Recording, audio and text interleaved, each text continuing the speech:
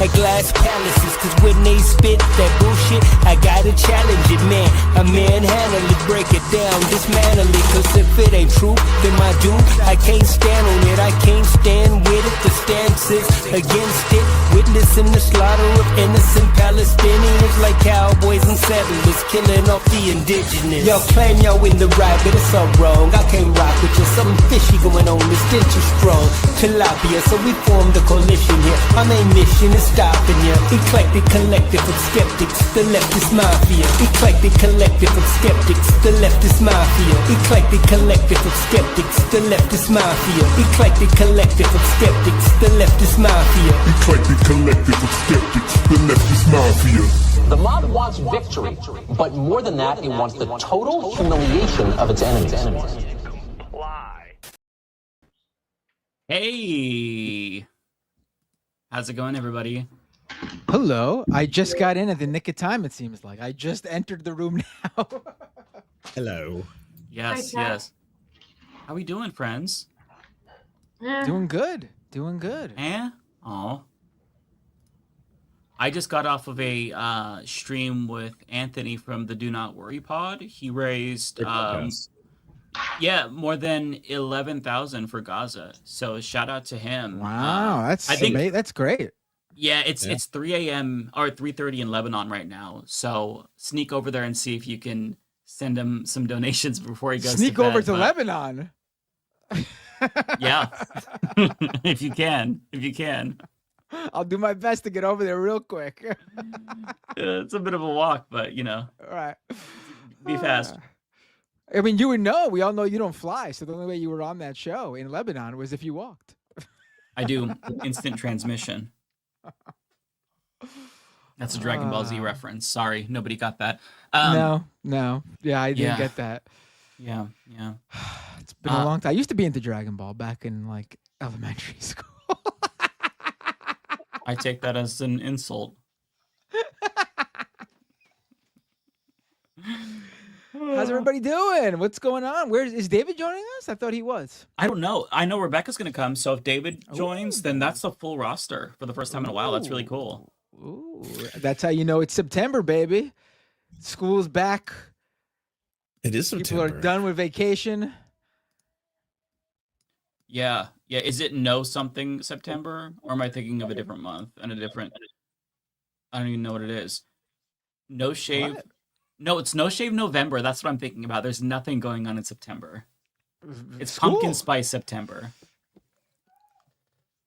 The spring soccer season. I mean, the fall soccer season. Excuse me. It's not spring. It's fall. The fall soccer season begins for me and my children. That's what I'm looking forward to in September. Very cool. Very cool. Ariana, how have you been? I'm good. I'm just trying to. Oh, Ariana, we're not hearing you from your mic. It's coming from somewhere else. Oh, I'm having like so many issues with my headphones today. Is I have it to use my better boomer. now or no? No, it's coming from somewhere else. Perfect. I will answer in a little bit. Wait, okay, I think I got it now. There we There go. we go. Perfect. Go ahead. That's Take it perfect. away. Leftist audio.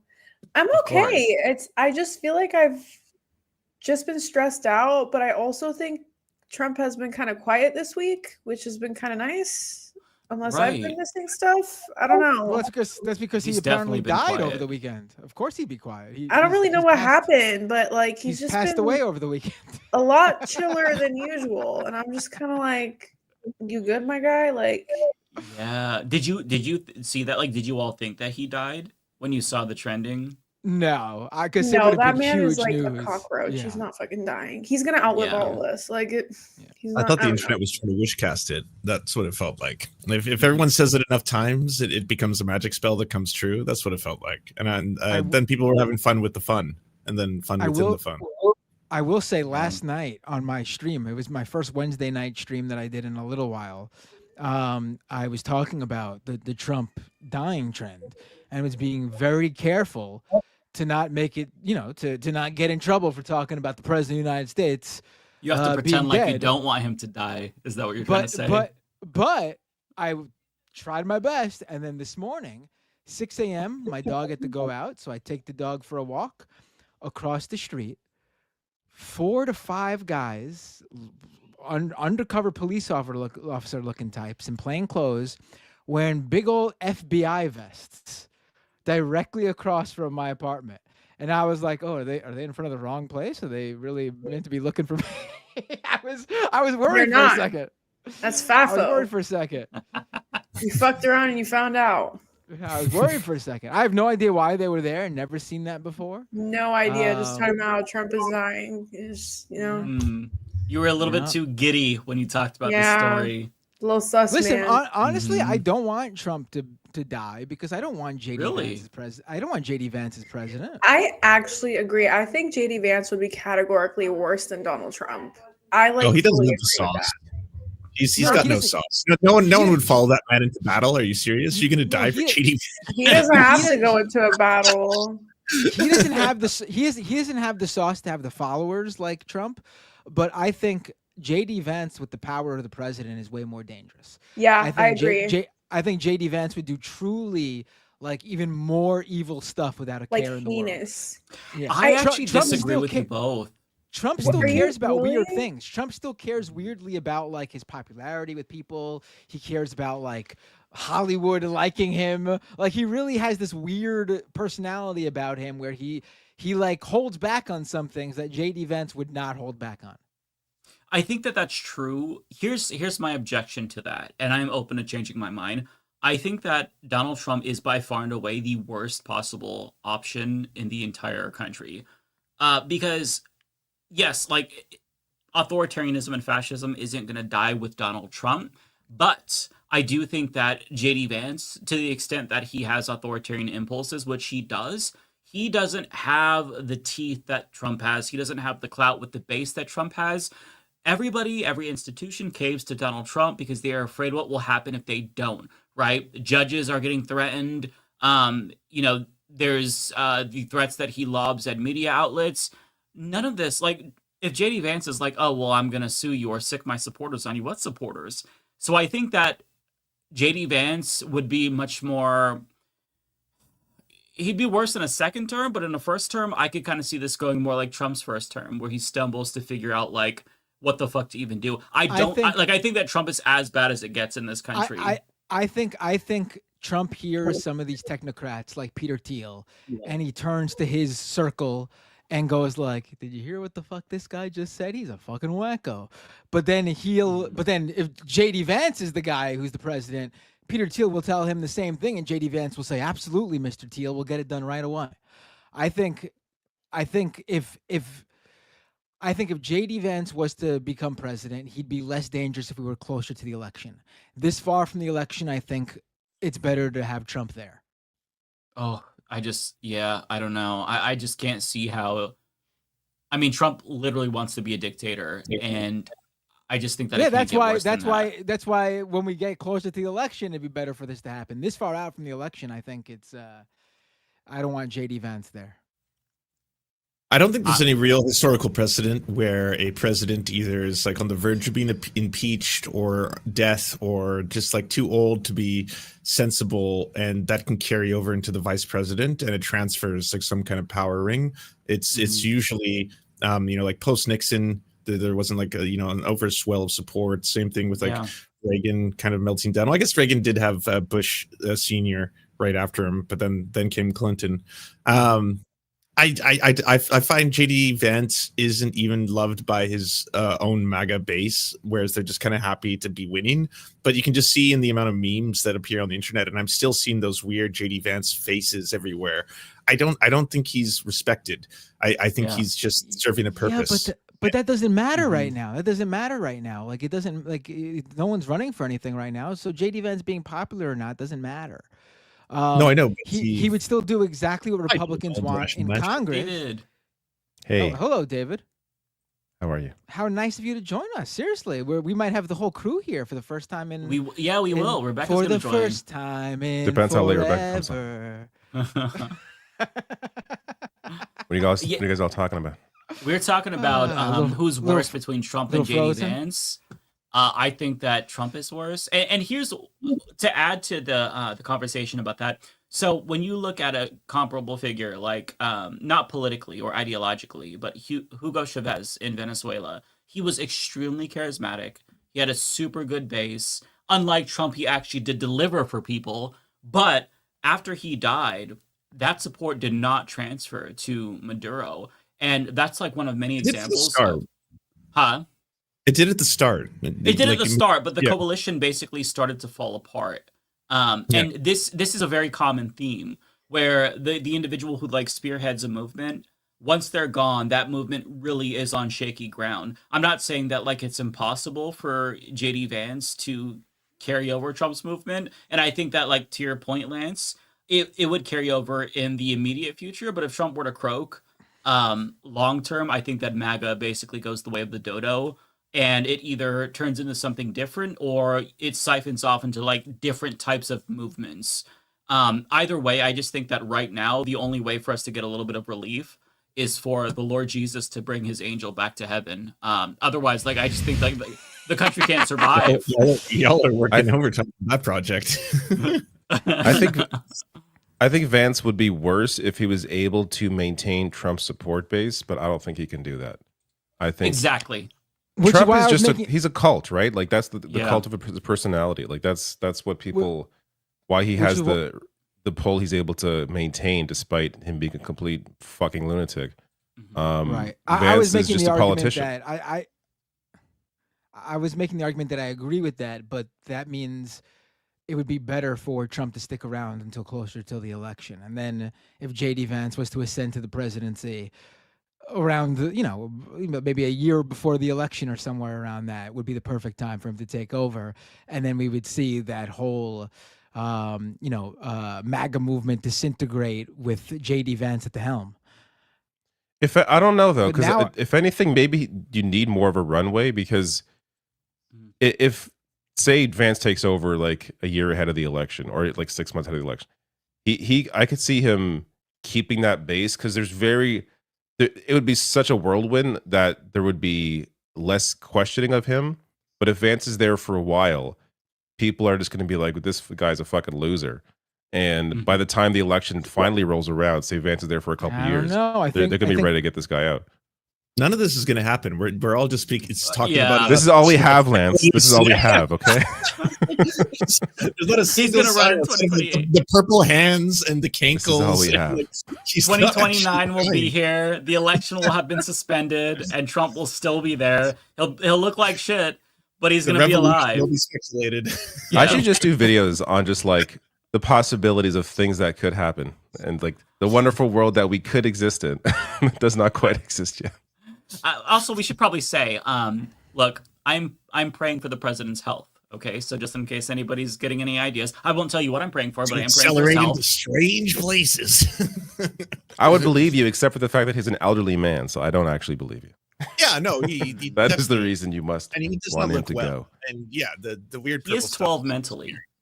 Yeah. Actually, he's probably younger than that mentally. Like, this man is fucking stupid. Goddamn. No, he eats lots of fast food. I mean, there's nothing, on paper, he should not be, outside of the fact that he's rich and taken care of as the president, you'd expect him to be in worse shape in terms of like, he also sounds like porridge. Like his mind is gone. He doesn't speak with clarity anymore. There's just something about evil people. I don't know why. They just survive forever. Like Henry Kissinger, he had no business living that long. Like, I don't know how that man, they're like the Terminator. Like they're indestructible. I hate to say it. They're so indestructible. Nope, you're right. They always last forever. I think it's just their access to money and like the best healthcare that they can get. Yeah. That's it. I don't agree though, because like, for example, if you get pancreatic cancer, right? Like, it doesn't matter how much money you have, you're going to die, bro. Like maybe within a year or a month, you're going to die. Right? That's a game of odds. Right. But for some reason, they don't get illnesses that's going to kill them. They just live forever. Then my question is, if it's not their access to healthcare and money, then what do you think it is? I don't know. I don't know. I don't understand Earth, so They're No, I fueled do by their think It's I- God who's actually the devil. He's like, I want the worst people to live. Is no one going to say Like, why monkey don't they paw? get Please say Alzheimer's? monkey paw. It's a monkey paw. It's 100% a monkey. Dementia, like something, anything, maybe a little cancer. I mean, I do think the health care issue does enable them to live longer, but at the same time, it also seems like a lot of these guys don't even get sick to need health care in the first place. But they probably have preventative care. They probably take care of themselves that way. That's probably what it is. You know what? They probably sell their soul to the devil. Like, I don't know the reason, you know what I mean? But it's like they don't even no genetic, like no Crohn's, lupus, nothing. Like you can't even get a cancer. I'm sure there are some old people, or not Alzheimer's, old, but some bad dementia. people we can think of who died earlier. Who? A great example is I'm sure there are. he's not like as evil as any of these people, but if you look at Steve Jobs, there's an example of someone who had the money to help himself, but he decided not to do what the doctors were recommending, and then he ended up dying. Like Steve Jobs, Steve Jobs is a horrible example, though. Wait, I thought Steve Jobs had pancreatic cancer though. Was it Yeah, he had pancreatic a cancer? very curable If he form of had cancer. pancreatic cancer, it didn't matter if he listened to the doctors or not. He was going to die. No, I think he he had a probably very accelerated it curable- because he didn't get treatment, right? Like he. Yeah, I thought that was it. No, It's like he- an example of a person who had the access to the best healthcare possible, but rejected it. Yeah, like he was but lighting candles and putting leeches on his body. Like Yeah, that's but- not it, but like some No, weird shit. my understanding was because it was pancreatic cancer. I'm gonna look it up. I don't know. No, he from my Yeah, from what I remember, thyroid. he had a very curable type of, or at least like Steve Jobs had a rare form of pancreatic cancer, a neurocrine tumor, which is removable by surgery and can be cured if caught early. And it was caught early. It was caught early, and he refused to have invasive surgery. He wanted to do it through natural, get rid of it through natural means, because he didn't want anyone opening him up. That was his whole thing. Can we He get a could better still be example? alive today I if don't he wasn't. think Steve Jobs was like like he was evil, but not like Henry Kissinger type evil. No, I'm not comparing him to No, he anyone. wasn't. I'm just saying Yeah, there are no. examples of people who have access to unlimited healthcare, like Steve Jobs. Like he could have got the best doctors in any country in the world, and he rejected it, and then he died. So I think like the constant when it comes to really evil old people is that they do have really good healthcare access, right? Well, you know what? The same thing happened to Bob Marley because he got melanoma in his toe, and they told him that he has to amputate his toe. And he was like, I'm not doing that. So he actually ended up dying from very curable melanoma that he got it in his toenail, interestingly enough.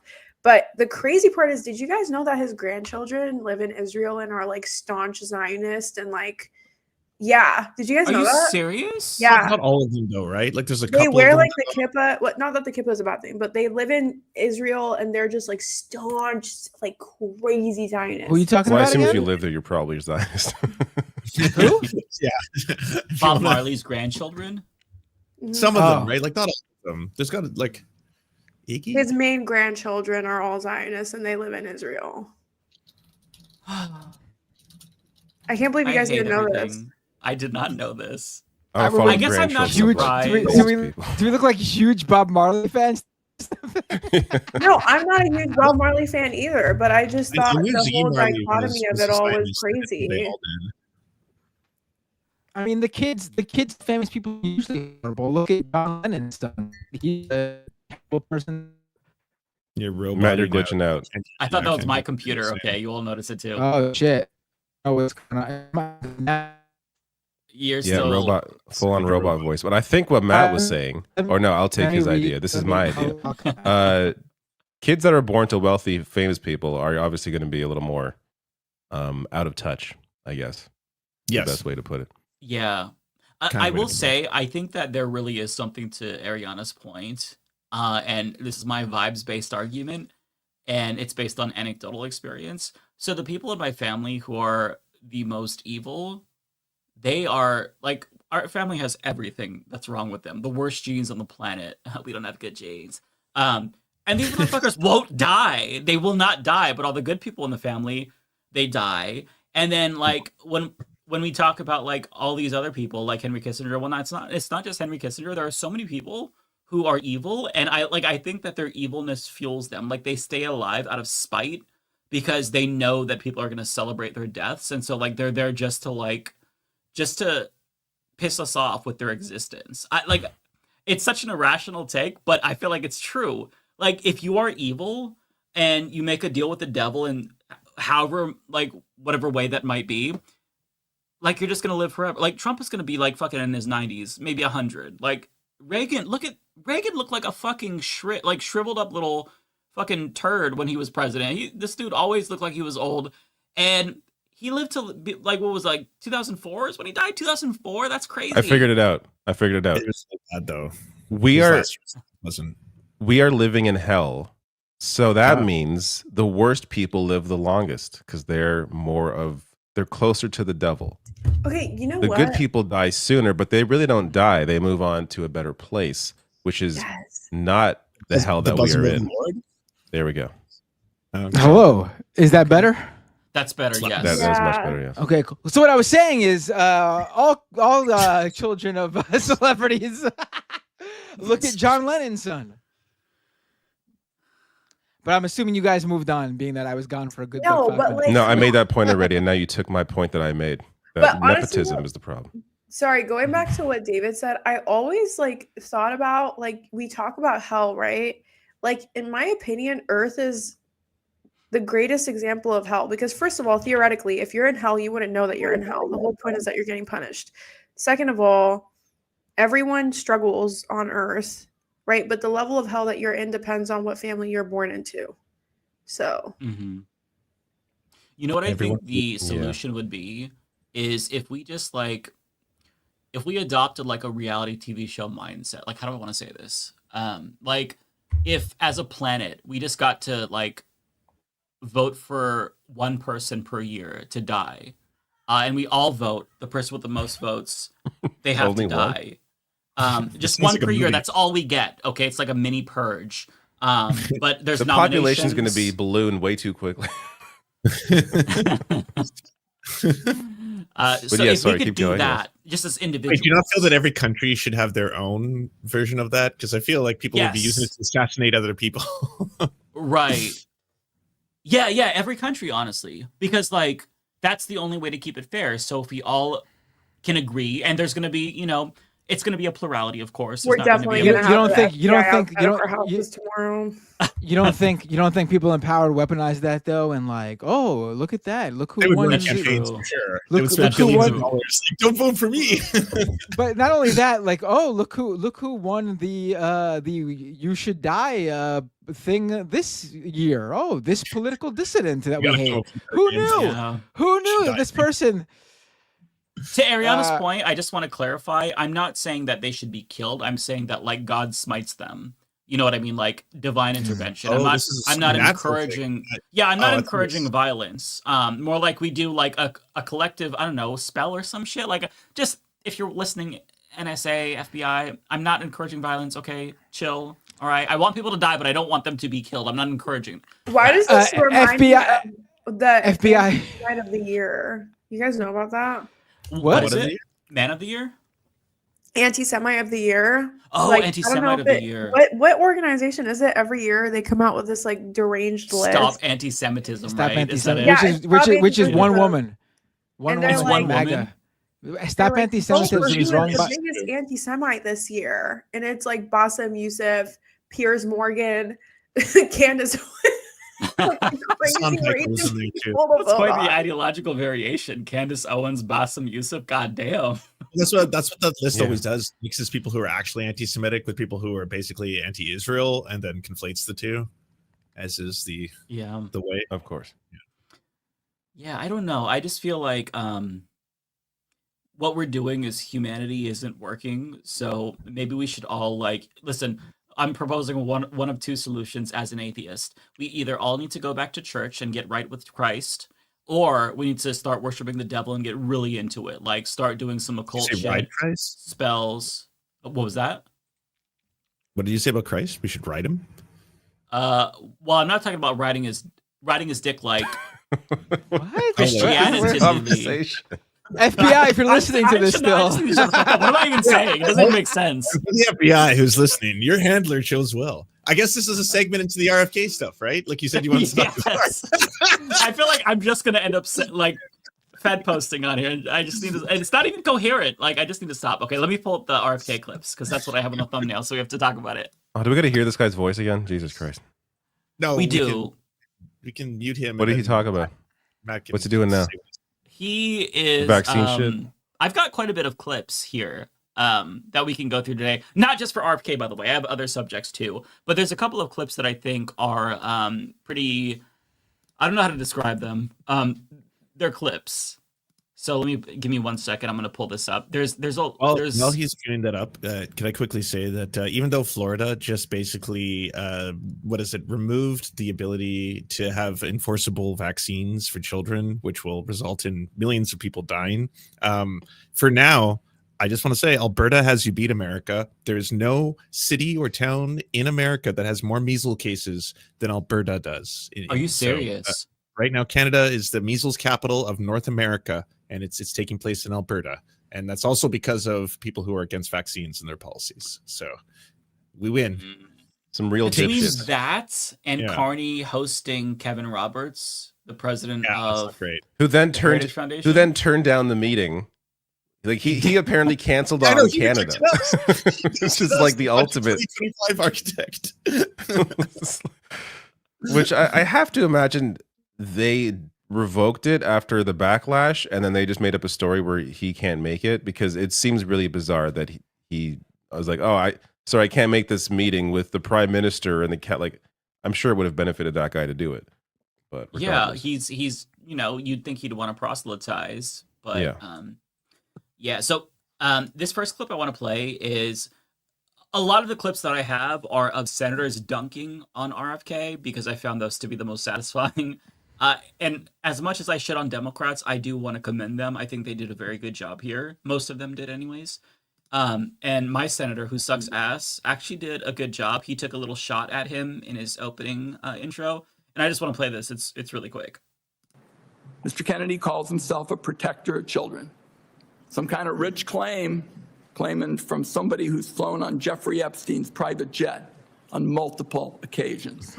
Sounds like Wyden's trying to do a bad RFK Jr. impression, actually.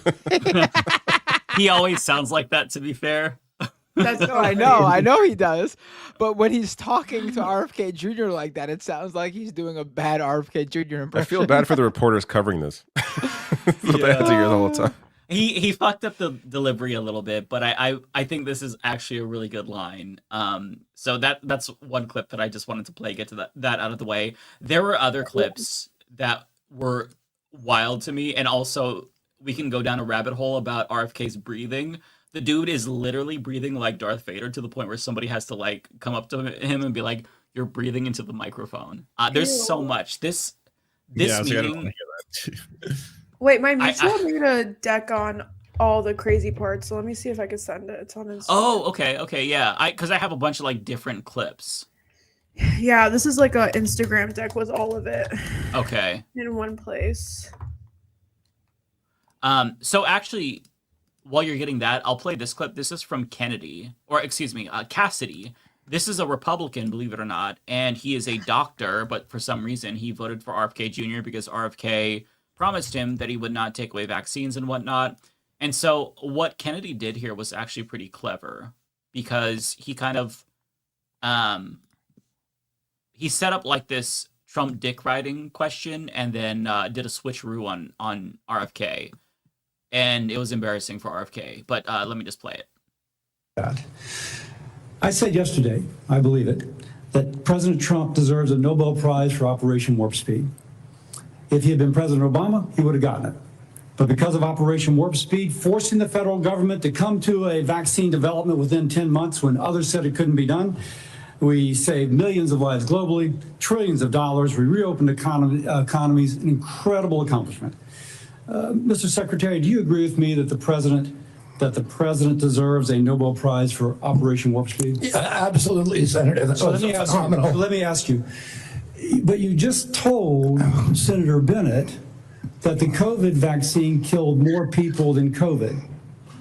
Wait, that was a statement. I did not say that. Okay, then let me ask, because you also... Senator, I just want to make clear, I did not say that. We'll check the record. That's a question of fact.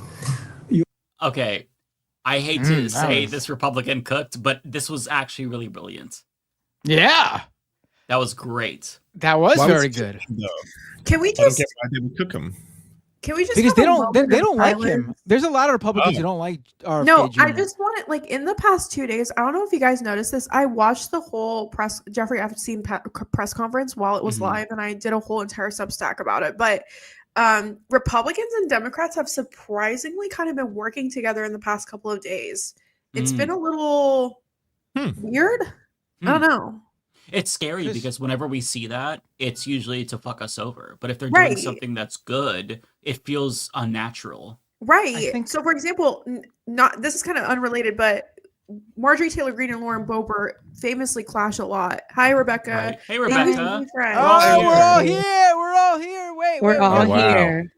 We did it. We have to sing the song. Let's sing the Leftist Mafia song together. All right, bye everybody. I'm gonna check out. Turn off the screen share for a second. Okay. Look at us. Look at us. It's a family. Here's the story. Nice little local family. All right, I'm leaving. Bye. Mike said, "I'm tired of carrying the back." The Brady Bunch. He carries the show on my back. The Brady Bunch was too much for me. How do I not sing the Brady Bunch when we're sitting here with the 6 boxes? It's definitely the Brady Bunch. It's 9 for the Brady Bunch. Still, this is close enough. How are you guys? I know I'm just coming in. Good. I was running your mouths. I'm so sorry. We're happy to have you, of course. Happy to see everybody. I feel like we haven't talked in so long. I've missed you all. I've enjoyed, I missed chopping it up. David as well. It's good to see you, David. It's good to see all of you. It is. You're my only friends. Are we your only friends? It'd be like that. People don't leave the house. Friends just be on. As you get older and you got more responsibilities, your friends end up being people that you work online with, or stream with, or whatever. She's got blacked out in the background there. You guys are my best friends. But no, that is kind of true though. The older you get, you just if you're, and especially like you said, David, if you're working online, your circle is online. Like. Met Ole online, and she's like one of my closest friends in the online space. But even outside, we talk every day, all the time. So it's like, but yeah, you kind of like you don't be going outside as much as you do. I like to go outside and touch grass. Like I said, I'll go hiking, ride a bike, those type of things. And I like to occasionally go to like compa events, dance with my culture people, and then go home. But that's like rare nowadays. I used to be right before COVID, I was out every day. I would be working like 16-hour shifts at the studio with Ben, and then I would be going to I'll be ready to go out. I'll be like, was I tired? I don't even remember. But the person that I am today, I can't do it. I don't like to be around large crowds of people all the time. Maybe like a concert or here and there, but even those, I'll be ready to go home. Like I'll leave early because I don't want to be around the traffic, anything like that. But because we're all old. Except for Ariana. Well, not old. Don't say old because Generation Z. Sorry, Ariana. Your crew online. They trying to get us out of here, and boomers are still complaining about us being babies. Like we don't. They never. We don't have no middle ground. So we ain't old. We're older. We're grown. So responsibilities and sleep. Okay, like if we do too much on the night before, who's gonna get up to go work out? Because it ain't gonna be me. Or if we do work out, I'm tired, dragging. I used to literally drink my life away and be fine in the morning and go work out. Multiple days in a row. I used to be able to drink multiple days in a row. It's crazy. Couldn't do that. Like, I don't know how I even did that. Look at liquor and be like, yeah, no. Just like 5 years ago, I used to be able to do that. Now, like one drink, or one night of have like where I have like a couple of drinks, like maybe 3-4 drinks, I'm like legitimately like vomiting. That's how bad it is. Just be hungover. What? You guys got to get into non-alcoholic beers. You can drink them and feel not guilty all the time. They're awesome. Shit. What's the point of beer if it's not gonna get you drunk? Beer is basically it tastes like shit. Actually, I like the Asahi non-alcoholic. It's pretty tasty. I'm not sponsored by them. Beer. Lance, I'm actually disappointed that you don't like more foo-foo gay ass drinks. I would have taken you for like a fuzzy. Oh noodle no, guy. I'm as bisexual as possible. I'm into the straightest and hardest and man drinks possible that really validate my masculinity. And then you give me a pina colada and I'll go crazy. Okay, that's fair. Pina colada is honestly the best drink there is. Oh, like I think it's the best drink. Oh, good. Oh, yeah. I'm really into lemon drops now. That's how you know I'm 30 plus. I'm like, can I get a lemon drop, please? You know, can I get a lemon drop? And it's the old lady that told me one day I was out and she was like, get you a lemon drop. And I'm like, no. But she's like, that's the I don't do like lighter liquor, but if I am, I'll do a lemon drop. But she told me, all you need is one. That's all you need. And I did it, and I've been on a lemon drop ever since. I'm partial to mojitos myself. Mojitos. I like tequila sours. I don't know if you guys have had those. Yeah. I used to be my drink in college. Yeah. I enjoy mezcals too. I don't know if any of you guys like margaritas with mezcal instead of tequila. I've been enjoying those too. No, I've never tried it like that. I'll try it like that, but it's not giving. I'll try it. Acquired taste. I'm not gonna like throw it out there like a pina colada, right? Like margaritas are amazing though. Like, any like blended ice drink is like the top.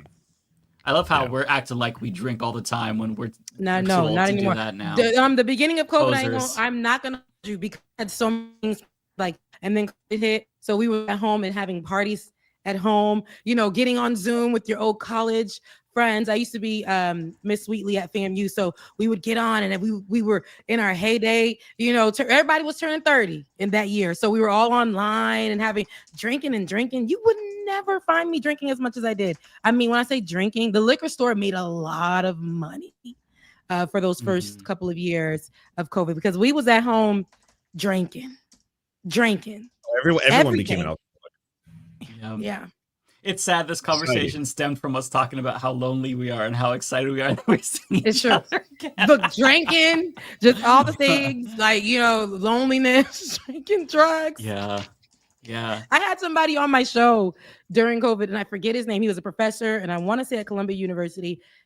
If it's not Columbia, my bad. But he was going viral at the time, and he was talking about doing drugs safely. And I'm not talking about like just like smoking a little weed here. I'm talking about hard drugs.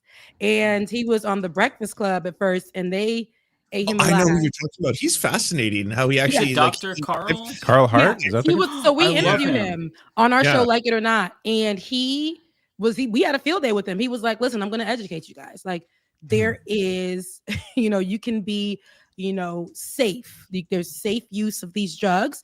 And he even said, like, my child, sometimes when they want, that's what he said, when they want to do it, like we can safely do it together. I've taught them how to do it, so there's safe ways to do these drugs. And I'm like, COVID really got people outside. Just we were really nice to him. We were open.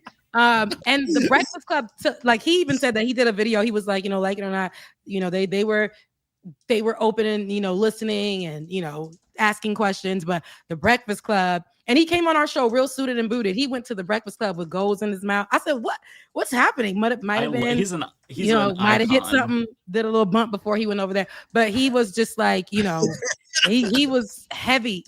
He was going viral. But there are people in the comments like, I mean, yeah, like when my child goes to sleep, do a little coke, you know, hit a little. I'm like, dang, meth too. Nice. Y'all really like keep you up for days. I don't know. I'm sorry. Doing coke in the house while your child is people were like, what's wrong with this?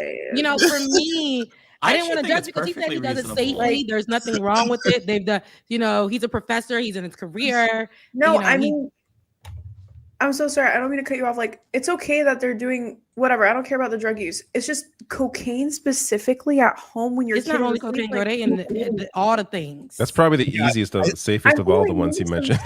Yeah, he like heroin, right? If I'm not mistaken. Like, I think you mentioned heroin. Says that, like, you can safely do a little bit, and I've sat there just been like, what? I've never heard anyone say this. I wouldn't recommend it either. Obviously, no one here is endorsing going to do "quote unquote" safe amounts of heroin. No. I'm just looking that this person is not just like a random, you know, weirdo. This is like an actual academic who studies, you know, chemistry and stuff like that. Who actually talks about how like I think the ethos of a lot of his writing is that we have stigmatized narcotics specifically, whereas at the same time it's totally casual for people to do things like alcohol all the time when that's the most destructive drug to society without question. He's like, if you actually look at the numbers of people who die from it, the violence caused by it, car crashes, people committing crime and murder, all the stuff, like alcohol is in a different league from every other drug that we stigmatize, right?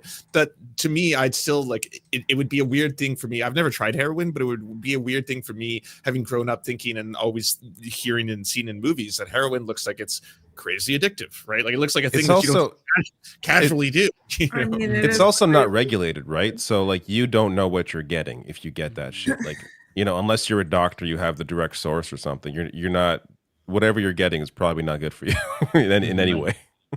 Not that it would be anyways.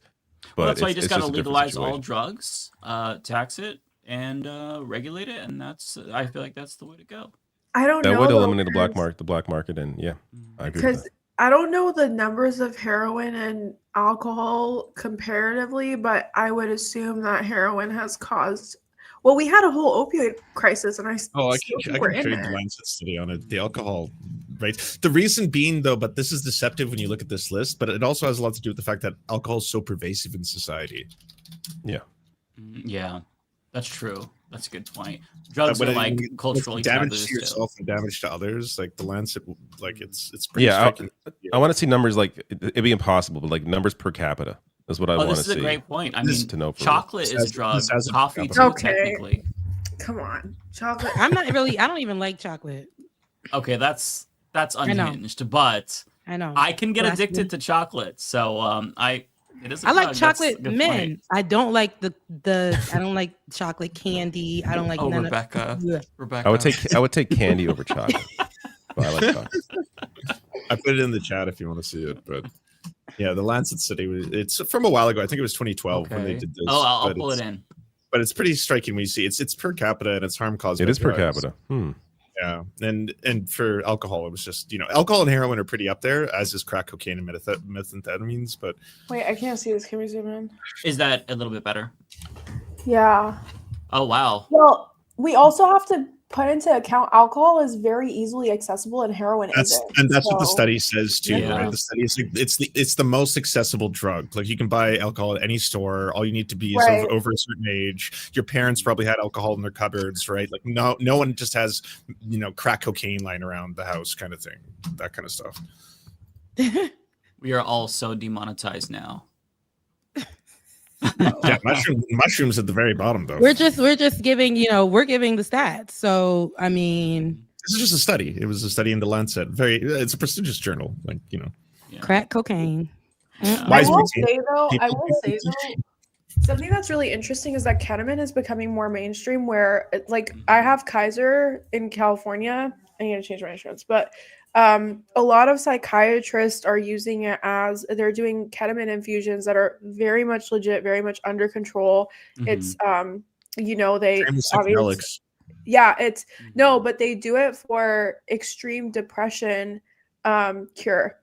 So you go in and you do like ketamine infusions every month, and the stats on it are so crazy good. Obviously, you have to go through a number of antidepressants and really have a history of depression to qualify it for insurance to cover it. But it's actually pretty amazing. Like they've been using ketamine really for like medicinal purposes when it comes to depression. And it's very interesting. Like they have clinics and everything, and it's very much monitored and under control, a controlled setting and stuff like that. The side effect, though, is that you end up on stage with a chainsaw in your hands and sunglasses on, and that's not good No, for anybody. ketamine is a downer. Elon Musk, horse tranquilizer. I think he took. wasn't he on like everything? He was on Yeah, I everything. think so. To be fair, you can't put that on ketamine. The man's on everything possible. Yeah, he was on apparently everything. takes it himself too.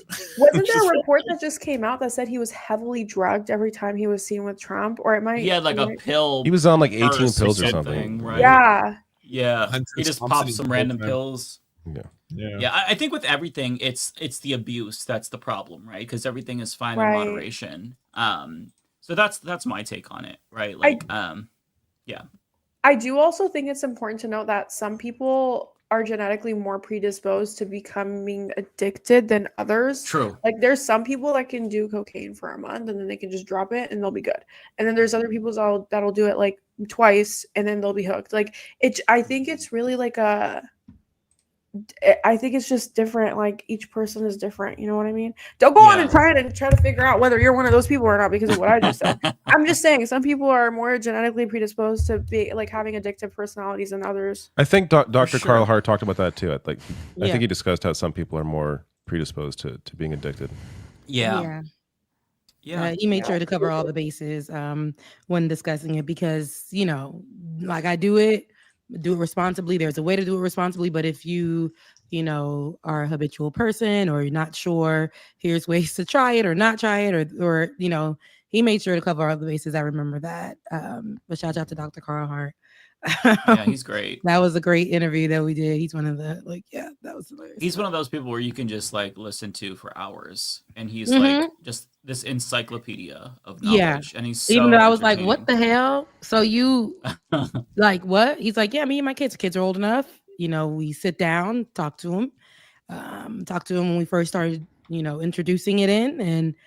Show them the responsible way to do it. I think that way should be the approach for parents who do smoke with their children, like weed, who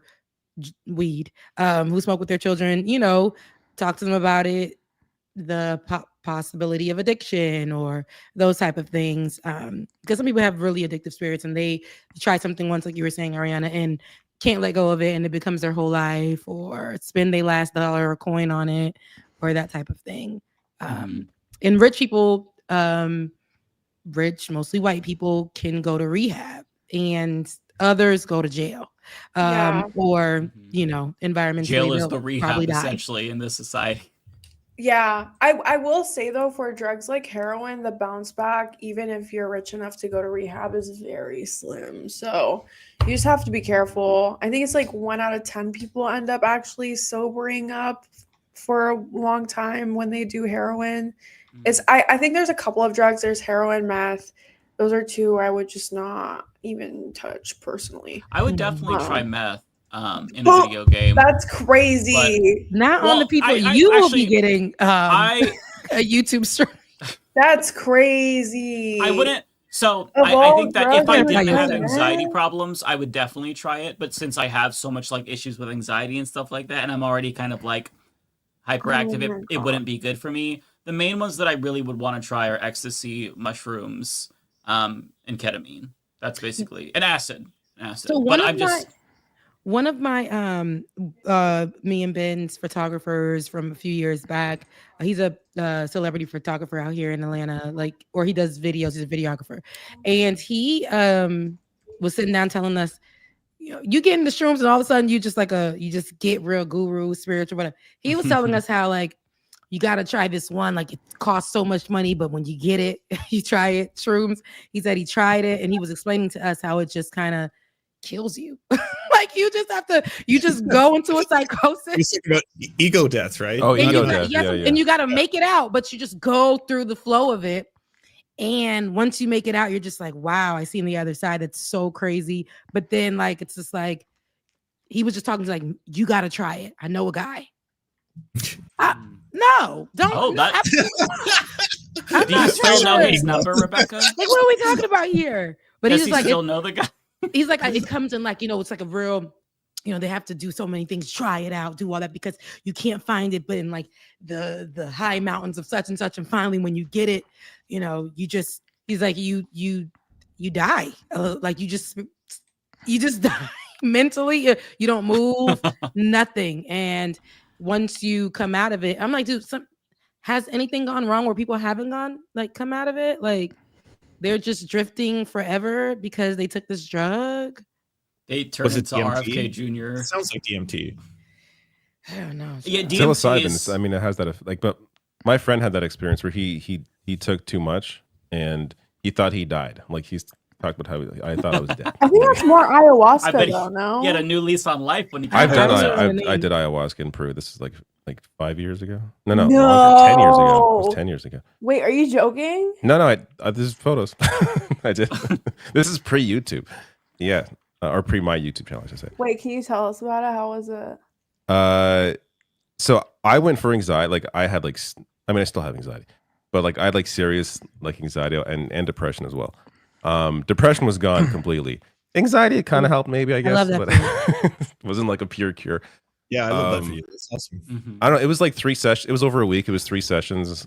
And I mean, honestly, the coolest part was just like going to Peru, like being in the Amazon, like that, like sleeping in like a maloca, which is like a big, I don't know, it's like a big giant wooden tent. And I actually have a video of my experience on my second YouTube channel from like, I guess it's from 10 years ago. It's like a 40-minute video discussing what happened. Not the young David. I love Yeah. that. I feel like I watched this, David, now that you mentioned You may that. have. It's I been think up I for, might I have guess, watched 10 years now. But yeah, that was 10 years, wasn't it? 2015 is when I went, I think. Wow. I don't know. You can ask questions. I'm not sure what to say. Like, I didn't have the ego debt. Like, I didn't think I died. I just had like a lot of like things I felt happening, which, you know, you can go back. Is that my mind doing that? Is that something else? Is that energy? Like I don't know the reasoning. All I know is that the impact afterwards, I felt mentally a hell of a lot clearer, a lot better. And oddly, I was able to eat onions again. Like this is something I didn't go for at all. I had like a serious digestive problem with eating raw onions. And then I discovered the week, but I would still eat them because I love Mexican food. I love salad. And then the week after, I had onions and it didn't bug me at all. I'm like, what the hell? And they never haven't bugged me since. That is the only difference in my life. That like the only thing that could have possibly impacted it was I did ayahuasca, and somehow it really did a number on my stomach. Like that was part of the experience. It's not a comfortable experience, physically, but at least it wasn't for me. But I don't know. Yeah, I feel like it definitely improved my life. You know, that happened to me with just I don't smoke, but a lot of people around me smoke. So and this is embarrassing. This is a few years ago. Me and my best friend, we have Galentine's all the time. And she was, she was like, I was like, oh, I don't want to smoke, so I'll do some gummies. Like, let's just whatever. So did that. And then I was like, you know what? That's not really, nothing's hitting. Let me try, let me hit the blunt. Let me do that. Went to go do my makeup, and she saw me in the bathroom like this. I was doing my brow, and I was just like this. I could hear myself talking, but I wasn't talking. So I was just like, what's going on? She's like, girl. She's like, oh, you're stuck. And I'm like, so she's like, come on and sit down. And I'm like, I don't know. Maybe we should go to the hospital. But I'm saying this and she's not hearing it. I'm like, why she's not responding to me? Because I'm saying it in my head. So I'm like, I'm about to die. I am about to die. And all because I took some gummies and then hit the blunt. I'm like, oh my goodness. Yeah, so I'm not a fan of it because I don't think I'm one of those people that will probably do it and just be in the middle of the street just because. Like I don't like, yeah, it don't work for me. I do think edibles are different than just smoking. Like I thought, okay, it's let a me do different the kind of edibles experience. and like it's not doing anything. Yes, because it wasn't. She was telling me it's not hitting yet. I'm like, girl, please, trying to be down with the people. Yeah, girl, no, it's not hitting. Yeah, don't know nothing, acting like a pro. Yeah, so it's cool. Like, then we were just chilling. I was like, let's see, hit the blunt. Let me hit it again. Then I was like, oh, I'm super hungry. And then it was time for me to get ready and do my makeup. Baby, I was stuck in that mirror like this. Didn't even just holding the brow pencil like this. She was like, "You good?" And I was not okay. It took me a little second to come down, and finally, when I did, I was like, "Whew." Maybe I was stuck. Couldn't talk. Couldn't do anything. Just sitting there like. Yeah, no, that's something you should probably do at the very end of the night, if at all, like not before you're gonna go do something. I didn't know a thing. And she knew, she was telling me no. She was just like, no. I'm just like, no, girl, we're having fun. It's so bad. We're just, no, baby. I was stuck. So yeah, not for me. I think we all have an edible story. Like I don't.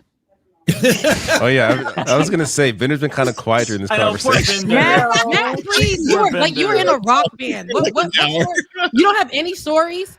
I have plenty of stories, but none involve me doing any drugs. I've never done a thing. Okay, allegedly. All right. No, I believe him. He's children. always been on this That's an beat. example. I've It's been, okay.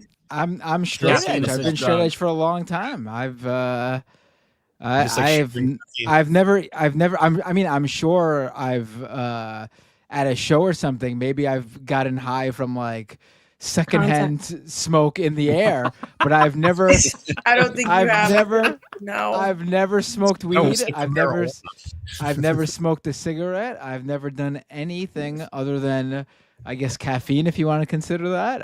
Wait, have you not Only drank the socially alcohol? acceptable drugs like caffeine. I have like drinking. I have previously. I've not had alcohol since sophomore year of high school. Wow. Why is that? I don't like it, and I've never been drunk, by the way. Well, that's why you don't like it. Yeah. No, but I was around a lot of people who got very drunk on a regular basis, and I don't like how people are when they're drunk. I know. I'm not going to convince you now. I'm just saying there's a way to drink without being stupid. Like you can. Well, some people. Yeah, but in on the high people you're school, you're not going to drink and not be stupid. People can sober kill and it. Drunks is the worst. Yeah. Like angry drunks or competitive Angry drunks drinkers are the or worst in like If you're an angry drunk, you shouldn't drink. Like that's no. If you become more violent as you become drunker, stop drinking. Yeah, then you should not. Yeah. Or the people who like tell you performatively that- drink in front of you where it's like they're just pouring like Jaeger. Oh no, I have some whiskey. Like, what the fuck are you doing? Like, I'm just trying to drink. Like, stop being an idiot. Like, I hate people like that. Just in my life experience like that, where it's like, you're having a New Year's party, people are just like, we're mixing drinks, and somebody trying to be hardcore. It's like, bro, you're not in high school or college. Grow up. Those people ruin it. I will tell you that people who don't know me, just for my general way that I look, think I'm a junkie. So. Stereotyping. It gives a little bit, hit a little bump or two and then pull out. Only the junkie lifestyle, not the actual. Stereotypical though. That's very stereotypical. And here we are, and you're like, no, I don't. Yeah, that's hilarious. That's funny because when I was I was going to community college, right? So you all know my backstory: homeschool kid, evangelical, like one of those types. And this lady, I was talking to her. She's like a middle-aged woman. She was just like, "Oh, what are you going to college for?" I'm like, "Yeah, I probably want to go to law school." And then she like laughed. She's like, "Are you going to be a stoner lawyer?" And to say that I was offended, I clutched my fucking pearls. I'm like, I have never done drugs a single time in my life. Like, I was so fucking pissed. So I was perceived to be a stoner before I ever even touched anything, alcohol, a cigarette. So you were like, fuck it, I might as well just do it. Yeah, and you realized she was right. No, I should have started smoking weed sooner. Exactly. But I'd actually take that. You looked cool enough to be a stoner lawyer, like. Yeah. Well, it's weird because I just looked gay, so I don't know what she was talking about. Like, I had like fucking frosted tips to her, and stuff. You look like a stoner lawyer. I would use that as a trophy. I should have back then, though. It was a completely different mindset. Saul Goodman sitting here. She clocked it. Wait, you looked gay because you had frosted tips? Is that what you just said? Mean, like, that was retrospect. Style. If I see somebody with frosted tips, I'm like, gay. No frosted tips in 2000s. Yeah, that's a little for sure. If frosted tips made you gay in the 2000s, then I was gay. In 2000s. You had frosted tips. Come on, Timberlake. Come on. No, I didn't have the Timberlake one. I had spikes, so I dyed them so it looked like people said it looked like what flames. color? You were doing like the colors on the yeah, tip? yeah, okay. like cool. orangish red or like that. Was type. this when you look didn't like happen. Prince? I need pictures now. Oh my god, Matt, you have to show her the picture of you looking like. So okay, Ariana, a long time ago, we were talking about celebrities that we looked like, and Matt was like, people used to say I look like Prince, and I was like, shut the fuck up. I was against it. I was like, stop. Yeah. And then he showed us a picture. Uncanny. He looks like Prince. I'm like, What the fuck? No, it wasn't uncanny. Now you lying, Mike. You lying. Now it was indistinguishable. You tilt your head. It gave a little bit. Okay, I need to see the picture. There's a Prince vibe. It gave the symbol. It's crazy. I gotta find it. I have to find it. Hold on. All right. Well, you don't have that saved on your phone? No, I don't. So that was the RFK Who Jr. they say you look like? In the meantime, who they say you look like? Forget RFK. Thumbnail, but who's your celebrity like doppelganger? Honestly, I don't think I have one. Like, I feel like you look familiar to me, to somebody, but I can't name it. Chat, pick it up. So who does Ariana look like? Brendan Fraser is what I always get. I don't think I look like anyone. Tashina Arnold. I get Matt Walsh, obviously.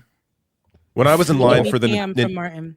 Nintendo Wii back whenever that came out, someone in line told me I look like Josh Hartnett. I was like, oh my god, no. I mean, Mario. The worst experience I've actually had. What's your celebrity lookalike? No, I have a worth one. So I was at the DNC and I think this man recognized me. Like, I think he knew who I was.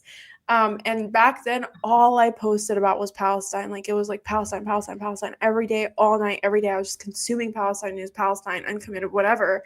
And he comes up to me. I'm sitting in a park minding my own business. And he was like, "Are you Laura Loomer?" Oh my god.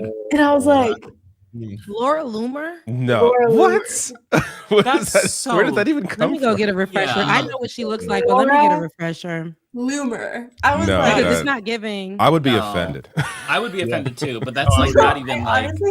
I honestly stared at him and I was like, oh, like, I mean, you don't look like her, but I see where he was trying to go. No. I'm sorry. I'm gonna cut this off right now. No, just no. You don't. You Don't give it any. No. Y'all don't look alike at all. But I see that they were just looking at features like, oh, okay, like full lips or whatever. And hers, you can tell like everything is not authentic there. But it's just not. Ariana, you don't look like her. I'm just saying, like you don't. But I was like, Laura Loomer. I was like, so I think he knew who I was and he wanted to mess with me. That's like the best thing I could come up with to not like go insane, because I'm like, there's just no way I look like Laura Loomer. Like, there's no way. There's just I refuse to accept that. What? Somebody said that I look like Boy Meets World. Which one? Oh, Topanga? Corey. Topanga. Corey. They're talking about Corey. Yeah. I look like Corey? Yeah. Really? No, but you do. No, but you do. Like, it's like that. It's really just like. I feel like I look much more straight than him. I can kind of see it if he has beard and glasses. Let me see. Corey. If he had beard and glasses, I could see. Let me see. Coltalk says I look like White Drake, which I've gotten before. Not sure how I feel about that. Drake, the rapper. White Drake. You know what? I can kind of see that. They're right Matt. here. Yeah, And that's Prince. giving Matt Wow. a little bit. Matt giving a little Mikael, Michael, a little Latino, like that's a basketball. Well, he's not Italian, so he definitely looks like Prince. Like a Giorgio, you know what I mean, or like a George. I don't know. Giorgio, like in the books, like the girl, I don't know where you're going with that, but it was giving it was giving not Matt right now. That was giving Matt with a little spice, right? A little spice. Now you got us all wondering what's under that beard now. Yeah, who Are you knows? still the same I don't person? even know. Do you have like are there dimples? Is there like a little booty chin? Like It's been a long time. It's been a long time since I've seen what I look like under. Would you consider like taking off the beard? Be going like clean? I've mentioned it to my I've mentioned it to my kids and my daughter cries about it. She doesn't want me to. Honestly, though, it's cool that you pull it off, because some people without a beard, like I see a picture of them and I'm like, don't ever. The whole shave that top row beard has off, a beard. ever. All the guys have a beard except for Lance. But Lance, like, I couldn't see you with a beard. I couldn't either. Grow facial hair. That's my problem. So You can't grow facial hair? I can grow a little bit because it's because of my mom's like indigenous like side of the family. Like I only really get like a little patch here and a little fuzz up here, but my cheeks doesn't grow out, and so it just looks messy and terrible. Everyone's like, "What are you doing?" And I'm like, "Yeah, I'll stop. I'll stop." Okay, now. I have a question because I have a couple of indigenous friends and they all complain about getting patchy beards. Is that like an indigenous thing? It depends on like what indigenous, right? Because there's lots of different bands and tribes. Yeah. But for people who are Métis or Cree, it's a pretty typical thing. Same thing with I have no chest hair. That's the reason I don't have any chest hair. Oh. You know what though? I will say I've never seen an indigenous bald person. That's good. That's true. Yeah. Wait, no, I have. They always have the most luscious hair at all ages. I would just like to say. That's more common, I feel like. I have seen bald indigenous men, but yeah, that is much more common. Yeah, I Is pulled your up the mom picture. like Vance? Sorry, Mike. I didn't mean to cut Oh you no, off. I was gonna share my picture. I shared this before, but it's the picture of me when I was at, like with the frosted tips. This is the like mid 2000s, I think. Hang on, let me pull it in. This is when I said that I look like the rapper in a boy band. I was like, I think 19. I think I was like 19. Now, who is that? NSYNC. This looks like an NSYNC band member. It does, yeah. Who is this boy? Joey Fatone, is that his name? It's giving a little bit of Joey. Wait, that's It's given. crazy. This is actually 20 years ago now. Yes, I was 19 years old here. Crazy. Yeah. I'm old. That's crazy. Yeah. You're not You look old. like someone who'd be a bombshell on Love Island. Like the Oh bombshell. yeah, the 90s fine. Here The comes 90s a fine bombshell. is in. Okay, 90s fine is in. Except the bombshell is gay. Yes. I could be on this reality show where I'm the bombshell, right? And then at the end there's a twist. It's like, actually, I chose you, but I'm gay. So you could choose to take the money. I don't know how the show works, or you could just be with me and then I cheat on you with a dude or some shit. I don't know. Or it could be a lavender relationship. Yeah. I mean, there's Those a are lot of becoming more those. popular again. If Mike shaves, I'll unsub. Is a I would lavender probably relationship unsub like a if I beard? shaved. Is that the same thing? Say it again. Is a lavender relationship like having a beard? Is that it? Like when you're No, friends with no. someone A who's lavender gay? relationship is when, well, typically it's like when two gay people get married and then they both do the same thing. So a Okay, gay that's woman what I and a gay man would Yeah, get that's what I married. figured. And then like Right. they would be each other's like public covers, but then they're both gay and they do their own thing. Okay. Yeah. Think Michelle Bachmann and Marcus Bachmann. Right. That's the most So- obvious lavender relationship of all time. I don't know if y'all could see this. Wait, hold on. Wait. So that's Oh, yeah, Tashina I Arnold can- from Martin. That's me on the side in college. So I see it. I do see it. So everybody will always say, "Girl, you look like Pam from Martin. Girl, you look like Pam from Martin. Girl, you look like Pam from Martin." And I'm like, y'all just saying that. So that picture that you guys see, I put that up. That was back in like I was in college. I said, everybody says I look like Pam, but I don't see it. She saw it. Tashina Arnold saw it and wrote, is it so bad to look like me? And I was like, oh.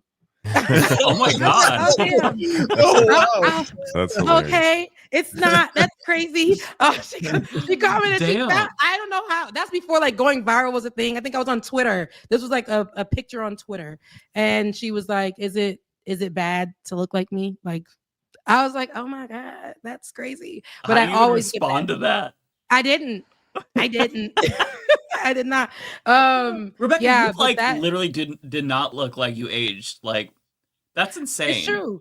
That doesn't look like 20 years ago. I'm grateful. It is, honey. I was a baby, but I'm grateful because that's one thing I know. People will be like, "Girl, you look the same," and I'm grateful for that. But I have like 3 gray hairs that's coming in on the side right here, and I'm letting them be because I think they'll beautifully come in. But yeah, people say her and Regina King. I'll get that depending. I shaved my head before, and I used to rock a little curly fro, and they're like, "Oh my god, you look like Regina King." And I just feel like dark women with like longer faces, they'll say, "You look like that person. You look like that person." But Pam, I can see it. When I watch Martin, I always crack up. I think Tashina Arnold. I think that I see it now. But back then, I was just like, I don't see it. But she got me together, and I had to go back and look with some glasses on, and I was like, okay, I see it.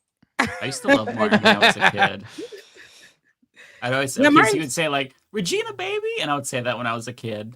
It was I thought it was the funniest thing. Martin was such a great show, but people were online. Okay, so shows like that today, we look at it, we watch it, and we can see how problematic they could be in today's day and age. But I don't like talking about it because it takes that away from the joys that I have of, when I watch them. Yeah, back then it wasn't a problem, but watching I think I rewatched a lot of the old shows that I used to watch when I was younger, and I'm like, dang, these shows is a little problematic. I see this actually. Oh, Rosario. Okay. You know what? Let me go and look for reference. Hold on. Are you guys talking about Cory Booker's ex? Oh, is that how you refer to her? I was gonna say that. No, I'm just trying to make sure I have the right person. That's the only person. Yeah, that's the only Rosario Dawson I know. Well, Did no, he I don't cheat on her. He's engaged now to another honey. That I saw those photos. Oh, I know. He got engaged over Memorial Weekend. Wait, hold on. It just hit me that Ariana referred to her as Cory Booker. That's what I said. Is that how you know her? More accomplished than Cory Booker. It is. No, because I'm looking it up and everyone's like Rosario Dawson responds to Cory Booker getting engaged. And I'm like, why is this person responding to that? That's so weird. And then I was like, oh, is it her ex? Like his ex? I'm trying to figure out if it's the right person or not. Yeah. Do I actually look like her though? I don't know. She's gorgeous. A little bit. Gorgeous. A little bit. I can see it. I don't. No. But yeah. No, I think somebody also said Zoe Kravitz. Maybe Zoe. Let me see. Oh, I can see maybe Zoe. Zoe, yeah. Let's see. I wish people could find somebody besides Cory. Okay, I can see. No, I can see Zoe for sure. I can see. I do see. I do too. Yeah. I can see Zoe. They're all beautiful women, by the way. So no shade, no tea, but they all have the same facial structure, so I can see why people are saying kind of like the same people because they all have very strong facial structures. But I can see it. Zoe Kravitz, I could see more than Rosario. Who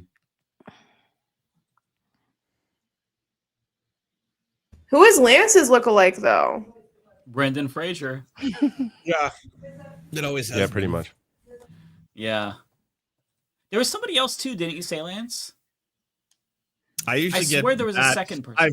I've had people insult me and say Jimmy Fallon, and then we're not friends anymore.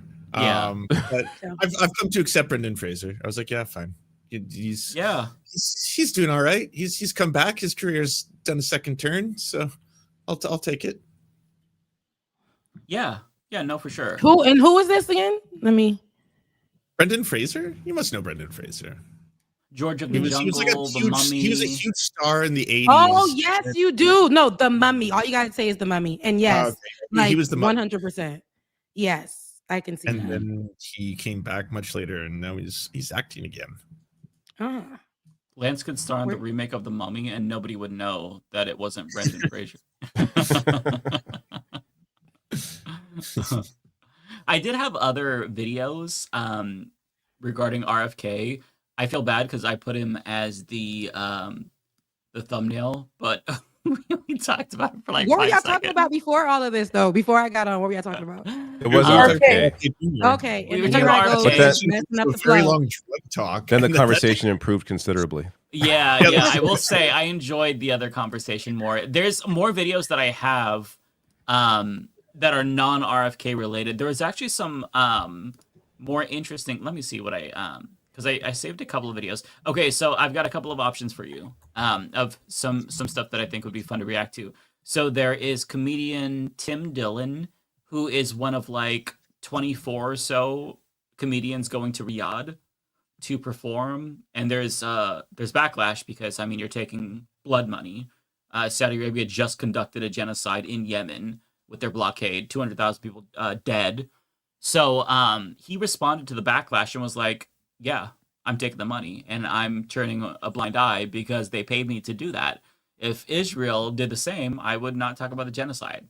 So there's that. And that is quite the rabbit hole. And there's also a different clip that I found, also featuring a Roganverse comedian with what's his name? The stupid one. He sounds like a hillbilly. Theo Von. Theo Von. So okay. Yeah, he got offended because the streamer Druski did whiteface, biggest air quotes Druski. ever. Oh, look, I'm like, well, you're talking. Oh, You're talking Druski, like Druski. so familiar. Druski. Oh, Yeah. Druski. So well that no Druski one has- knew. So okay, let's talk about it. Go ahead. So Theo Von responded to that, offended, basically threatened to do blackface. Not the same thing. Not the same it's not thing. the same thing because, and here's the thing, right? I want you to play the video in a second, but here's the thing. People are online with the whole rhetoric and the talking points of that was so long ago, but now since y'all want to bring it back, maybe I'll bring it back. But the thing, it wasn't that long ago. We had Robert Downey Jr. playing in blackface in a movie, and everybody kikied about it. There were other people He made who almost $400 million worldwide, by the way. So absolutely, and that was not long ago. That was not slavery days. That was not the minstrel show days. That was it was literally sure everyone here saw it in recent, theaters. if we're comparing. So in this thing, Druski does this stuff, and there was before he even did the character. Now Druski does a lot of characters. He's known for going into odd places and just showing up. He'll show up at the Capitol, be sitting next to people. That's just what he does in his comedy. And he'll show up in his own skin color. He had a similar character that he plays to the one that he went out there to the NASCAR with. But he played this character that is very backwoods, if I would say, very country backwoods, toothless, beer drinking, anti-LGBTQ, like those people, racist. And he made a friend that he would go around and say like racist things, and the guy would be, and that he would be all in his videos. But it's also to show you that these people are still, if they believe that you're just racist and you're just as anti all the things as they are, they'll let you into the circle. So him going in this, and those people were asking, like, they were loving it just for him saying all he was doing was saying, I'm proud to be an American. He wasn't going and saying he's anti this, anti that, whatever. He wasn't any of the things. This is exactly what he was going in, full MAGA-ish. And they were like so intrigued and they were loving it. I'm talking about standing next to some of the drivers, like in the pit. It's crazy. Like that's what it was. And they were okay with him being exactly who he was in the middle of everything, never questioned it, loved it, because they believed that he was that, especially the older white people out there. So yeah, it was. So people trying to make this something that like say, oh, we'll go do it too. Y'all been doing it, but here is a difference. It's like, right. He run y'all people doing exactly what y'all do. He was literally doing exactly what y'all do, assimilating in character, and y'all enjoyed it. Y'all loved it. Y'all lived for it. We won't see somebody in blackface and be like, wow, so great. So even though Robert's character in that movie, everybody, because it just wasn't a thing for us to question at the time, and people did, but now we look back like that was insane. I seen that like not too long ago watching the movie. I said, is this man in blackface? Because I never seen it at the time, but that was a poor choice, because historically it's a poor choice. But what Druski did, I don't know. But let the audience, I want to hear what they got. Yeah, we can play the video. I mean, I think it's totally fine. If you're pretending to be offended by that, you're not. I'm sorry. There's 100% a double standard there. Also, Theo Von was David Duke's neighbor, and they used to work out. Like, that man really can't talk about racial issues at all. Yeah, he was David Duke's neighbor. Like, fuck off. I'm not surprised. I will say that the Druski video. Really? I didn't hear that one. Wow. Yeah, I didn't even know that. That's insane. The Druski video made me feel uncomfortable because the character was so convincing. So when he did racist things, it was almost like this visceral response where it's like, holy shit. And then it's like, no, this is him. But like, I'll show you the response from Theo Von. So he says, and so Druski shared this, that guy who was just proud to be an American. This actually did numbers in right-wing circles. They were all pissed off. But wow, anyone do hair and makeup? Hit my DMs. I feel a Jerry curl coming on. Like, so he said this. He also responded, somebody said, sounds like a fun transformation. Oh, Ben's in the comments. Oh, God, I love Ben. Love Ben. We'll do brothers need some I love quality Ben's paint replies. first. Seeing if Sherwin-Williams will sponsor. So he's like, oh yeah, I'm gonna do it. I'm gonna fucking do it. Raffle, Druski hurt your feelings so deeply. Wait, now you gotta be publicly racist. Did you say raffle? Can we? I'm actually obsessed Raffle. with this. It's I'm obsessed with this. ROFL. I'm obsessed with this I'm Theo millennial. Von thing with David Duke. Now that Lance mentioned it, it's even worse than Lance remembers. Can you play this clip? I'm going to drop it in the chat. Share it. They weren't neighbors; they were workout buddies. They were both. He took him to the gym and taught him how to work out, and Theo Von admitted that that was his own story. It wasn't someone uncovered it. It was Theo Von being like, we grew up, insane. He actually shared this on his own volition. This is insane. But to be fair, you couldn't pick who your neighbor was, but you could definitely at one point in your life be like, and I strongly condemn him and all his beliefs. You can't pick. You can't pick who your neighbor is, but you can pick. I think you downplayed the bigger story here, Lance. Oh, you he can't works out pick who with, you can't pick who your neighbor is, but you could certainly pick who you work out with. Right. That's actually outrageous. And I go, I gotta go. And so I leave, and then I never worked out at that gym again. I was like, well, I'm done. I can't come here anymore. And this fucking guy's trying to get my money. Plus, he's a big dude, so it was kind of dangerous. Dangerous to say no. Dude, I used to work out with David Duke when I was growing up. Holy shit. We shared a back fence when I was growing up. Holy shit. We used to go to, that's kind of, I don't know if you consider the Ku Klux Klan a pyramid scheme or not, but, and he dated, I worked at this. That's not the first thing, the first description I would use. That's the first thing comes to mind. Yeah, right. The KKK, that well-known This is- pyramid scam. This is Theo Von, the guy who was threatening to do blackface. Druski, but the thing is, what's funny is Druski has been on his show twice. Oh, probably. He's huge in the podcast and comedy circles. Really? He's one of the biggest ones. Druski knows a lot of these people because of the character that he played before this one. That the character that he plays that attracts these type of people when he plays that character that's racist or very, very pro-American, very nationalist, and will go around in those sectors with those type of people at different football games or whatever, and be around them. And they'll look at him like, oh, who is this hard ER? But then he'll play in character like, no, I'm one of you guys, I'm proud to be American. And then they'll be like, come on in, smoke cigarettes with us, drink beer with us. And Druski has been on this platform. We didn't like it when we seen it. We didn't like how of course we're like, Druski, why? But Druski plays a lot of different characters and didn't play himself, but went on as himself in interview. We didn't like a lot of things that he was saying, but Druski has been on his platform. So my thing is, now you mad because he went full on in the character that he's already played. Now you're upset. That's interesting because they had a relationship, I guess. So somebody just sent the super chat saying that Theo Von is also against interracial marriage. Is this true? I wouldn't be surprised. Probably. Wait, I want to hear more of this. Keep playing it. This is crazy. Seafood restaurant. I was a busboy over there, and he dated the prettiest girl that worked at this seafood restaurant. Was this when he was in the KKK? No, this was after. He was non-practice, and honestly seemed like a nice guy, dude. How many years ago was this? Non-practice. Wow. This is 1995, maybe. So that was when he was in the public eye. He was like a big deal back then, right? Wasn't that when? Was it later than that he was like running for public office? Let me think. When I was younger, he was running against Edwin Edwards, I believe, for public office. That was probably around 1990 or 88. I feel like he did some stuff after that, though, on a national level. Or was it on a state level? Was he running for governor or something like that? He ran for governor a couple times. Yeah, I remember the signs. It was because Edwin Edwards was a crook, allegedly, and David Duke was a racist. Yeah. And that's what one of the campaign posters said, don't vote for the racist, vote for the crook. That was the campaign poster that was everywhere. Jesus Christ. And the crook won. That man won. That's crazy.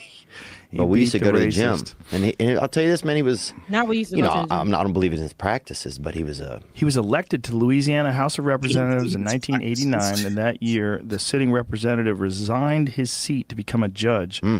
And Duke ran in the special election to fill his seat. The Daily Beast describes the race in writing. The off-year specials election in which David Duke threw himself little media notice at first. Through himself, little media notice at first, who turned himself as a what? He touted himself as a pro-life fiscal conservative, was known as an ex-Klan member. He eschewed overtly racist language and instead pointed to crime in the city, criticizing affirmative action and minority set-asides. Yeah, I just did chest and tries with him, so I wasn't in all that. Man, I love you. I got to take off in basic work. I got to run Did he quit? it's really nice to see all of you. I have to go to a family thing. Take care, Reunion. I missed you all. I'll rate into Ariana. Bye. Take care. Bye, Lance. I love how Theo Von is like, oh, well, I didn't know about all that. I just worked out with him. You didn't get an But inkling he did. that this guy But he was did racist? know all about. But he did know all that because he was the one who brought up how he remembered his campaign and everything. Like Theo Von's not even. He likes to play dumb, I think. Not offended by David Duke and can work out with them, but offended by Druski doing white face. Like, I just cannot. These people are so unserious. Show the audience the way. I mean, it was great makeup though. My goodness, the sunburn was. It was amazing. so convincing. Yeah, I'll go ahead and play that video so they can see.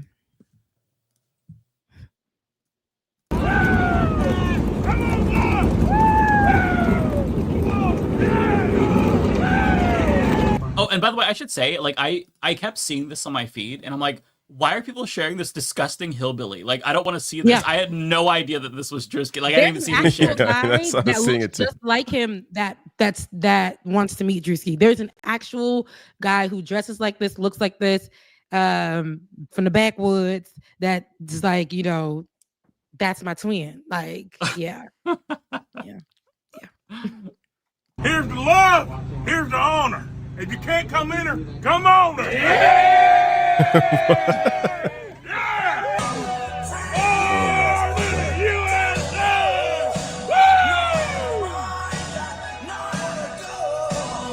Wait, can you guys not hear it in the chat?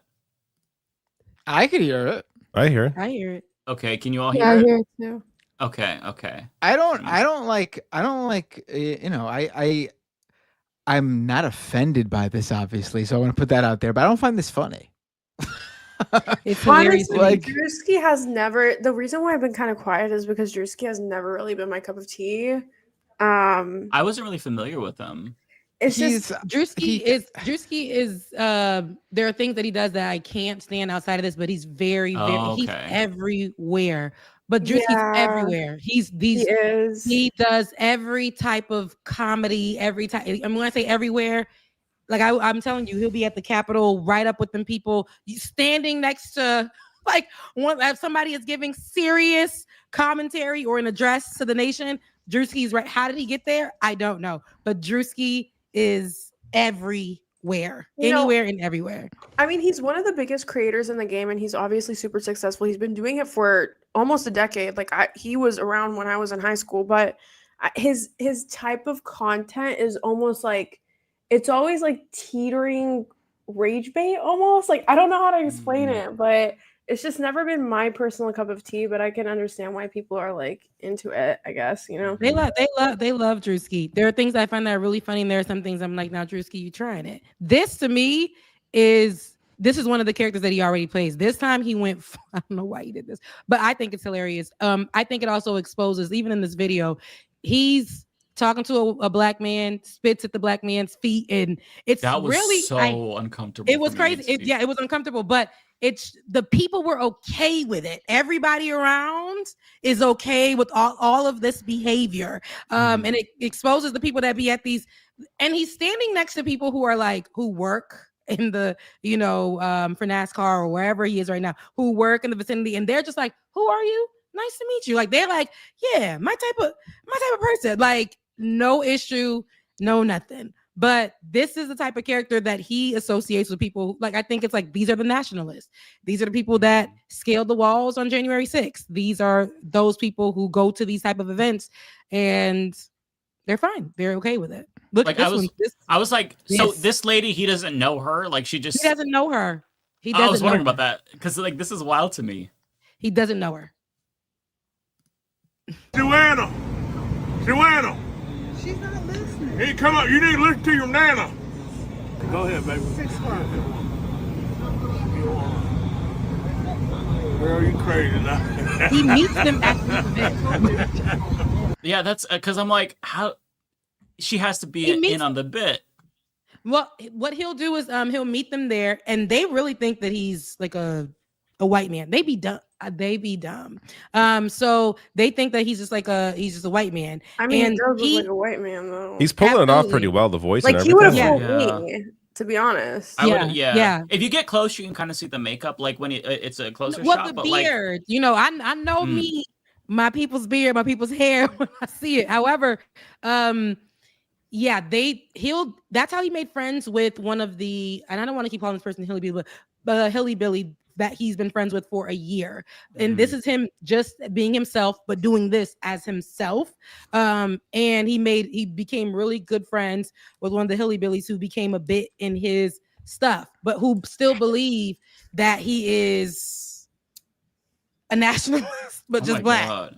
Please tell me that the guy he spit towards was in on it. Please tell me that. I believe that. I want to say he was in on it. Oh, thank God. But with Druski, you never know. I'm telling you, you just never know. That's true. You just never I was know hoping that they were in on the bit, because if not, it pissed me off too when I seen it. I ain't gonna hold you. It was a lot. Like, did you watch it?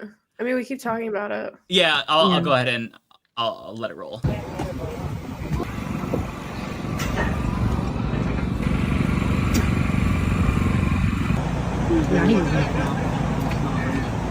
Hey, Meemaw. How you doing, baby? How you doing, baby? Good. All right, now.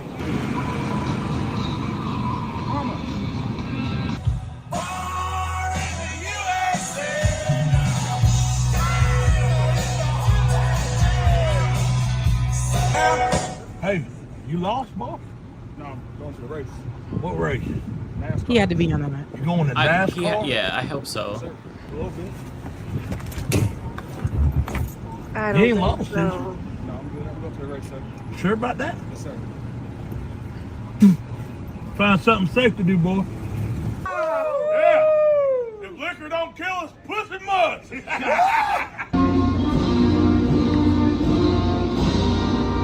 The hair. How did he get here? How did he get here? Right in the middle. Why is he there?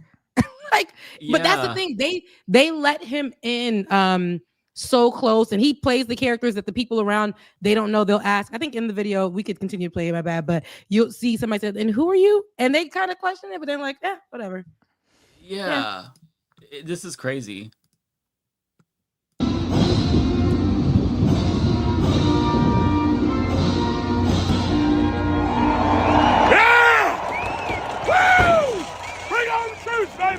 Oh, that fucker will go. Who are you? I think Dan Arthur. Randy Van Devin. Dan Arthur. Oh, South Dakota. Yeah.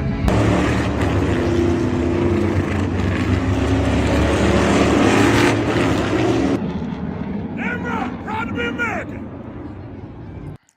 I skipped over the part where the first guy, where he like spit towards him, and it was so like that was the worst one. You see, and I think that had to be his friend, but those things are not what the people are mad about, right? The right isn't mad about any of those things. And here's the thing: the people around them weren't like outraged or nothing, because this is the norm or whatever, or seems okay. It's not like even the man that he's shaking hands with, like this doesn't, but it's just proud American. It's a nationalist. It's that's okay. To racism, fine with me when it's here. Racism is fine, but I believe the black guy was his friend. It was this guy. I still think this part I right think here. His friend too. Because look at this. His media crew. I don't know. I think he does it for the shock factor too. I think maybe like that guy wasn't in on it, and then later on he told him like what he's doing. But I think he really values shock factor. You get your ass beat for With that. Druski, you get both. He literally just shows up places and will do that. He plays. He does any character. He will show up to the gas station in Atlanta. He's from out here. He'll show up to a gas station in the middle of Atlanta, like as an old school bike rider. With the American flag on it, and the old heads will go to him and start having old head conversations. They're not aware that he's not that, but they just, he will. That's his character. Like I said, some things are funny and some things are not. But the people are upset about him putting paint on his body. They're not upset about anything else. They're not outraged about any of the other things. It's just him putting the paint on his body. That's the contention. And there's like, if you go through the thread or you look at the quote tweets, you see the same thing kind of like with Theo Von, where it's like, oh, okay, I guess that this means that it's okay for us to do it. Like they're desperately searching for a reason for them to be able to do blackface because they're so offended by this. Druski been on your show. Y'all was buddy on the show. A lot of the black community did not like that, but Druski didn't, like Druski's one of those people, he gonna stand on his 10 when it comes to that. Like, I don't care. I'm gonna do whatever I want to do. Like, as a creator, I can go where I want to go, do what I want to do. And we didn't like that he had conversations with this person. And because the conversations were centered around politics and race and those things, and Druski's answers were just kind of like, it was given like when they asked Lil Wayne, do you care about police brutality? And Lil Wayne kind of gave like, that's not my problem. Like, that's what I was gonna say. Like, I think this stuff is good if you are a politically minded comedian who goes in there knowing what you're doing. Obviously, you want to be funny and entertaining, but there's a larger point to it, where you want to unveil something about people. And I don't know much about Druski, but from what I've seen of him, he doesn't seem like the type of guy who had some sort of point to this. No, like any point was just accidental if there was one. So no, he did this on purpose. This is all on purpose. That's how he views those people. This is one of the characters that he plays. This time he went on full on with the skin and all that, but he plays this character very often, this type of character. No, but what I mean is, like, this would have been well done if the point of the person was politically in the costume was to unveil something about the people he's interacting with, the white people at this thing, to show but he it's clear he didn't. Like the funny part wasn't. The funny part is supposed to be him saying disgusting, misogynistic, fucking racist stuff, and that's not funny if you ask me. And it was kiki for me for a second, but then when he started doing, I'm like, is that your friend? But no, I think it even if he wasn't trying to do it, it still shows that. It still exposes those people as whatever and what they're used to or whatever. However, even in the rage, right? Even in the rage that it did bring on from the right, I agree with you on that, Matt. I don't think Druski gives a damn. I don't think he cares. I don't. I think that he even makes friends for real with some of those people. Even in this interview that he did with the guy, Theo, we was like, okay, now what you saying? Like, hold on. About different issues that he was asked about when it came to the Trump administration, all those things, it was always jokes. But it's like, this person who is racist is asking you questions and you are kind of waving him off with jokes. And that's not cool. But even in the right's outrage, because it's always selective, it's just about him doing whiteface. It ain't about nothing else. Like, how dare he spit on the black people, or how dare he drag these people into, his skit without telling. There's nothing about anybody else. It's just about the white face. Now we can do it.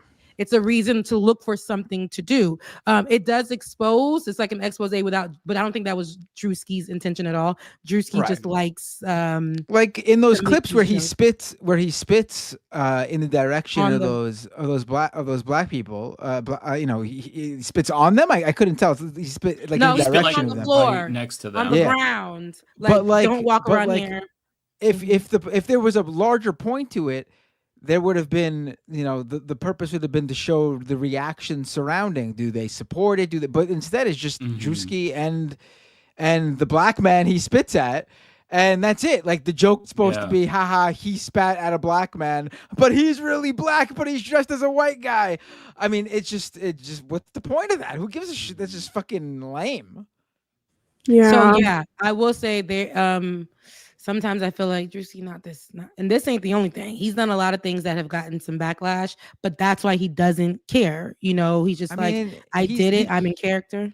He came from the influencer world, right? Like he wasn't like some comedian who like worked in the comedy clubs No, but he And came from the up. influencer world, and he started doing the comedy clubs, and he Every- started also. Every fucking influencer is a terrible person. It just comes down to it. Don't Like say that. every Don't say that. all they care about is becoming famous and making money. There's would no agree with that, larger though. anything. Every They're influencer all is a, technically Influencers are not influencers terrible on this people, Mr. podcast. Matt. every influencer is a terrible person. No, you're a Matt. terrible Influencer is a person terrible too? person. Absolutely, Matt. What? No. I think So it you're a depends how you terrible categorize person, influencer. I'm not an influencer. I'm not an influencer. You influence didn't- people in politics online. What do you want to call it? A That's spade not is what a spade. that's not what an influencer is. No. You influence. You No. literally are an influencer within politics online. Like Matthew Bender. a spade is a spade, bro. Like, what do you? Oh, you're a content creator on YouTube or a political analyst. You're an influencer. We're all influencers. We're all we're here. not influencers.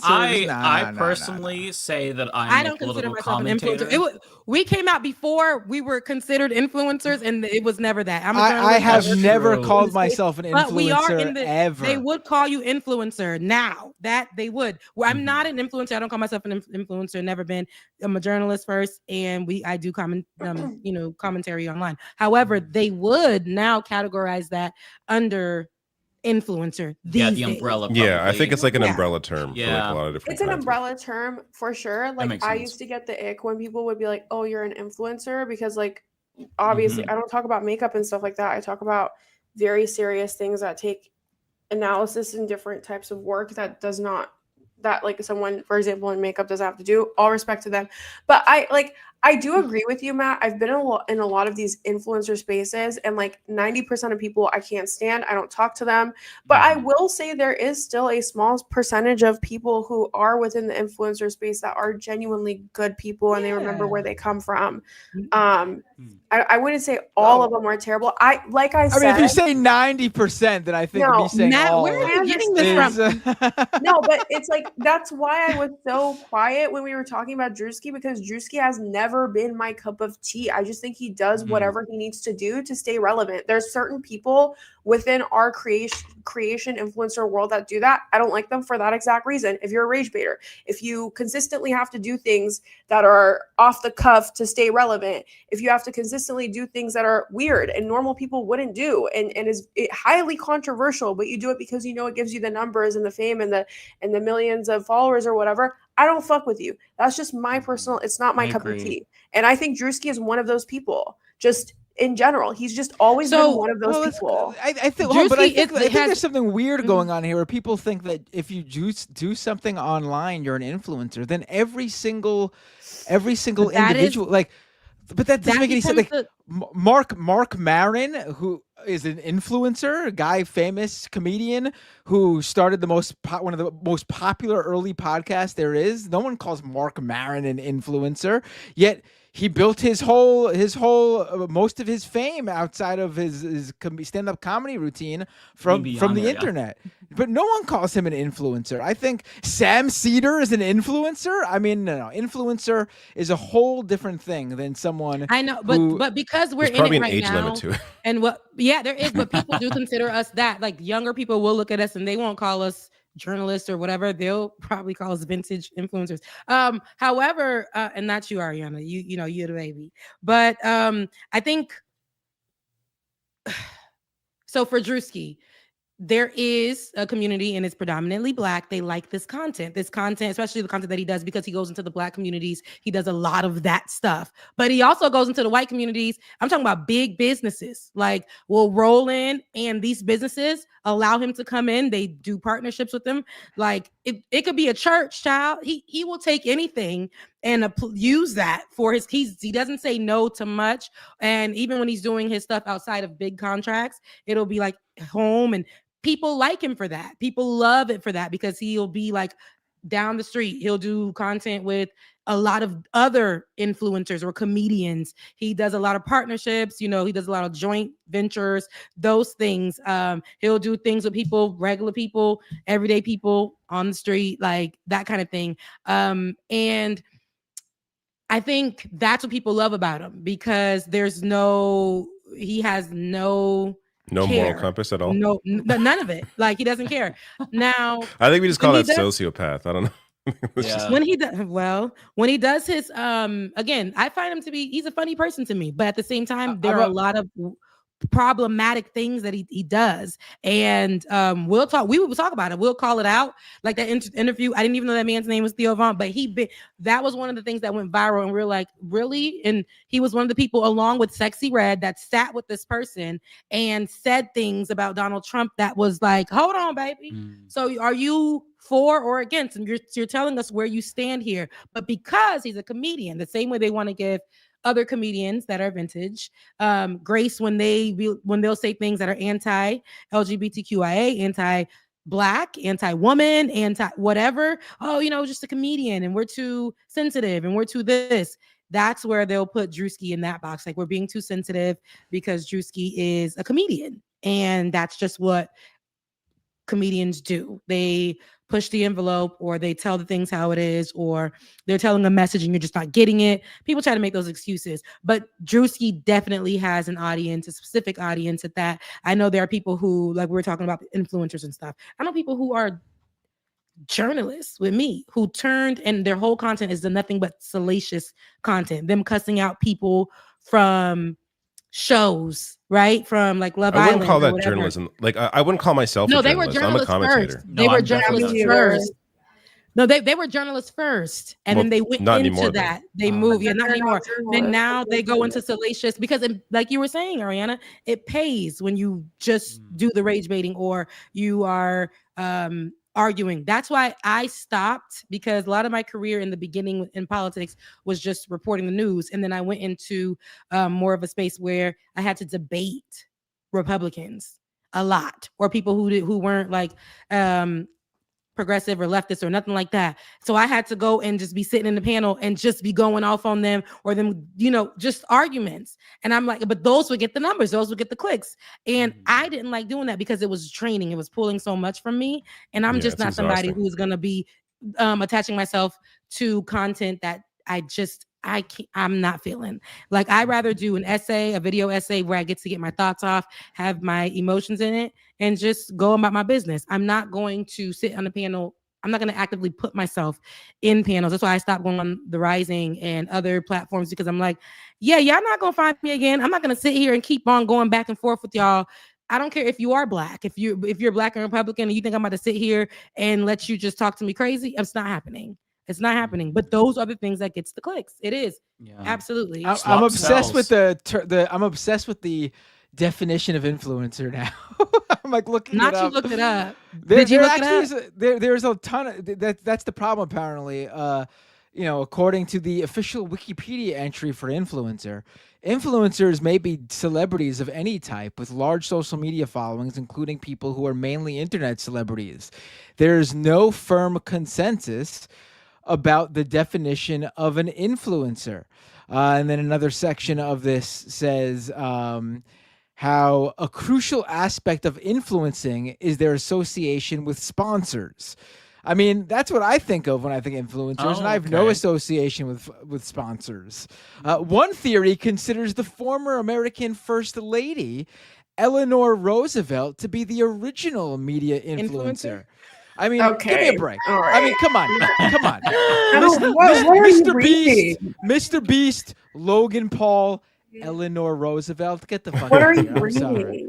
I'm sorry. So, I think this is a good segue into one of the stories that I don't know if this is y'all friend or whatever, but I think her name is Taylor Lorenz, and she did a piece, and it. Oh boy, are we gonna talk about this conversation? I'm sorry, I'm not engaging. No way, is that your friend? You can't leave. Absolutely. I received so many messages. Well, not so many, but more messages than I thought I would. About y'all don't have to talk about it. I will. Ariana's opinion on this. Speaking of debates, let's go. Really? Yeah. Listen. Why? Y'all don't have to talk about this, because I will. I don't know her. But I did read the piece, and it's a good piece. For me, I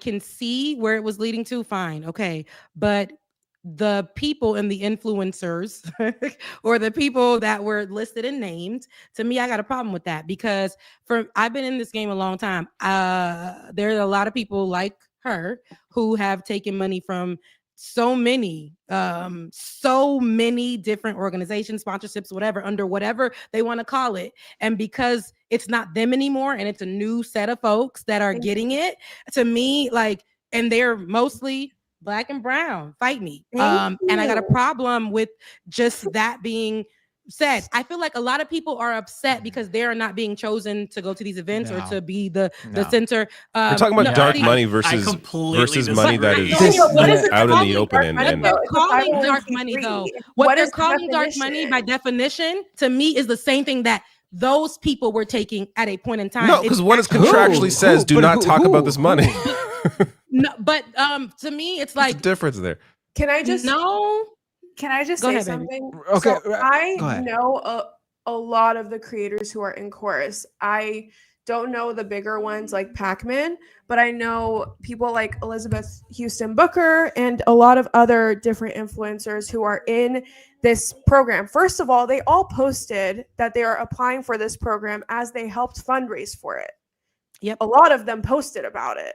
Second of all, so that like I know a lot of them, like a lot of them posted about it. Second of all, the people who were mentioned in that article were primarily very big people like David Pakman, but a lot of the smaller people who are struggling to put food on their table, they weren't mentioned, and they actually are in need of a program like this that supports them financially. But third of all, the article kind of gave us this idea that they were getting controlled on what they can say, right? There have been multiple creators that have come out that have said that this is categorically false, regardless of what that contract has said or not, right? And so the fact that people are not listening to the creators themselves. Also, fourth of all, there's a lot of people on Twitter who are like, which ones have talked about Palestine? Which ones have talked about Palestine? Y'all, I'm going to tell you this straight up. I am a Middle Eastern woman. I don't fuck with creators that don't talk about Palestine. Every single person I know that is in chorus has categorically been against the onslaught on Palestine and has spoken about it before publicly. So I personally know people within chorus, and I know the kind of upheaval it's caused.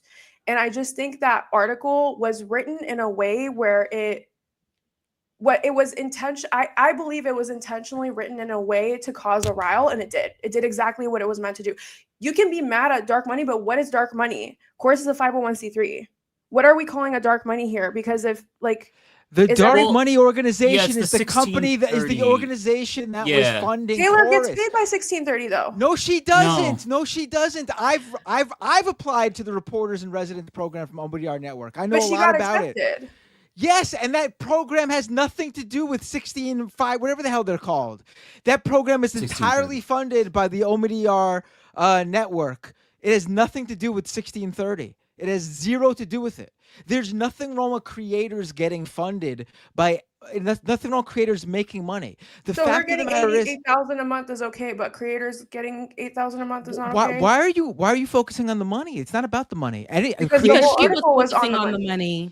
The whole article was focused on the money. The point is about the money. No, yeah. The point is that Chorus had in their contract that they could not talk about where their funding comes from. They could not talk about.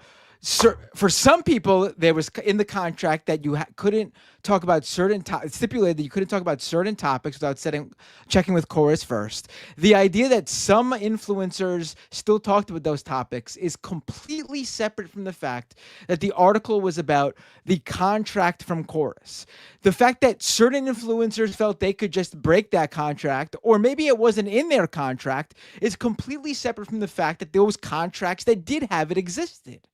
Like the idea that this was about, oh, she's jealous of creators making money and not her is absolutely obfuscating the fact that news content creators were quietly making money without disclosing where that money was coming from while cosplaying as reporters or journalists. And they can pretend they're influencers all they want, but if people are coming to you for their news, you have a responsibility to your audience to let people know exactly where your money is coming from in terms of what could possibly change your opinion or change your analysis or have any sort of influence on your reporting. I do it with I disclose any single thing that could even be perceived as a conflict conflict of interests. The idea that joining this creator-funded group that's funded by a dark money organization with deep ties to the Democratic Party and other organizations, and you don't think it's necessary to at least say, hi, yes, I'm part of this chorus group, which is funded by such and such. That's what I'm telling you. A lot of them posted. A lot of them they had showed chorus in their bios. A lot of them had chorus in their bio. I'm telling you, it's true. I know them personally. Obfuscation, though, is with the dark money group funding chorus. But the point that you just made is that they didn't say. I'm telling you that a lot of them helped fundraise for chorus. A lot of them had chorus in their bio. A lot of their pictures are on the chorus website. Chorus also apparently was using pictures of people who aren't even involved with their program. So I don't think you could trust Chorus on this. But the idea your argument is that they didn't say that they were on Chorus, and I'm telling you that a lot of their pictures are on the website. I'm refuting your argument directly. Some of them did, but at the same time, she has internal chat logs of creators discussing that they have issues with the contract, but they just had to roll with it and do what was best. And some creators may have discussed that they were part of it. And like you mentioned, those creators aren't mentioned in the Chorus article. She specifically, it looks like, mentioned creators who never disclosed their involvement with Chorus when they were involved with Chorus. Elizabeth Booker Houston, for example, was mentioned in the article, and she fundraised. She uploaded multiple videos fundraising. She is square in the middle of the website, and she also has it in her bio, so that's categorically false. Who specifically did you mention? Elizabeth Booker Houston. Yeah. I think that there are outliers for sure, but the problem that I have with all of this is, one, not disclosing the dark money. Two, the fact that this is more insidious than I think a lot of people think. So Tina Wynn did a great article for The Verge, and she was in this type of incubator program, albeit for right-wingers. And she says in retrospect, when she looks back, it was clear that they were selecting specific creators. They were grooming them to have certain ideas. And what we've seen from the contracts, which Brian Tyler Cohen, David Pakman, none of these people have released, but what we've seen from the smaller creators who have responded literally corroborates what was said in the article. Like, we just have to, if we're going to interview somebody, we don't have to, get permission from Chorus. We just have to check in. We have to go to 2 meetings per week. We get news briefings. Right. But like over that's soft time, power. That's soft power. And over time, they are putting you in this, in this bubble with people who have a very specific ideology. And there's seemingly good creators in there based on what you said. I don't know all of them, but then you also have 6-month incubator program. But I mean, you also have, what's the guy, Aaron Parnas or whatever, Olivia Juliana. You have you have people claiming this. You have people claiming that this article was fully and thoroughly debunked when nothing has ever been proven. David Pakman, and now he's threatening to sue Taylor Lorenz. When it's like, why don't you just debunk what was in the article? If it's actually fake news, no one has post debunked the fucking contract. Their reaction has made it, I would argue, a lot worse. Just that's because what I said in the like, majority. But when you call them out by name and something, but when you're calling out creators by name, it's like centering around the dark money is one thing, dark money. But when you are calling creators out like Elizabeth by name, and they may not be one of the bigger creators, but they've shown and talked about or whatever where their money was coming from, how they funded it, they're being attacked. Now their whole platform, all of that whole situation, their credibility, their character is being attacked. That's just what it is. You could have centered it around whatever. And I think, like I said, I read the article. I thought that was actually a great take at first. And then I started to see the name dropping and how that affected those people. They may not be big in y'all's world, but the people that I watch, these are some of the people that I do get information from or I do follow. They're very big outside of the YouTube, Twitch world. And so for them to be, it does mess with them as well. And I'm pretty sure,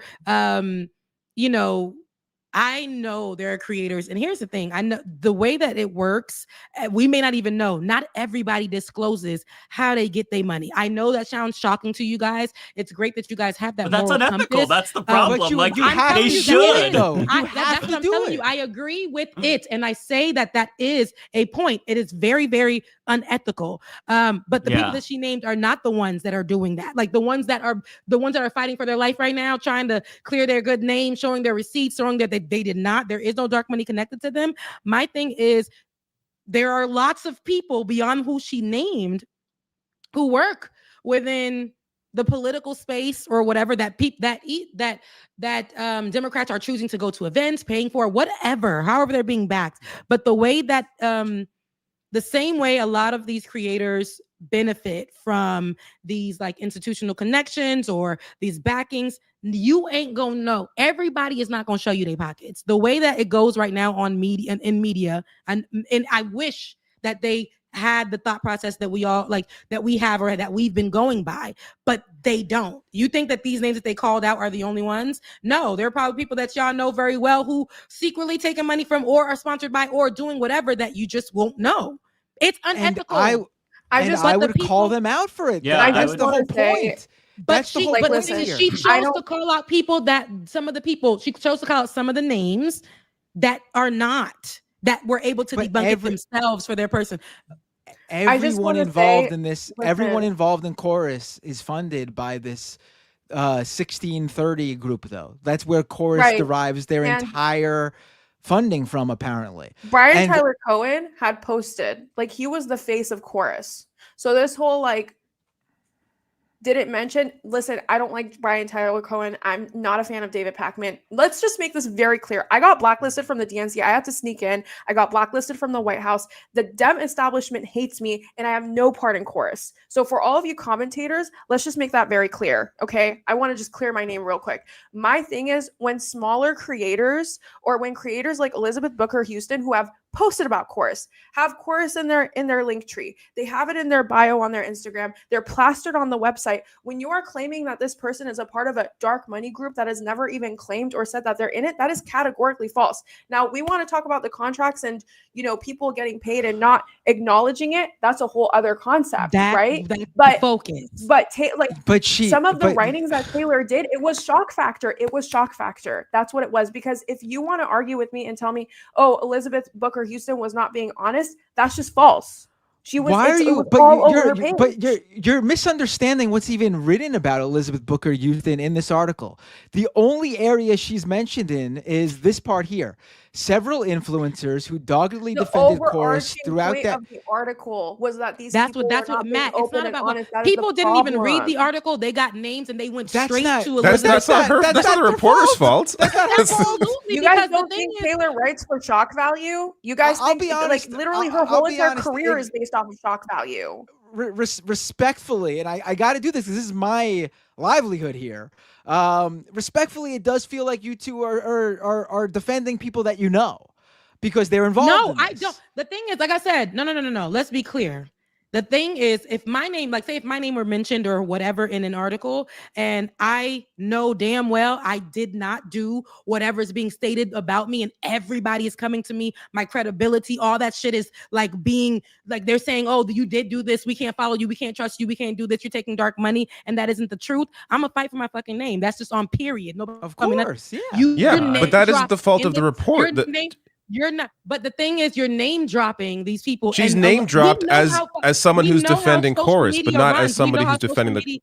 We know how social media goes, right? And there's no way or in hell that, to me, I like where the article, the basis of where it's going. Of course, the stay on topic, right? Because now everybody is and to me, people who swear they read it are using these people's names that did not do what was said, right? Or are trying to save their reputation online or the work that they do.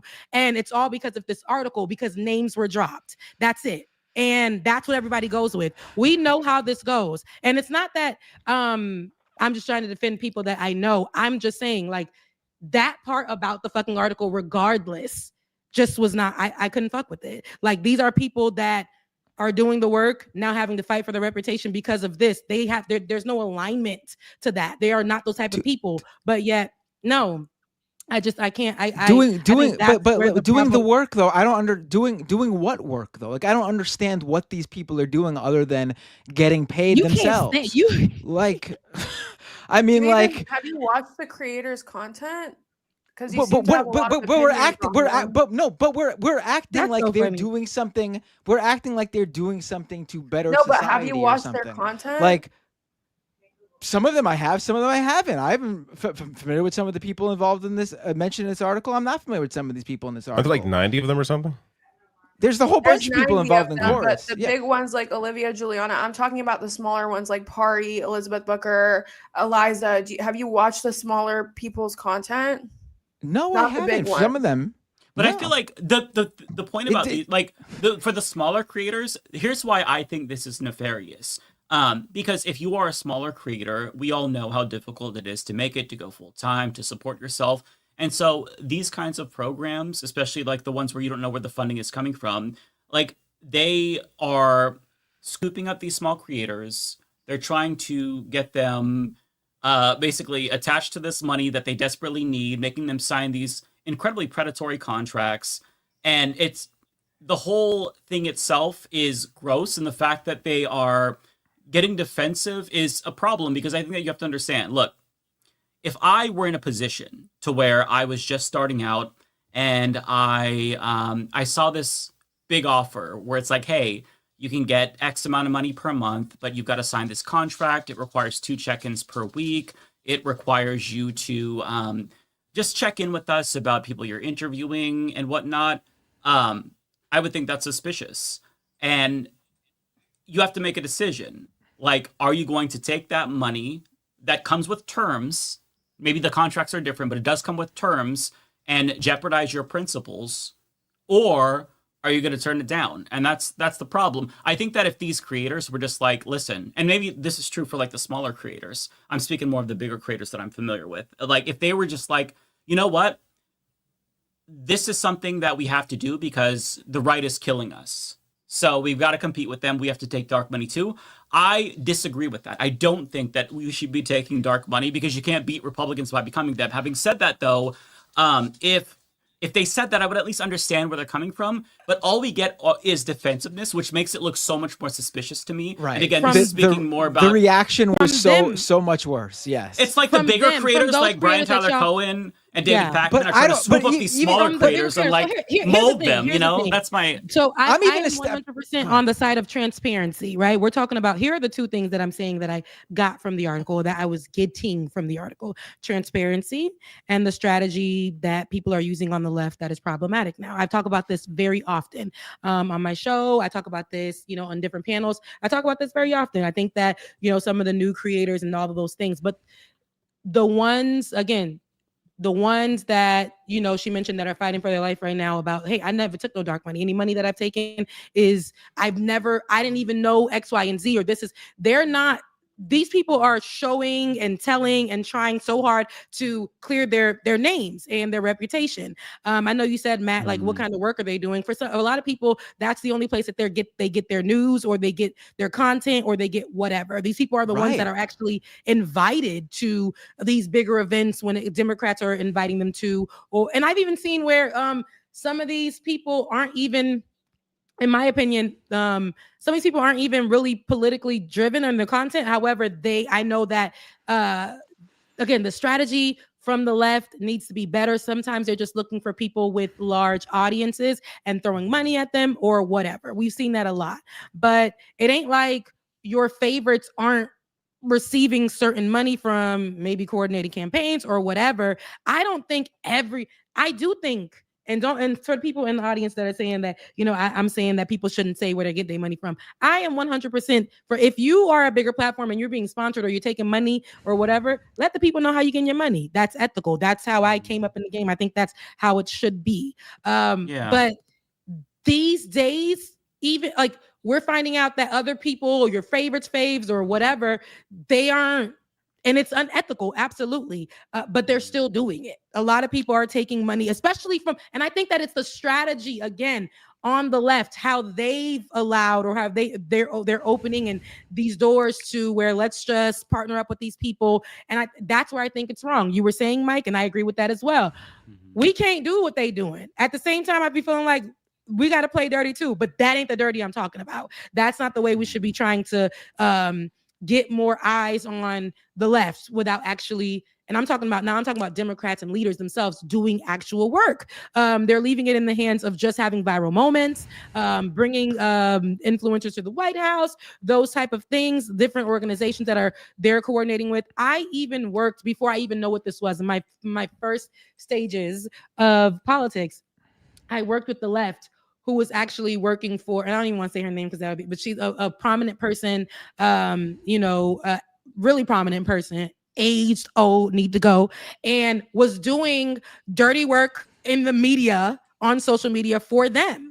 I see we were working in the same building, and this person was getting paid to do that work. And this was also a person that had a big name as well. And so this ain't nothing new. This is not anything that is new. Was it problematic? 100%. I thought that was all wrong, all bad, all of it. But to name these people who are like, this is the problem. Like the creators, it's not fair. So the ones that you guys are naming, they may be online not saying anything, like being defensive in a way where it's like, so what? Why are y'all calling my name out? Whatever. The other people, these creators, it puts them in a place where, like, they're being compromised. To be fair to them, if they were like getting this money and they thought it was coming specifically from Chorus and they did not know about them being funded by 1630, I would understand that if they explained that, right? But if none of them are saying that though.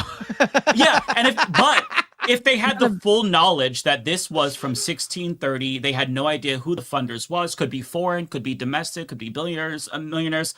But if they had the knowledge that this was dark money and they took it, yeah, people are going to question your reputation. Fuck around, find out. That's my just don't take dark money. This is if they didn't know, they didn't know.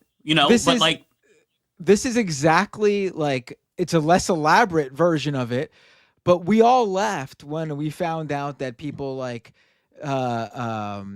Tim Pool and what's his face, the fucking guy who used to be on TYT who became a right winger.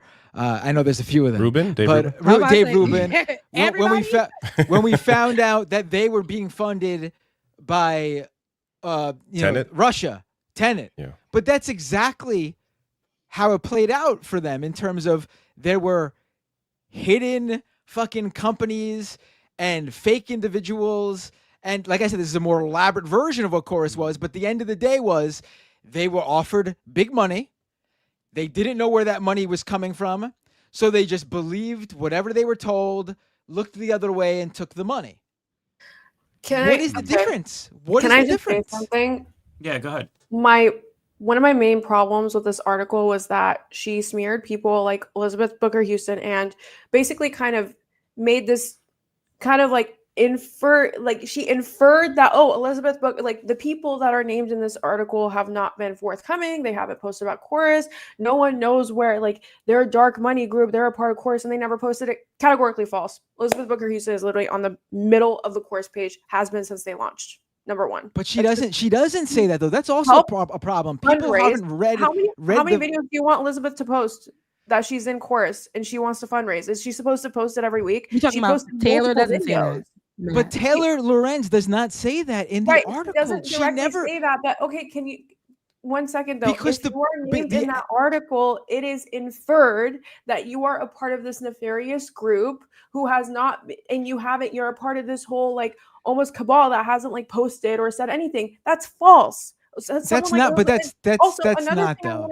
Another thing I want to say, really quick. I know a lot of the smaller creators. What they were thinking when they signed it, I can't really speak to that. Okay. But the small creators that I know, the small creators, Go ahead. Honestly, but the smaller creators that I know, they have all posted about Palestine. They have all been very vocal about Palestine. They have all been very progressive. They have, each and every one of them have posted things about the Democratic establishment that they don't agree with, right? I can't speak for the bigger ones like Olivia Juliana. I don't care for it. But for me, it's like, the problem that I have with the crux of this article is that a lot of left-leaning creators who are small are struggling to put food on the table. They are struggling to make ends meet. And I do hope that one day a group does come out where a contract like this is not needed, where you can just get funded and whatever you post or anything doesn't have to be questioned. Because I remember when I maxed out all of my credit cards and I had to move back into my dad's house. Like, I remember that. I almost lost everything trying to start this. Shouldn't the Ariana, Ariana, were you reached out to by Chorus to join the program? I was. You were? Okay. All right. Just interested. I wasn't trying to prove a point and like belittle you. I was just wondering. By the way, a lot of us creators, like, we knew about Chorus because everyone posted about it. And I was invited to. Why didn't you join it? Huh? Why didn't you join it? Because Taylor Lorenz personally texted me and said that she was going to out me in her next articles. And I was like, all right, I don't want anything to do with this group or Taylor. So I didn't apply. I didn't know anything about their contracts. I just got their initial email. It was like, Chorus, join. And then I got this text from Taylor Now saying she's that she was sending gonna out me. messages And back. she basically sent me she basically sent me these long paragraphs about, we all knew this hit piece was coming. We all knew for months. I knew for months. I texted her, I told her, I was like, hey Taylor, a lot of political content creators don't trust you and they don't fuck with you. I'm just letting you know because I know this piece is coming out. And she basically attacked me. She was like, I'm gonna out you in my next article. I'm gonna out you, I'm gonna expose you. And I was like, all right, I don't want anything to do with Chorus. I don't want anything to do with you. I don't want anything to do with anyone because my name Bennett, I ain't in it. I'm already Middle Eastern. Half the population of America already blames me for Kamala Harris losing. So I just want no part in it or a Karen that wants to out me in her fucking articles. I was like, I don't want anything to do with it. So I didn't apply. Not the Leftist Mafia exclusive. I mean, how do you guys know that's what happened. Like, why does she hate you? I don't understand. I'm so confused. I think it's the other way around, honestly. I'm very confused. Well, I'll tell you, this is what it seems like to me based on the article. And, you know, I know Taylor Lorenz a little bit. I'm not like friends with her, but we've messaged each other before. She got these chat logs where creators are literally talking about, I mean, clearly there were creators who reached out to her who were unhappy with what was going on, because how else did she get the chat logs and literal copies of the contracts they were asked to sign? She has this evidence. If she didn't, she wouldn't have written the article. And if you don't believe she would take that level of care in her reporting, I could assure you Wired would. They, without a doubt, have evidence that everything she has in the article is 100% rock solid. So clearly there were creators who reached out to her who were unhappy. And I'm assuming that, you know, Ariana's name or some, you know, maybe even her conversation in a public forum or something is part of these chat logs that were handed to Taylor Lorenz. And that's why she reached out to you. I was not a part of the chat at all. The people who were just, I mean, maybe your name was mentioned. No, the people who were in that chat were people who had applied for Chorus, and they were basically the cohort that were given the agreements, and they were all talking about it. I didn't even get to that point. I just got an email. Taylor just fucking hates me. She just has a personal vendetta against me. I mean, she had to have known you were. She had to have known you were involved. I put it on my mom who has stage 4 cancer. I never applied to Chorus. No, I'm not saying you did anything. I had no part in this chat log that she got. But I'm saying that someone in the chat logs could have said, "Hey, did you reach out to Ariana Jasmine? We're interested in her." That's what I'm saying. I'm not saying you had anything to do with it, but clearly she had some sort of tip that you were on their radar. Well, and also, can I just say, even though the whole I haven't thing, spoken you know, yet. Can I just speak for a second? Go ahead. No, go ahead, David. Sorry, no, David. Go ahead. There needs to be like some anger directed at Chorus. Like if there's going to be anger directed at Taylor Lorenz for this piece, I think that at least half the anger has to be directed at Chorus for handing money to people like Olivia Giuliana and David Pakman. Like, this is supposed to be an incubator program, and you're giving David Pakman money. Why? Like, isn't that kind of weird? So if I get the anger that, you know, there needs to be money for creators 100%. Then why are you paying complete losers like Olivia Giuliana and David Pakman money? Like, that doesn't make any sense to me. David, like, he's just that's small a wasted money that should be going to pronounce actual APAC. people who deserve it. They got to train him, David. He doesn't know how to pronounce APAC. Is it IPAC? APAC? I struggle with pronunciation too, though. Yeah, David, I just want to answer your question.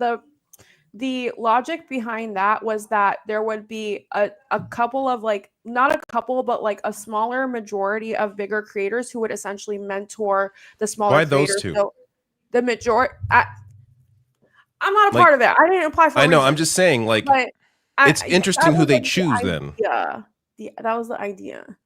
Yeah, no, I completely understand that. I'm just saying it's interesting who they choose. Like, instead of going to, like, I don't know, Sam Cedar or like Kyle they're Kalinske. not going to go but that's not what they're doing. And that's my problem with, like I was saying, the strategy that they go by, right? It's like, let's choose visibility. Let's choose people with these, you know, who can, that's what I've been seeing over the years. And again, I've made my criticisms about that, about how the left is just choosing and creating funds for visibility, you know, and influencers are people who have the capacity to give visibility to news or something that's or a certain somebody or whatever, instead of actually, like, to me, reaching out to, like you were saying, a Sam Cedar or one of y'all or me or us or whatever. They will go to the influencer with more people or more things. But my thing is, and so what, right? It's just a strategy that they're doing, though. If you're going to fund these people and they're not well aware of what's going on or things of that sort, it's problematic. But let me go back to you, Ariana. I don't like the way you say that if we're doing a piece or whatever, coming at you in the way that they came at you for even being mentioned, it's problematic. I don't think that should have been done like that anyway. You can't go around bullying people, and I get it. It's an investigative piece. You got to do what you got to do. That's why I even don't in this moment, her. That's why I don't. How did she actually say it? I need to know. How did she actually approach I it? will literally pull up the text right now. Oh, do please! I want to see it. It's really interesting to me. It's. And I got a problem with them coming. Let me just say, people in the chat, please be respectful to the panelists. For people who don't believe me, for people who don't believe me, I believe she reached out to you. No, I believe she reached out to you. I believe she reached out to you. Let's see. I believe she reached out to you. Also, I'm gonna clip. She's gonna clip me tomorrow on Twitter. I just already know it. No one watches this fucking show. Why would you say that, David? Don't tell me to shut up in the chat. Be polite to the panelists, or I will fucking ban you. So don't talk shit about anybody you agree with or disagree with. Mike doesn't. I don't care which side you're on. Don't talk shit about our panelists. I don't know her. I don't really know her work, but I don't disrespect it either. I know Okay. Olay has a relationship So with I her. just want to be very clear. I'm so sorry, Rebecca. I didn't mean to cut you off. No, go ahead. The context of this conversation was that the first article that Taylor wrote about Chorus, it was when it had first launched, and she was making an argument that Chorus was taking advantage of creators. It was on her, I don't know, user mag or whatever. And she had essentially made this argument that Chorus was only taking people's money to scam people. That was her whole entire argument, which is why when I saw the Wired piece, I was like, which one is it? Are they scamming people or are they paying people? I don't know. The angle completely switched when it went to Wired, completely. And so she basically alleged that I was in support of creators getting scammed, which was not true. She said, but again, good luck siding with the rich men exploiting these young women and using their images non-consensually. Apparently, Chorus had put people's images on their website that was non-consensual. That was her reporting. I hope it works out wonderfully for you. I'll be sure, by the way, to make it clear in my follow-up pieces that creators such as yourself are standing with this behavior since you're eager to make it clear where you stand. And I said, hold on. I said, everything that I said is off the record. And if you put it in your article, you will hear from my lawyer, because we were having a normal conversation. She said, nope, sorry, that's not how off the record works, and your lawyer can explain that to you. I said, I don't consent to you using anything I said in any of your articles. I just don't. I'm sorry, it doesn't matter because you said it on the record. You said you and these, quote, other creators on the left, end quote, are so eager to align yourselves with an exploitive man taking money from young female creators and using their images without their consent. I said, no, I didn't. Everything I said is off the record. She said, nope, it's not. I'm sorry. Nope, it's not. Sorry. Off the record is a two-way agreement. I absolutely would never grant someone off the record status to defend a man exploiting young creators. I'm glad you're giving this to us, and I'm glad I went for it, because she's both right and wrong. Number one, I think it's inappropriate. Using your power to threaten people? No, hold on. I think she's inappropriate for the way she talked to you, without a doubt. That's as someone reaching out as a journalist.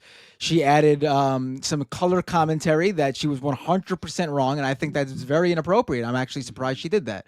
Second of all, though, I'm so sorry not to cut you off. I am not the only creator that she's spoken to this way. She has spoken to a slew of creators. She has gone off on them. She has threatened their power on them. I'm not the only person. No, absolutely. The tone was inappropriate. However, though, she is correct that you gave her that information and you didn't say off the record until after you already told her that. So unfortunately, everything you said before that, I didn't say anything to her. I said whatever but when you said, which is why I wasn't in her next article, because she couldn't find shit on me. I'm just saying, though, because you said you didn't give her any, you didn't consent to anything being used, but she is correct. That's not how it works. You have to say that this is off the record beforehand. I'm okay with that. I really am. My thing is, do not wield your rinky-dinky fucking Twitter cult following and threaten them against me. Like, I don't like that. I don't fuck with that. You're unprofessional. You're kind of crazy. I don't like it.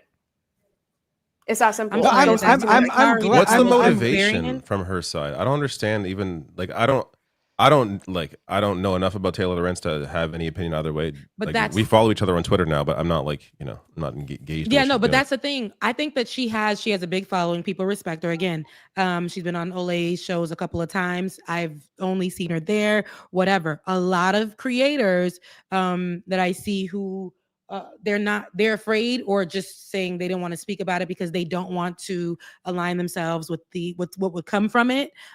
So they're just going to be quiet on it. They're not going to pick a side, or they're not going to speak about it. They're not going to have an opinion or a thought because her audience, and she's a bit powerful in the audience space where she can just say something and everybody will attack that person that either spoke against her piece or whatever.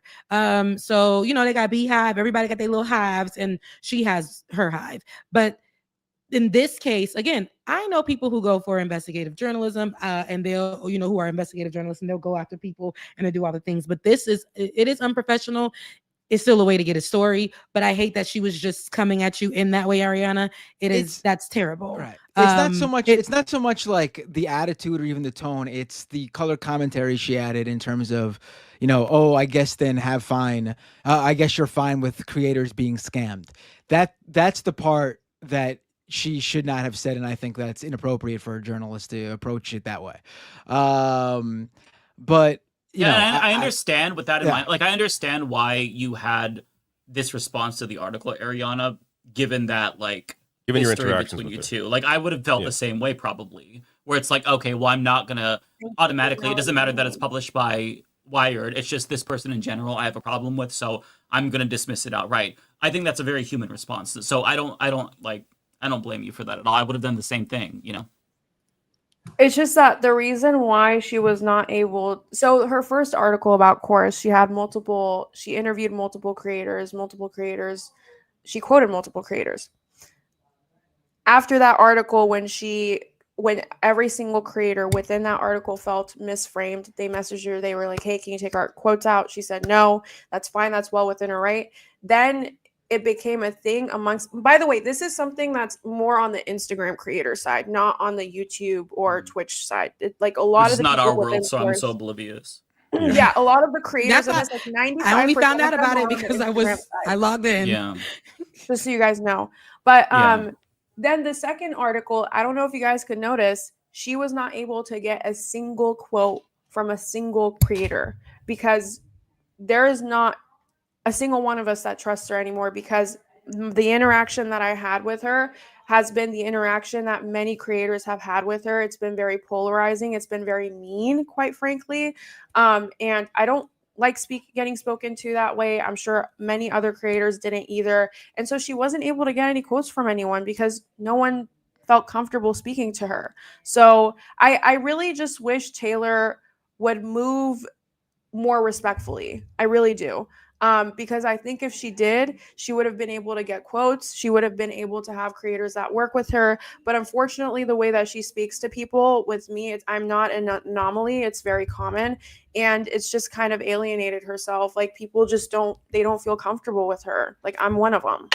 Ariana, can I ask you a question about going back to the course offer? I don't know, you might not have insight into this, but like for you, you had the foresight to say no to the course deal. And part of that was it hinged on like the drama surrounding it and all of this, the discussion. Do you know of like the other smaller creators that like we're not familiar with? If they like, because to me, and I'm just trying to like think it through, if I were a smaller creator in their position, if I knew that a journalist was like looking around in this particular area and I already had a little bit of issues with the stipulations in the contract, did any of them think before signing it, maybe there's something off here, maybe there's some red flags? Because like your response would have been my response as well, where it's like, oh, okay, like there's journalists who are asking questions about this and everybody already has issues with this. Like my question is like, do you know why they chose to agree to this in the first place? Because no matter how small I was, I would have never agreed to those terms that were laid out. Maybe there's money. Money. It's a simple answer. Well, no. But I mean, like, maybe the contracts were different, but like, was it actually like when they took this, did they know that it's like this was coming from dark money, or did they have any like I'm just curious if they knew like any red flags. And I know that you can't like speak for them, but like, did you get the sense that like they had any red flags? It's fine. So I want to kind of give you guys some background. So Chorus is a 501c3 arm of a kind of like a political marketing agency called Good Influence. Good Influence gives a lot of creators like myself, I've worked with them before, video partnerships, more specifically on Instagram and TikTok. And so you always have to say that it's a partnered post. I only accepted, partnerships that aligned with my core values like healthcare, Palestine, etc. Now, this marketing group called Good Influence, they do have partnerships that do align much more with the DNC. But then, for example, they don't reach out to someone like me to do it because they know that I won't take that partnership, right? Mm-hmm. So just to give you guys some background, a lot of these smaller creators know the CEO of Good Strategy. They know a lot of people that work there. We're all very close. And so when Good Strategy came out with this 501c3 called Chorus, it was just inherent for people to trust them because we have already worked with them in a different capacity. So that's one thing that I want to make very, that's one thing I want to make very clear. And I've worked with Good Strategy. They're great. They have partnerships that range from super DNC and Cory Booker, vibes to people like me who take them that are Palestine and healthcare related. It just really depends what you accept and what you're open and willing to take from them, right? Now, I also want to make something very clear. The people who got 8,000 within that group were the ones that were the top tier. A lot of the smaller creators did not even make 1,000 a month. Which I also think the article kind of failed to acknowledge. A lot of the smaller creators did not even make close to 1,000 a month. They got like $400, $500 stipend. The bigger ones, obviously, like, the bigger ones that were probably mentioned were more than likely on the 8,000 spectrum. But a lot of the smaller ones, like not everyone was getting paid 8,000. Actually, I would say a majority was not getting paid 8,000 a month. The stipends were a lot smaller. Now, as far as whether they knew what they were signing up for and such like that, I don't really know because I wasn't a part of these group chats. I didn't even apply. I wasn't a part of the conversation. I didn't even know when the incubator started. So unfortunately, I can't really respond to that. But what I can say is that a lot of the smaller creators are newer in this space, whereas, like, for example, I started 3 years ago. A lot of the bigger ones started 5-6 years ago. The smaller creators like kind of got jump started a year or two ago. So that wisdom that I have been able to develop throughout the years, I wouldn't expect them to have either. So I can't necessarily from the group chat, from the Signal group chat that Taylor had highlighted in her article, because I read the whole article, even though chat tries to say I didn't, I did. It seems like they were all speculating and they weren't happy with the contract. So I wouldn't be surprised if they kind of knew, but also I think it's more of a conversation of that trust was already there because of the nonprofit arm that it was getting built off of. And yeah, like that's kind of what I would say about that. I think once I again, think the trust is more likely there because of the large creators that were involved. And that's why they were no. The smaller creators have worked with Good Strategy too. Like the CEO of Good Strategy is very much the CEO of Good Strategy, and Brian Tyler Cohen came together and they created Chorus after the elections. So a lot of the smaller creators, the bigger creators, the first people that they actually reached out to join Chorus were people who have worked with Good Influence on a partnership level, which is why you guys probably didn't get the invite because you guys have never worked with Good Influence. So that's another thing. This article left out a lot probably other reasons, but I'll accept it. Right, but guys, I'm just as leftist as you guys, and they still invited me to apply. Right? I mean, I hear what you're saying, and I totally. So, Ariana, again, I hated that you got, hold on. I hate that you had to go through that. And I hate that you know, even for you're around people, your peers, they fighting for their life right now. And they, and things of that sort. But again, I want to focus on this whole term of dark money. I understand you getting money from billionaires, you're getting backed by billionaires, all these things. It's a problem, right? And I feel like, but there are other people who have been working in politics who have been backed and funded by billionaires and things of that sort. As people are making, and I'm saying that because people are in the comments saying, you shouldn't be backed by billionaires, all that other stuff. So many of the creators have been backed by billionaires for their political takes. One of the first places I worked at, I didn't know a thing. Just got into politics over 10 years ago. Was working for these white folks, and they were being backed by billionaires taking their funds for us to be able to do what we were doing at the time, and those type of things. And that's how I got paid. Now, I found out after the fact, and the whole thing, Ben and I, we were working at the same place. But a lot of these people take money from billionaires and things like that. And when for them, it's called like political funding or whatever. And here now, everything is associated. People are calling everything. Now they're going to start using, and we'll see that more often, dark money, dark money, dark money, dark money, dark money. When people were just thinking, oh, finally I'm getting paid for or doing, or, finally as an influencer or a creator, I get to be attached to something that's paying me to do some work or whatever, because that's what people do online. That is actually go ahead. Just to kind of like follow up on the dark money thing in particular. You're right that people are definitely going to say that, like, oh, if you get Patreon, that's dark money. People on the internet are going to touch it. We're going to start seeing that because it's such because of, again, I am all down for the exposés, the talking about transparency, talking about better strategy, talking about, where this money is going and who they're funding. But a lot of the people that, even Taylor Lorenz herself, has been backed by billionaire owned or companies or whatever. And people call that political funding, and that's okay, and things like that. But now the association and this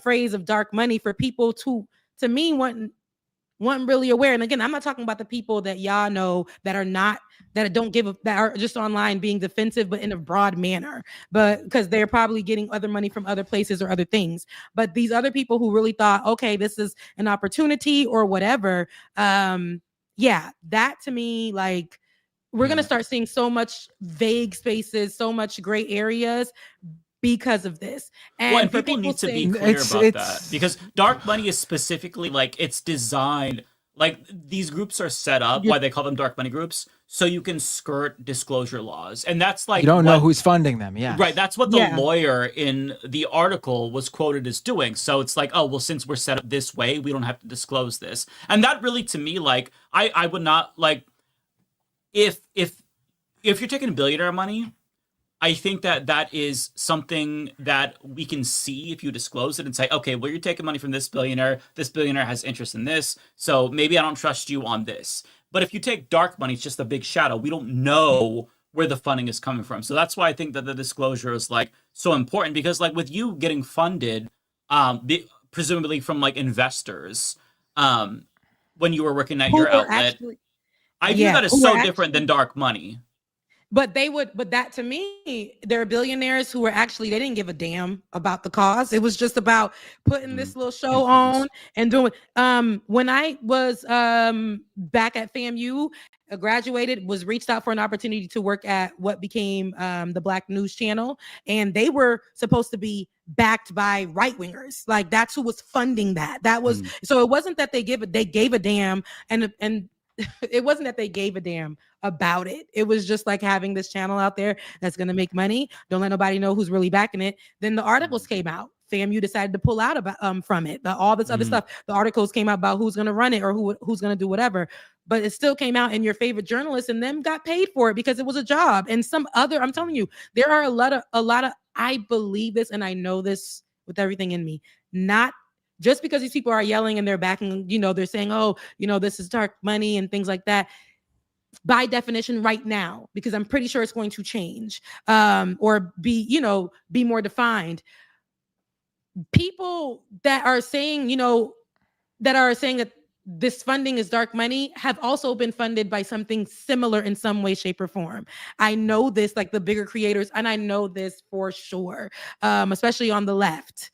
And so, sorry, can I just go in? I gotta go to bed. I'm okay. Sorry. No, I'm gonna head out too. Y'all know I ain't never been here this long, but yeah, good night, David. So I just want to shout out Lawn Gnomes, JCass, Kowalski, and Jacqueline. You guys will read my super chats if you're staying on later, but we have 100 super chats. Oh shit! I just realized I Why just don't we talk realized about what time it is. You really all here this long? We gotta wrap it up because we gotta read the. Why super did we chats. talk about this? Yeah, Who brought this up? I'm- Which one of you I'm- brought this up? God damn it! I Sorry, it did was because it me. came Not up. me. I did because it came It was up. not I me. did. Well, it was me. I It was did because because it influence. came Poor up. Ariana. But I I'm- transitioned I'm- from Druski.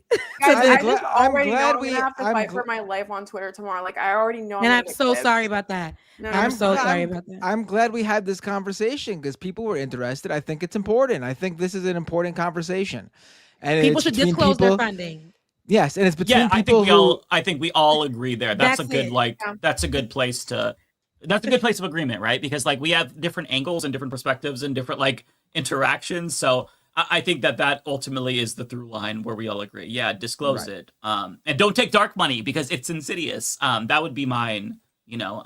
But I hope you both didn't feel like attacked because you know you have three men against two women. I mean, I don't want you to feel like we're gonna we are disagree. going to That's disagree, the and I thing. think it's healthy, you know. Yeah, as long as y'all don't, you don't come disrespectful because I don't play that. But other than Right, that, we're of gonna course. disagree. We're gonna have to. We're not all gonna think the same things. No, yeah, and that's no. what- I'm glad we disagreed because I think this was a good conversation to have between people It's less who boring are because we friends. always agree Yeah. on every fucking thing. So it's nice Yeah. to talk amongst friends where we Yeah, trust each fuck. other and we can hash this out. I wish we disagreed on things more. Honestly, It's always the most entertaining shows. Like when I was it's when gonna I was be the- melting down after the election, like we had the highest viewership because I was just like attacking you all for no reason. I don't think Ariana and Rebecca were on that night, but like people like it. But I mean, like it's nice to like talk this out when you don't have to feel like you're gonna be accused of being a sellout or Mike's just purity testing and he's gonna purify himself into oblivion. Like I think these are important conversations that we do have to have, and the discourse about this has been going on all week. Yeah. So and I figured, I just figured like y'all must know her, so that's why I brought it up. I brought it up because it's a conversation. Again, I'm on a different side of it, but I do think that transparency, 100% is a thing. But I know people are afraid, and that's another conversation for another day. But they're afraid to speak to or about bigger creators because they think that they'll be either blacklisted, attacked, or whatever to disagree with a bigger creator. So but yeah, let's get to these super chats. I mean, we just Mike and I just disagreed with one of the biggest YouTubers in politics, the guy who created Chorus. So I mean, I'm not sitting here afraid of that. I mean, Brian Tyler Cohen is a huge. The millions of followers, bigger than the Majority Report in terms of viewership. Today, if you look at my channel, I put out a video attacking David Pakman. I think it was justified. It was not you whispered because I didn't catch it. I put a video criticizing David Pakman. I don't blame you on that Mike's one, afraid. man. Mike's afraid. That's why he's whispering. I don't want to be because I'm always accused of trying to like do the circular firing squad. I think that there are some things that you just have to call out. And like I specifically focused on like these frivolous defamation lawsuits. That's like I didn't do a video about this on my channel. We talked about this last week and I shared my opinions and whatnot.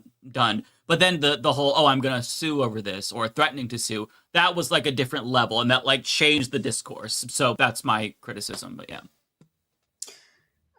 Also chat for I love how also thank you chat for like listening to me because I feel like the energy shifted once I read the text. Like y'all were like, all right, I get it. I'm like, thank you so much. Like I've been holding this in my heart for so long because I haven't like I don't like getting into Twitter spats with people. Like I really do not. I'm actually probably gonna log off of Twitter because I already know this is gonna get clipped out. No, but I'm glad you read it because that was an exclusive. That was a Leftist Mafia exclusive. I still think Taylor Lorenz's reporting is solid here, but at the same time, I now fully understand why you feel this way towards her. So that was, Thank you. And I just want to say the reason why a lot of creators like came on like fighting, like immediately came on like ready to punch is because that's the experience that a lot of us have with her, where it's like very argumentative, like disrespectful. So like I think a lot of creators kind of like went online before thinking and they just kind of acted before thinking and just like holding it back and just like kind of simmering in it. But guys, I'm gonna send my Substack really quick. It's free. Ariana. I know you said you wanted to. Plug it in, sis. It's free because it's fully funded by Chorus. No, I'm joking. Don't play and put that out there because somebody will clip that. No, I'm not. But yeah, thank you guys. It's just arianajasmine.com. Really She's not appreciate taking it. any dark money, so support her. No. She's fully independent. With light money.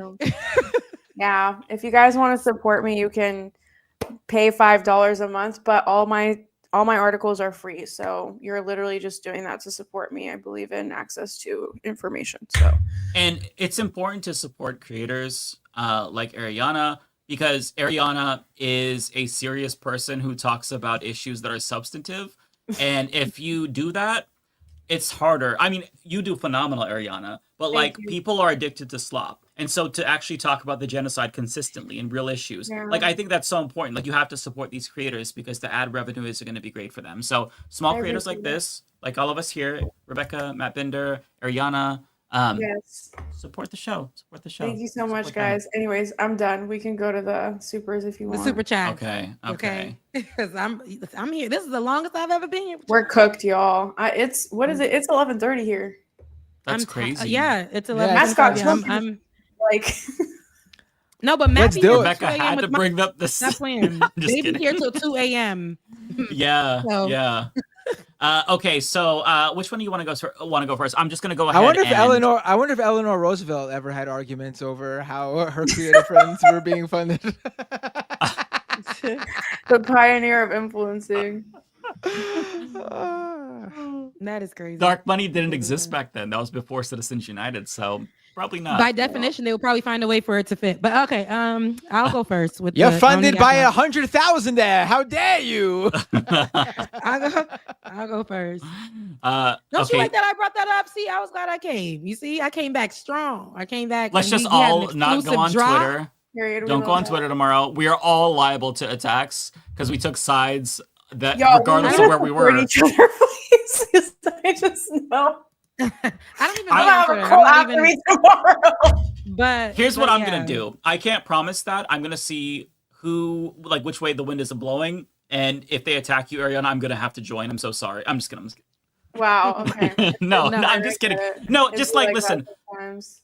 On a serious note, though, like never ever read Twitter, ever. Just like don't go on Twitter. I'm never. It's just on there not good anymore. for your mental health. And I've been trying to do this myself lately. Every time I log on, even if you're not getting attacked, transphobia, white nationalism. Ariana, aren't you huge on Instagram and TikTok? Why you even bother with Twitter? If I was as big as you on Instagram and TikTok, I just spend every minute of my online time on Instagram and TikTok. Because I post text tweets on my Instagram and my Facebook.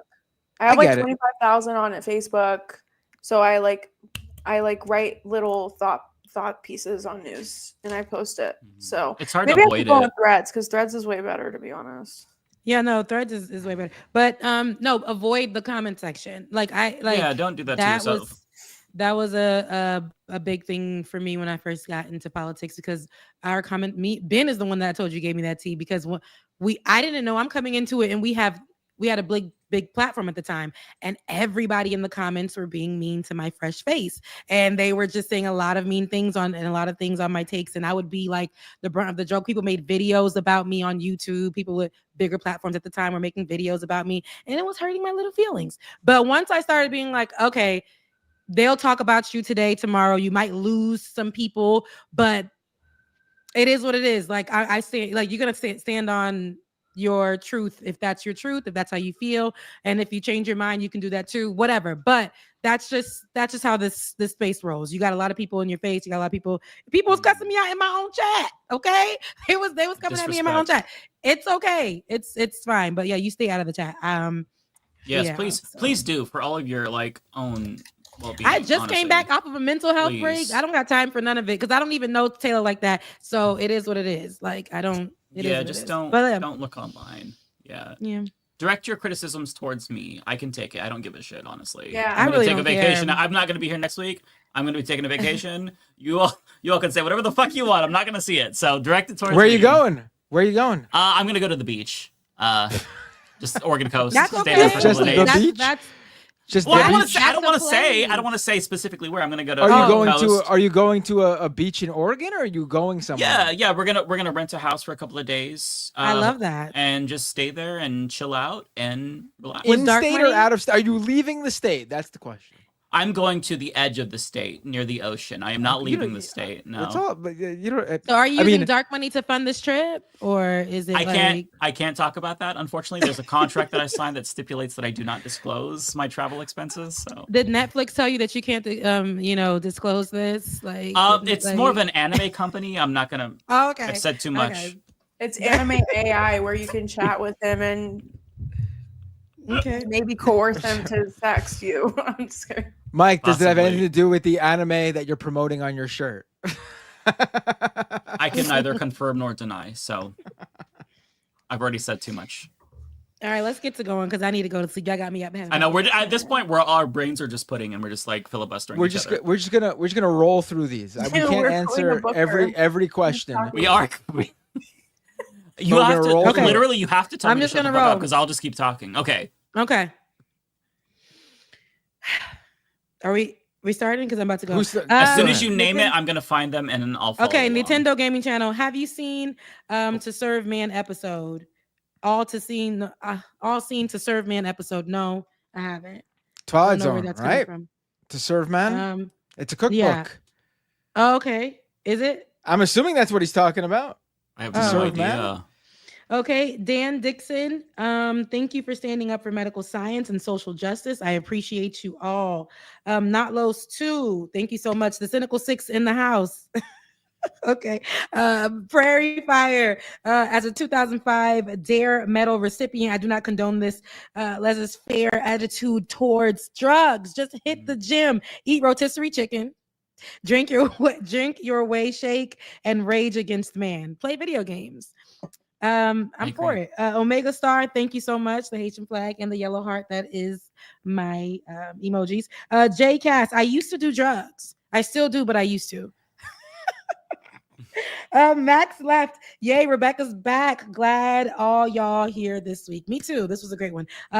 Bay Photo. Okay, but Druski could do a full Borat movie as that character. Absolutely. He could. Wanda. And be just and come off just as inappropriate somehow doing that character as Sacha Baron Cohen was to everyone that he impersonated and met with. Those movies, looking back at those movies, he does not come off well. Looking back, we can see how problematic some of these shows and movies are. We can. But the difference is I can see Druski's issues right now as he's doing them. And Wanda, get off of Druski. Wanda said, I'm sorry. I'm sorry you returned to some disrespectful response from chat, and I'm disappointed in the Leftist Mafia guys tonight. Very upsetting to me. Wanda, it's okay. I understand. But we're disagreeing. We can do that. The chat was on fire, though. I'm gonna say that. Chat was a little flip-floppy. Okay. They was cussing me out. They was getting all up in my behind. And but that's okay. It's guys, okay. We gotta be respectful and absolutely never I don't want to hear ever any misogynistic comments look how I was able to get under Ariana and Rebecca's skin without being a misogynist. You gotta be like that. It gave a hint of misogyny there a couple of times. Wanda disagrees. It wasn't no stress. We were all literally, there are gonna be moments where we disagree, and I'm glad that we were able to show that. I've been on shows with Olay, and me and her go back and forth, right? You guys do get heated. You and Olay really do. We go to toe to toe, and then we'll be on FaceTime talking about a show or what we're cooking or what we're eating because it's not that serious. But dark money, right? Y'all, because y'all gonna say Rebecca said dark money is not disclosing where you get your funds. Yeah, that's serious. So don't say I didn't say that. But Devil's Advocate Productions, Becca, come on my show on this space. Send me an email, RebeccaZora@gmail.com. Send me an email and we could discuss. Sarah, thank you so much for your super chat. Deji Adefue, I want to say I said that correctly. Thank you so much for your super chat as well. All right, y'all, that's me. I love y'all. I'm so happy to be back, and I will see you guys on next Thursday. Happy to have you back. And look, everybody that's coming after Ariana, y'all better put some respect on her name because I don't like the way y'all step into her. Yes. That's I don't like it. We won't tolerate I don't like it. We don't tolerate it at all. I know. Okay, I love you, Guillotine. Okay, bye. You could Take come care. after Ariana a little bit. Okay, that 3 screen is like a jump scare. It's It's awful, terrible. right? It's so bad. Why would anyone purposely do this? It makes no sense. Oh, you just triggered me by doing it again. What the fuck? I was like immediately trying to like push it back. What's My this? face What's just this one? is so shiny. Why would you use this? Why? I mean, I like this one. If but somebody why would wants to be anyone- the main character, But You're why like, would "All anyone right, use guys, this one? It only doesn't make look any at sense. Yeah. Rebecca, one thing that if you see a chatter talking shit like that, what I've learned is that call them out. Like you could highlight the comments, and it scares the life out of them. You have so much power, so don't let them talk shit on your name. Drag them, and they will immediately apologize, like they should. I will So- definitely do that. Yeah, you can highlight it, right? If you click on a chat. Yeah, but it's the mean comments are usually in your guys' chat. Like I read the live feed. I have the live feed on so I can see what everyone says. Like people were first Right. excited that I came on, then they were like, "Oh no, Ariana has a terrible take on this," and then I read the text and everyone was like, "Okay, we understand where you're coming from." So I mean, it's like, was I reading mean, the whole th- thing. I don't know all the comments you saw, but like that's just a comment that people can post that. I mean, that's not attacking you. They just think you have a bad take, right? I mean, Yeah, for sure. yeah. Yeah, but what I don't want to see is them targeting the women in particular. Like we all do get it, but I don't want them to target the women because that's when I will rip them a new asshole. If I see that. Again, I think if I don't want anyone saying anything. Not to white knight, but I'm just saying like regarding it's easy that to being- do that. You know, I when don't- there's so I many don't- men on a panel with just like 2 women. But So I don't want that to I happen. don't want to see them bringing up anything about how they are women, and that's Yeah. and that plays. But in this specific instance, I mean, it was the 3 men had one opinion and the 2 women had a different opinion. So obviously, if you disagree with their take, it's going to come across as that. Unless It was just a terrible coincidence. I should have flipped disqualified, sides yeah. just to argue like You for this can't- episode and then go back. You can't look at it that way. Like unless the individuals said something about them being women, this was just how the sides rolled for this. That the men disagreed with the women, and that was just how it ended up. Yeah. I also just think it's very rare that we all disagree. So when we do, it's almost like mom and dad are fighting. You know what I mean? Yeah. When in reality, it's like we're all cool. We're all like a little semi-dysfunctional family. Like it's all Exactly. love. I don't care enough about any story to like hate one of them over the take. We all agree on everything else, so it's like I don't give a shit. Like it's fun to like hash out our disagreements, but it's not that serious. Even if we genuinely like strongly disagree. So Wait, the hold on. chat should Someone have just that said energy too, not like parasocially like, oh my god, I agree with Matt here, so or Matt's my guy, so I'm gonna agree with him on everything and attack everybody else. Just like don't do that. Yeah. No, I don't want people agreeing with me with everything. Obviously, it means more to me if you agree with me based on my argument. But I just saw someone say that apparently Nick Fuentes canceled on Jimmy Dore yesterday or today.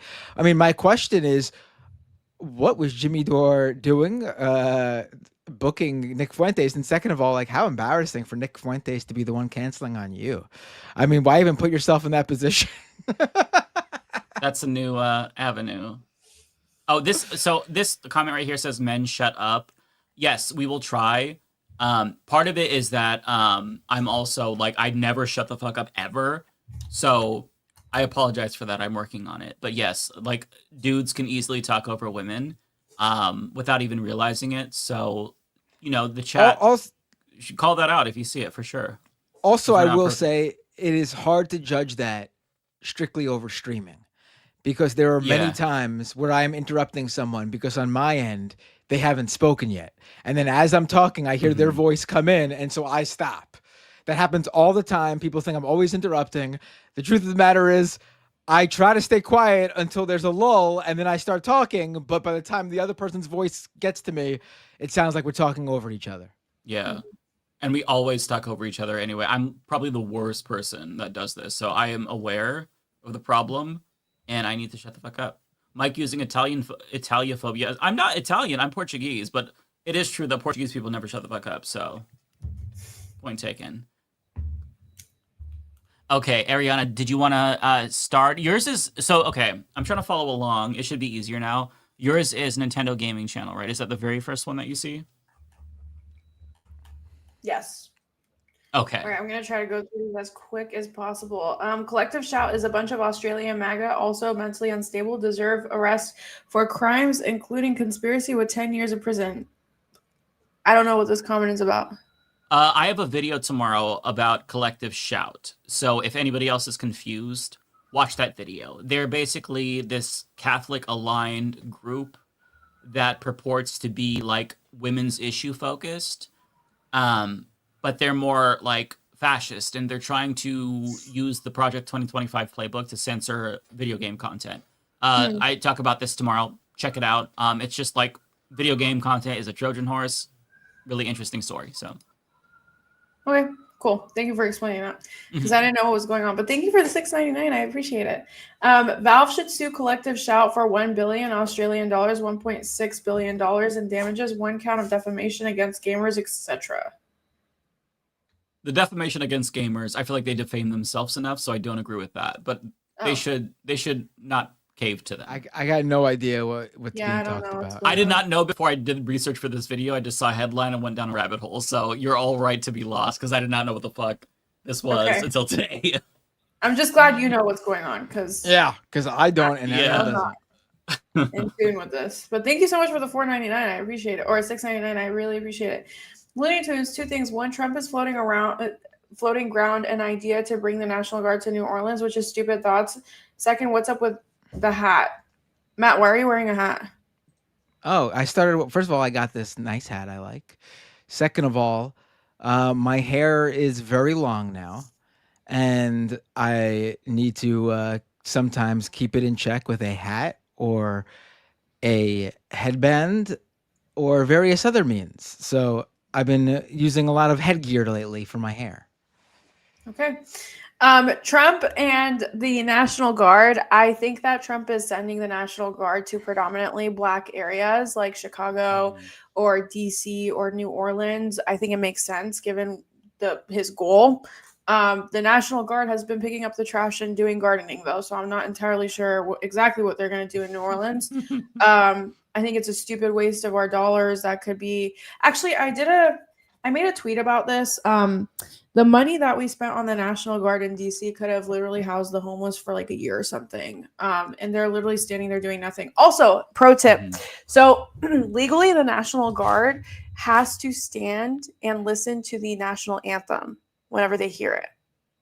I didn't know that. What? Yeah, it's a legal thing. So if they do show up to your city and you do play the national anthem on repeat. Oh my God. You could fuck with them. That's like Ace Ventura when he was like in that movie. Remember, he'd say Shikaka and they'd have to like kneel down. Like that's the power you have over them. Yeah. I'm assuming they'll break that if something like that was. I don't think they'd be like, oh, we can't control ourselves. You got to test it out. Bring a boombox. I'm just saying. There's 2 comments here I just got to address. Number 1, Maya World says he's a journalist. It's his newsboy cap. That's very funny. But second of all, Anodyne Quinine says hide the bald spot, which let me tell you, you can say so many things to me that I can just brush off like nobody's business. But to defile my hair in such a way by claiming I have a bald spot. Guys, don't disrespect him like that. Just unbelievable. There is no Matt, bald I hate spot. to say this. Uncle like that. I hate to say this, Matt. When you did this, there was a little bit of thinning in that area. No, there's like the not. crown. I'm just kidding. I'm not trying to fuck you. I know because let me tell you. I'm such a bad liar. You'll know the day that it happens when I start going bald because I'll disappear from the internet. I'm just gonna be crying in a pillow all day. I have my wife every now and then. You become a VTuber. Just double check to make sure that everything is good. Honestly, this is my hot take. I'm so sorry not to cut you up. This is my hot take. I think men balding is a myth because I'm sorry, women spend so much money on taking care of themselves. You guys can get on a flight and go to Turkey and get a hair transplant. That's true. For like $500. All right. That's it? That's all it costs? It's actually super cheap. I don't know if it's $500 specifically, but it's very cheap. It's like in the low thousands, maybe like 3,000 max. It's like on the whole trip. It's even cheaper for Eric Adams. doesn't have to pay for any of the airfare there. Okay. That's crazy. Don't know why he's bald. He could go get it fixed 1, 2, 3. Actually, Eric Adams could have a whole turkey makeover, honestly, on first class Turkish Airlines. All right, I need to get these. Sam, thank you so much for the $2. No, you're not a movie person. I know you're not a movie person, but what's your favorite film? You guys are going to make fun of me, but I really like White Chicks. It's my high movie. Yeah, I love White Chicks. So when it was on Netflix, whenever I would open it, it was always at the scene when he was rushing to the bathroom. Because whenever I was high, I would watch that and just cry laughing hysterically. Yeah. I love White Chicks. Oh my god, the fact that you said that is crazy to me. Yeah, I have half the script memorized, and a lot of people don't know that about me. Like, I love White Chicks. It's like my guilty pleasure. Oh my god, what a beautiful chocolate man! So it's iconic. Like, you can't come out with a movie like that now because everyone's woke. But very racist movie. I don't appreciate it. The white face. It's okay for what it is. I have no problem with it. Obviously, it's just not my type of comedic. Oh no! I just realized style. Somebody's gonna clip me soy facing when Ariana said White Chicks. Ugh. No, did you soy face? If anyone's gonna get clubbed here, it's gonna be me. You're good. Dan Dixon, thank you so much for being number 1 in the chat, but also $20.25. Thank you so much. Thank you for standing up for medical science and social justice. I appreciate you all. Thank you for sending the $20 and supporting us financially. It helps a lot. You guys are our chorus, okay? You guys. No, literally. No, but actually, like, when you see creators ask you guys to like subscribe to their Substack or send supers or whatever, it's because we aren't trying to go down that route. We're trying to give you guys our authentic us. Support us, guys. Anyways, Kowalski, thank you so much for the $9.99. Best drug ever is coffee. I like my coffee like I like my women. Strong, sweet, dark, preferably fair trade and from Latin America. Damn. Little bit.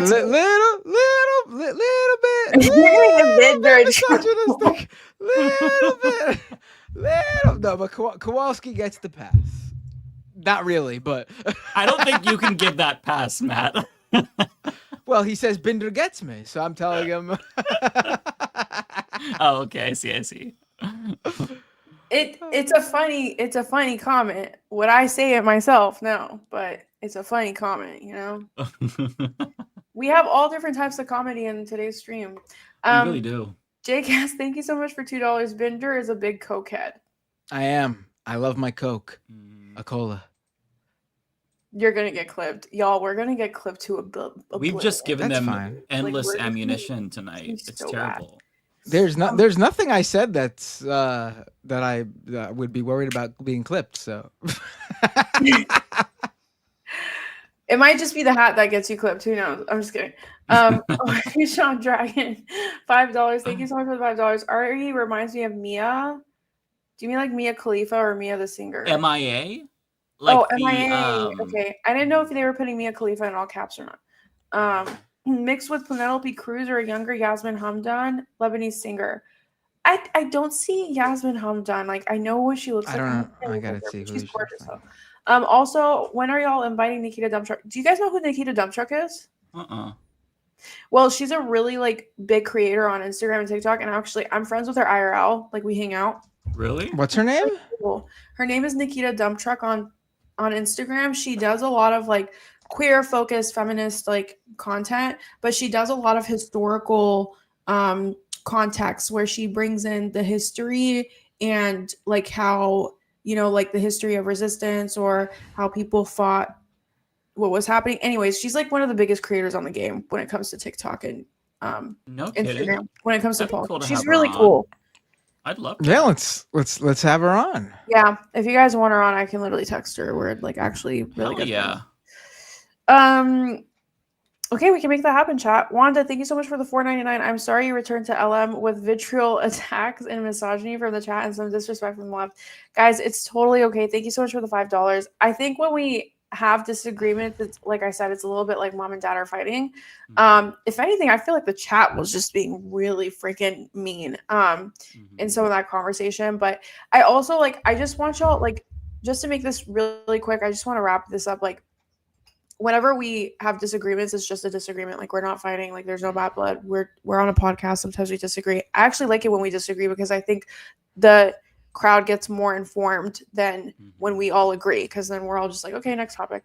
But beyond that, I think whenever we do talk about industry things, or people that we know, or like personal experiences, I would love for you guys to have like more of an open mind, because in a lot of these instances, we are the ones that have personal experience. We are the ones that know the people who are mentioned in the articles. Like, this is our life and our livelihood and like our careers, you know what I mean? So just take a moment, like, breathe, let us go through the debate, and then make up your mind at the end. You know what I mean? But I get it. It's the chat was popping off, and I love that for you guys. You guys are listening, so. But don't pop off in a negative way, okay? Just like understand that even though we talk shit on the internet and we're public figures, we're still human. And so seeing a bunch of comments that are very mean when you're trying to make a point and debate, it's not very helpful. So just like keep that in mind. And I also need to keep in mind, like, sometimes I can get like annoying or loud and not shut the fuck up as well. It's just like, let's all just try to cool a little bit, cool it off. I don't know what I'm trying to say. I'm like, my brain is pudding, but like, just like be normal to the extent that we can in this environment. I don't know. Sorry. Yes. I'm filibustering again. See, this is what I mean. I don't shut the fuck up. You have to tell me. I love it. I'm still here. So, Max Left, thank you so much for $5. Thank you, Ariana, for sharing your perspective. I'm sorry she treated you like that. It's okay, guys. I'm fine. I survived. We're all good. But thank you for $5. I will say, when she was, y'all, she sent me paragraphs that I didn't answer. Like, that was just one part of it. Like, it was like text after text after text after text that I just did not respond to, because I think she was just like really in it in the moment. I did get a panic attack. I'm not gonna lie to you, but I did survive. Like, it's fine. Like, whatever. It's all good. Venetia David, thank you so much for being number 2 in the chat. Thank you so much for the €10. We support you fully, Ariana. Thank you so much. I really appreciate it. Thank you. Joseph Kerr 27, thank you so much for the $10. I disagree with you on the article, totally fine, but I agree that Taylor's behavior on socials is bad. I don't know if you guys are aware of her conversation with Jessica Burbank, but that was very bad. Please read the contract, though. I don't have access to the contract, but if I do get it, I'll read it. I'm also not an attorney, so I don't know if I'm like the best person to read it, to be honest, but it's totally fine if you guys disagree with me on my take with the article. Like, you guys don't have to agree with me on everything. That's fine. You know what I mean? Look up 1242. Oh, also the whole Jessica Burbank thing. Yes, I do agree. That was hard to watch. 279. Thank you so much for the chat. Ariana, steer clear of extremist Karens. Will do. Thank you so much for the donation. Omega Shanron Dragon, $2. I have colorful words for her. That was horrible. Ari, thank you so much for the $2, guys. I don't want any part in going back and forth with her, and I don't want y'all to do that either. Like, please just be nice. Don't attack her or say anything mean. I'm not with that. It's just that I just wanted to explain my side and my experience, and that's it. Like, it's fine. Like, it's all good. It's water under the bridge for me. Like, it's good. I was just making a point. Philip, thank you so much for the $10. Sorry this was stressful for you, Ariana, and I'm glad to see you here on Leftist Mafia. Thank you for sharing. Of course. Thank you so much for the $10. I appreciate it. Bay Photo, $5. Thank you so much. Well, there's one takeaway everyone seems to be in agreement on: views on David Pakman. That's fair. Oh, that's funny.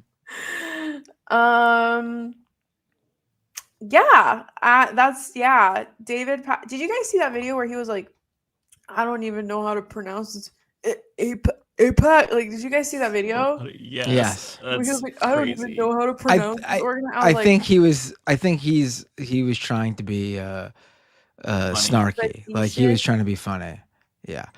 I think the whole thing is just like, the thing that bothered me, like, the article was not the end all for any of these. The article was really an attack on how Chorus ran things, more than not an attack, but a critique of how Chorus ran things than on any creator.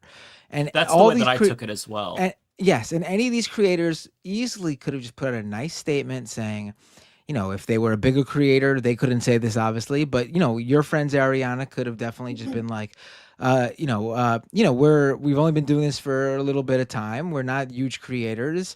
We're learning here, and while I disagree with some of the points made in the article, I understand the broader point that we are news creators and we need to be more transparent with that responsibility, and we'll just work harder going forward to live up to that. That seemed super simple, and everyone would have forgot about it really quickly if that was the response, but it wasn't, and I think that's what let this go on way longer than it honestly should have. I mean, I told my friends, I was like, stop responding. Just like stop responding. Like stop. Just stop. Like it's just not. Yeah. I think every response was also giving her more ammo to keep talking about it. Like just stop. Like you want people to stop talking about it, stop talking about it. But it's hard when people are talking all this shit about you and then you're trying to respond. I don't know. Honestly, I wasn't a part of any of those group chat, like the chorus group chat specifically. So I don't know what conversations they were having or what prompted them to say the responses that they did. So, Colombian Rican 9 New York, thank you so much for the $5. I understand your reaction. I don't agree about chorus. I was very conflicted before today. I'm happy you cleared the air. You're awesome and it's good now. And it's all good now. Thank you so much. I appreciate you. Thank you for the donation. Sunflower Dragon, $10. For Mets concerning for me, what's concerning to think that the Dem overlord are able to seep onto online leftists. I also understand you standing for small creators. It's admirable, but I don't agree. Fuck the patriarchy 143.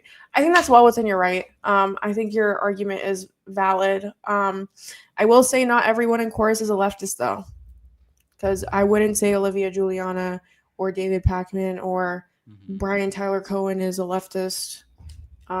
So I would say it was more of a spectrum of different creators. I wouldn't necessarily say it was leftist to be completely fair. But yeah, that's well within your right. Thank you so much for the $10. I appreciate it. Sunflower Dragon, $2. White Chicks is evergreen. I agree. Yes. I agree. It is so evergreen. Super Platonoman, thank you so much for the $2. Did you see Rathbone on Tim Pool? He's embarrassing. I unfollowed Rathbone a while ago. I don't know. Did you guys see it? I don't engage with that man. I did not see. I saw that he was on Tim Pool, but I didn't watch any of the clips. I don't know who that is. I can't speak to it. Yeah, I don't know. There was this whole thing about Rathbone where the reason why I don't follow him or I don't engage with him, and I did call him out on this personally as well. There was back when the genocide first started, Qatar and Al Jazeera invited creators to go to Qatar to speak about the genocide that was happening in Palestine. It was about a year after it happened. They didn't invite a single Palestinian creator. Most of the creators were white or non-Middle Eastern. And so Rathbone was one of those creators that went there. So a lot of Middle Eastern creators, alongside myself, called him out on that because we felt like they were taking up space. But also, he did this like GoFundMe fundraiser, and he fundraised about $11,000 to go to that event. Turns out the event was fully funded for, like the ticket and everything was funded for. So we were all like, where did this donation money go? There were multiple Palestinian content creators that called him out. He never responded, never showed proof on where the money in the GoFundMe went. So that was honestly what prompted me to do a public call out of him. I personally called him out as well, and then I unfollowed him. So I don't know what that man does. How does this debate on Tim Pool's channel have so few views? Is Tim Pool losing viewership? The debate only had the Shapiro's doing terrible on YouTube too. Ben Shapiro's like his channel is like dying. The David Wire is dying. They're all doing really bad. The debate was almost a week ago, and it only has 53,000 views now. 53,000 views on my channel. I would have been jumping for joy, but on Tim Pool's channel, no, they're all doing really bad. Even Charlie Kirk's page is doing really bad too. Like they're all doing really bad. Wow, that's encouraging. I mean, I really do think that like this feeling of burnout that I've been feeling over the past year isn't a personal thing. I really think this might be a widespread feeling on political content in general over the past year or so. Yeah. I mean, Charlie Kirk has almost 4 million followers and he's getting 17,000 views on his video. Like 44,000 in the highest range. He has What? one video that got around 275, but that's like the highest one in the past like week or so. When was this? When was it posted? When was this video posted? The 275 one, it was 7 days ago. No, the smaller one. The smaller ones, 2 days ago, 8,000. What? Wow. I thought you were gonna say like maybe like 5 hours ago, and I could be like, yeah, maybe the algorithm will pick it up and it hasn't picked up. But 2 days ago, 8,000. 42,000 one was 3 days ago. He has one 8 days ago, 9.9 thousand. 9,000 8 days ago. Wow, I see that one. Wow. Yeah, they're not doing that well in engagement. Like they have a lot of subscription numbers, but their engagement is like flopping. The only person on the conservative side that is doing well with engagement, I would say, is Candace Owens. Oh, well, that's because she moved from political content to do culture stuff. Yeah. So also That's she the has way to some go. white dude doing her show. What is that about? Fuck. I gotta fucking move on from this politics stuff and start doing a Wait, who's channel this all white about. guy on Candace Owens' page. What is going on here? What happened? There's some white dude on Candace Owens' page. Is it her husband? No. What is going on here? By the way, I don't know if this was for you or for Rebecca Ariana, but I just wanted to point out this super sticker. It was between one of you, so I just wanted to highlight this person. Oh, okay. Thank you for the super sticker too. I appreciate it. Yo, do you know what's going on with this white dude on Candace Owens? Like just speaking for Candace Owens? Oh, I see him. I see who you're talking about. I see who you're talking about. This dude is like he got big as like a TikTok guy. Ian Carroll. He's like a conspiracy theorist who claims he does journalism, and he just regurgitates other conspiracy theorists' work. So he's copying from people who aren't Candace even. Owens? Like, why is he taking over her show? My guess, he started doing the videos 3 months ago. I'm assuming Candace Owens took a 3-month vacation and hasn't been, and thought it'd be a better idea to keep her channel active than just letting it sit there for 3 months. Oh. Is it raining, Matt? I'm in a closet, so. Oh my god, it's storming. It's just like So I have no storming out of window. nowhere. I can't see. I could check the weather report though. It's like a full blown, like it's showering outside. I hate Anyways, yeah, I was confused by that white man. I was like, what the hell is this going on? This man is not her husband. I don't know why he's on her page. That makes sense though. All right, guys. I love you guys so much. Thank you so much for having me. It was so nice to be Love you so much. here. Thank you for coming back. Thank you so really much for enjoyed hearing chatting me. with everyone again too. Yeah, thank you so much for hearing me out, guys. I know it's tough. course. I know it's No, I'm glad you were up for it because people were obviously talking about it, and you didn't have to, discuss it if you didn't want. But you did, and I Yeah. think it worked out for the best. I don't think, I think it was a good conversation. You're a great debater. You're super smart. So I mean, you can defend your position. I think people know that, but I don't want you to feel attacked or anything like that. No, not at all. Not at all. I didn't feel that way at all. You guys are like my little family. Like I swear, I never Okay, felt that's that way good. at all in this conversation. And for those of you in the chat asking if I'm gonna, I need to change the Wi-Fi in the apartment that I live in. I'm sorry, guys. After my dad died, I was not doing well. But I think I'm finally like back to my kind of like semi-normal mental health. So I'm definitely gonna be checking on the Wi-Fi and start posting YouTube and stuff too, because we were like building our YouTube channel up Your too. but I YouTube, just couldn't yeah. do it. Your I YouTube just videos couldn't are do it great. I all. used to watch a lot of them. Yeah, thank you. I just couldn't do it anymore. I was like, ugh, I I don't gotta blame go. you. No, I don't blame you at all. I hear that. Yeah. No, I don't blame anybody in this time that needs to take time, especially with all the shit that you've been through. Yeah. That's bad enough, but the politics as well, it's just draining. So I So don't bemoan anyone that needs time off because Yeah. I'm taking time off next week. Like, As you should. Honestly, you've been the most consistent one, so you deserve it, to be honest. yeah, you got to from time to time. Otherwise, you just go crazy.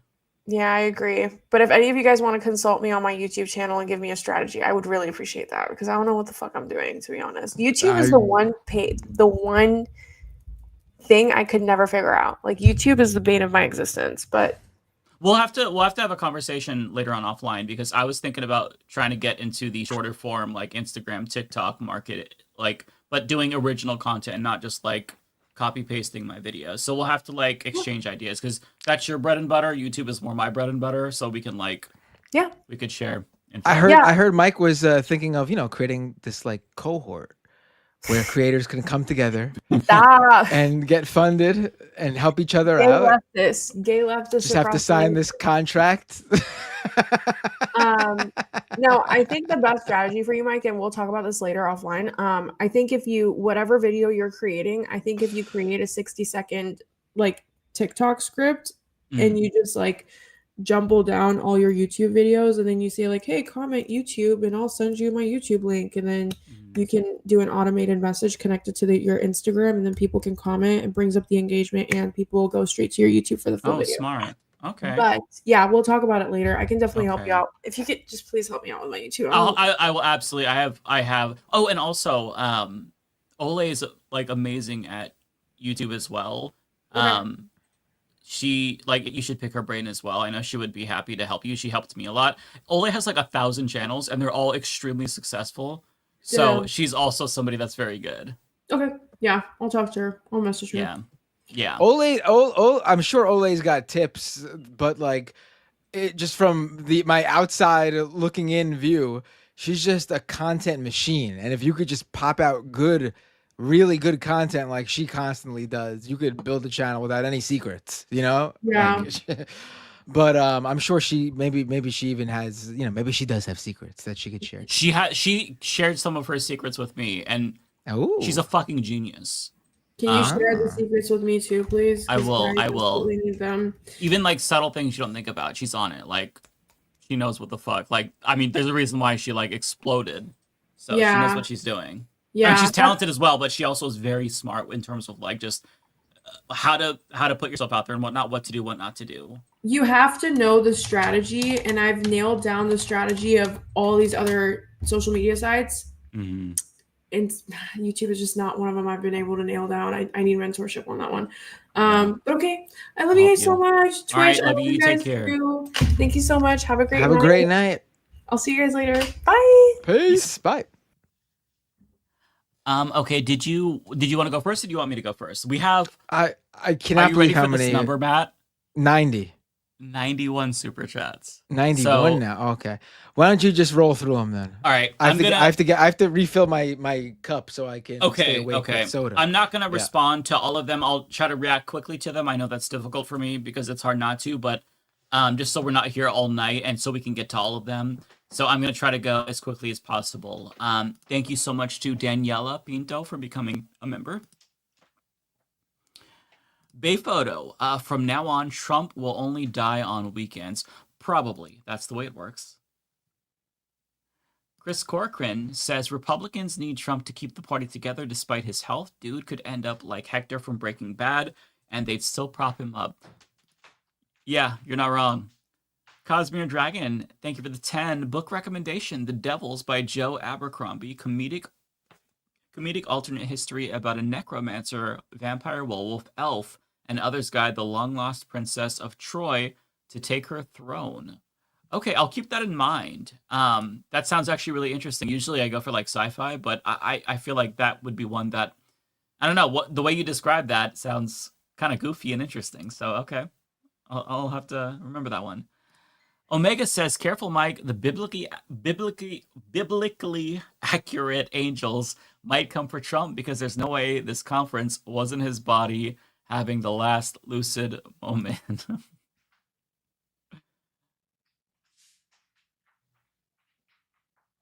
There we go. Sam says, thoughts on a Dem saying Zoran should leave the party. I don't know which Democrat said that, but of course they're insane for thinking that because he is breathing new life into the party. So anybody who thinks that, they're either stupid or they've got to be a Republican op, in my opinion. Omega says, also, I just reached Egghead and OP. No kidding. Okay, so you're at the very end. OP is One Piece, for those who don't know. Yeah. You basically almost caught up. That's awesome. Do Not Worry podcast. Hey, I missed this during the live stream. Didn't see this. Love you guys. Thanks for coming on, Mike. Good night, guys, and have a good stream. Thank you so much. Really appreciate Anthony. Everybody, if you haven't already, go subscribe to the Do Not Worry podcast Incredible progressive content from Anthony. He's hilarious. Lebanese streamer. He is awesome. Subscribe. Can't recommend him enough. ZX the Almighty. Thanks for the 10. I've been trying to take the R slur from my personal lexicon, but RFK makes it so hard. That conference was insane. I wish that we were able to get to more of it, but we were all really excited that we got to talk to each other. But yeah, it was really crazy. What's the R slur in this context? Is it Robert? Something about that with regard to Kennedy. Yeah. No, I'm saying Robert because his the name Robert is slur. Robert.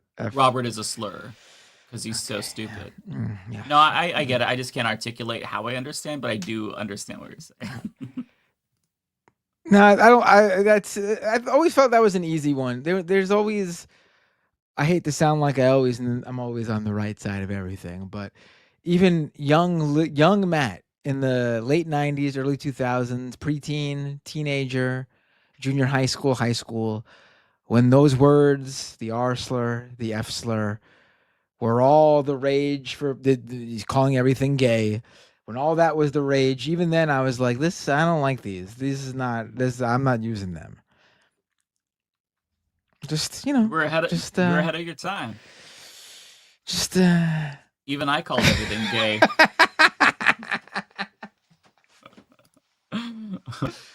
Jeremy Elwood says, video game. Have to play as RFK and convince populace facts bad. If so, followers perish, you lose. If not, you perish and lose. Only way to win is resign. Bayphoto says, thank you for the 10, by the way. Hope Senator Barrasso and Senator Cassidy are haunted by their confirmation votes for RFK. As doctors, they violated the Hippocratic Oath. First, do no harm. They don't get to take it back in a Senate hearing. They absolutely have got to live with that shame forever, although I don't think they have shame, but I agree with your point. The robot chicken says, Trump has the power of the cult fruit. JD Vance carries a fruit on his person at all times, so when Trump dies, the power will transfer to him. I don't know. This is a One Piece reference also, by the way. In One Piece, you can eat fruits, like devil fruits. They give you powers.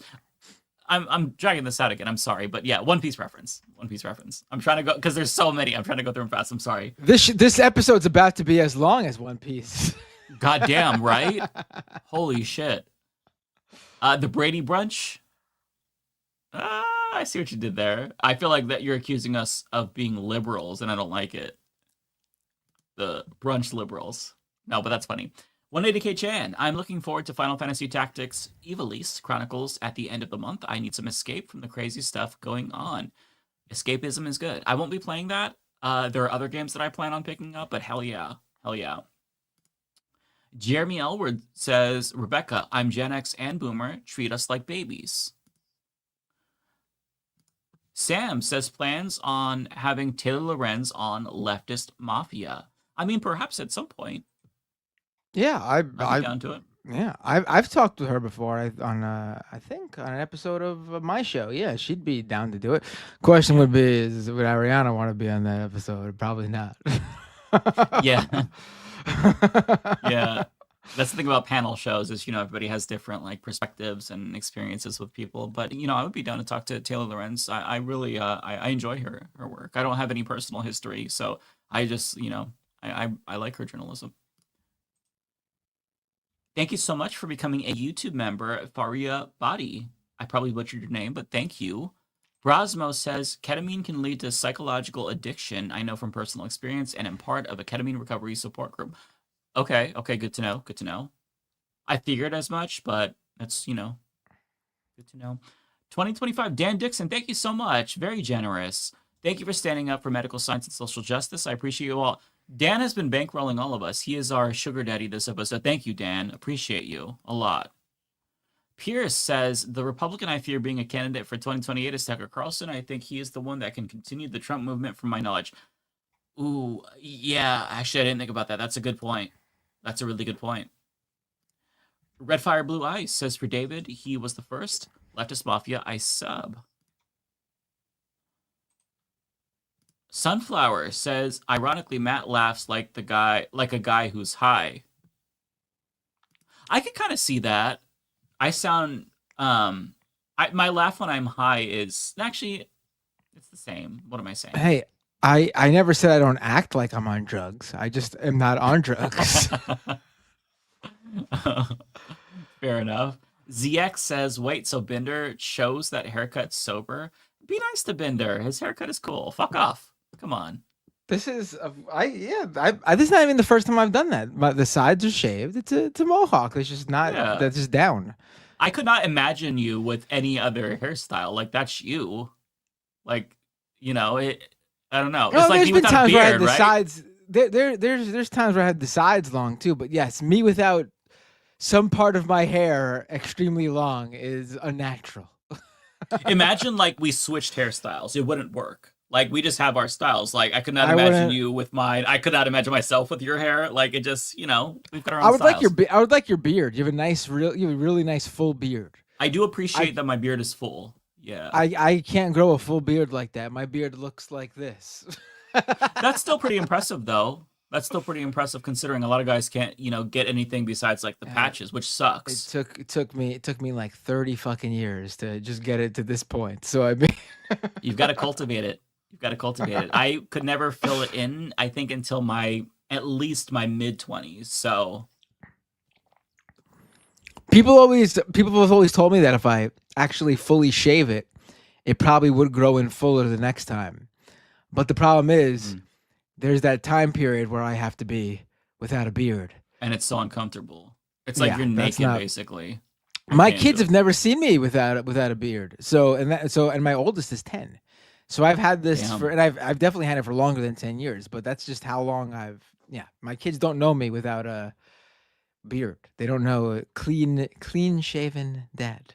You ever see the videos where like this dude will shave and then he'll show his face to the baby and the baby will like be weirded out? Like, there's one video in particular I'm thinking of. It was kind of funny. There is a part of me that really wants to do it because I have 3 kids now, and all of them are at a good age gap where their reactions will be very different. I have a 10-year-old who will have an interesting reaction, but he probably won't cry over it. I have a 6-year-old who will 100% cry about it. She cried when I got my, because she was there with me when I froze. Hello? Oh yeah, I froze for a second. My 6-year-old, when I told her I was going to get my nose pierced, my septum pierced, she cried. She's like, "Don't do it. I don't want you to have a nose ring. No." And now she tells me she can't see without it. But she is very specific with these sorts of. That's actually adorable. Kids, I mean, yeah. I'm dying, maybe a little bit for the baby, almost 3 months. She's getting to the point where she's like touching my beard. My wife is very upset because it is clear to everybody that I am her favorite. Like, it'll be instantaneous. Someone's holding her. She's bawling, screaming, crying. They pass her to me immediately. Just nothing. Just stops completely. No crying. So she's very close to me. And if I feel like if I wait a little bit longer till she's old enough to like realize what a beard fully is, I'm going to shave it and we'll get a really good reaction out of it. Nice. Alrighty. So we have membership for 6 months here. Seahart, thank you very much. Appreciate you. Jeremy, thanks for being a member for 2 months. Appreciate you.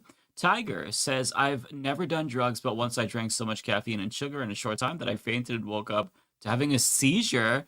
Had a college paper due. Jeez, that's like fucking an insane amount. My goodness. That's actually scary. Thanks for the gifted membership, Jeremy.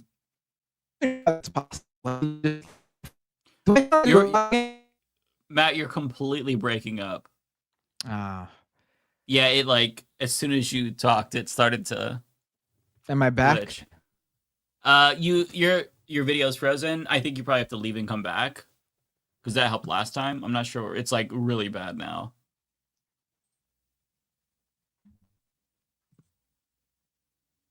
Okay, I'm gonna keep reading while you sort that out. Yeah, it's so messed up. Jeremy Elwood says, speaking of indigenous people, rip Graham Greene. Rachel Atwood says, remember Evo Morales roasting European baldness? I don't know if I saw that, but I need to look it up. ZX the Almighty says, after I gained weight in high school, everyone said I looked like Bobby Lee.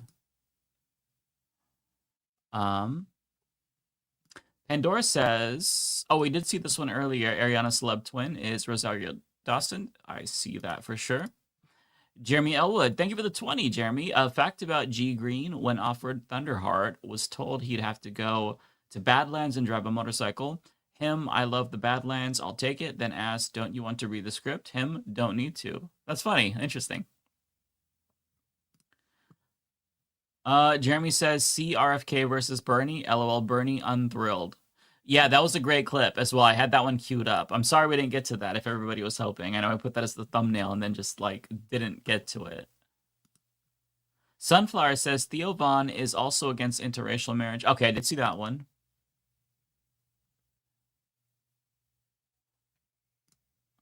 Sunflower says, I see people like this all the time in Florida, referring to Druski.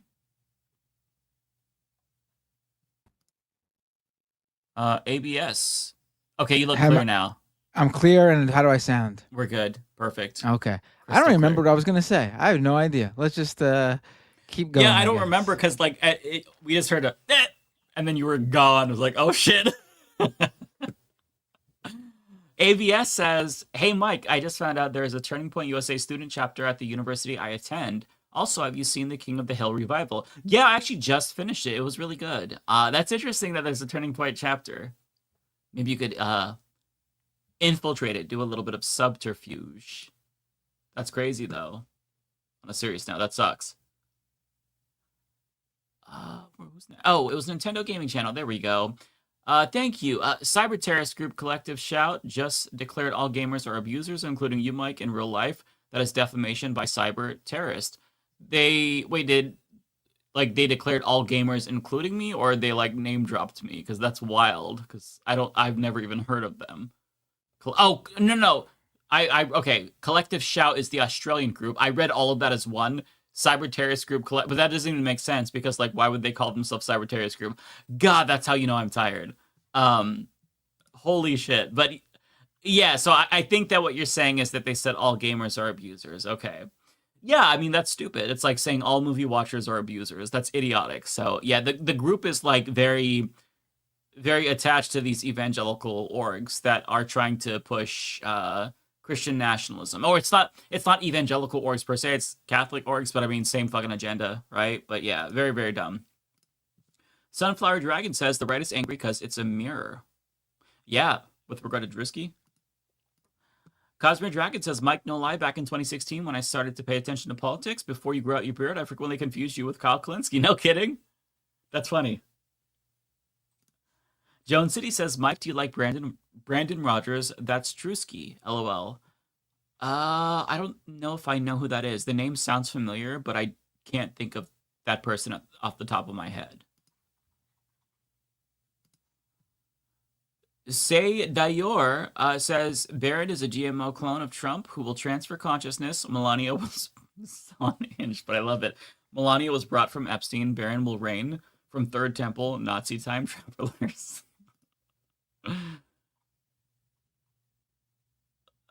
Let's see. Tiger says, Druski reminds me of your fave, Johnny Somali. Oh, you know I fucking love Johnny Somali, Tiger. You know I do. 180K Chan says, is the executive order they are doing on trans people used on mentally unwell people? Not saying trans people are that. If a Democrat takes office? I think what you're referring to, if I'm thinking of the right thing, is the Justice Department trying to characterize trans people as mentally unwell as a pretense to take their guns. I think that that's what they're doing. That, my friends, is a slippery slope. And I don't think they want to open Pandora's box with regard to that, but if they do, that will come back to bite them. Redfire Blue says, Mike, what is your sweet baby fur's name? My kitty's name is Sveti.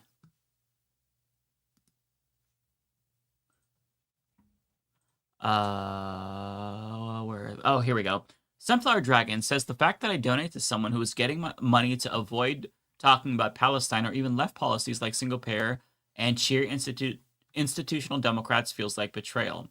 Yeah, I mean, I would agree with that. I wouldn't want to support somebody who is espousing things that are antithetical to everything I believe, for sure. So I understand that perspective. I agree with you. Rachel says BTC plus his response to the article sucks. I liked him. Yeah, I mean, I always had disagreements with him, of course, on certain issues, but he seemed like a more liberal person that didn't go out of his way to attack progressives. So I had a respect for him. We're mutuals. But yeah, I really did not like the way that he responded to the article. So that definitely, like, in my opinion, it kind of changed the way I view him, which sucks. Yeah. It was such an easy article to just say, we will do better. And they refused to say that. No, because there's gonna be liberals in the space, right? Like I acknowledge that. I'm not trying to tear down liberals. It's just not a great way to handle it. Not at all. Jeremy says BTC and Pac-Man are partisan trash. Said it for years.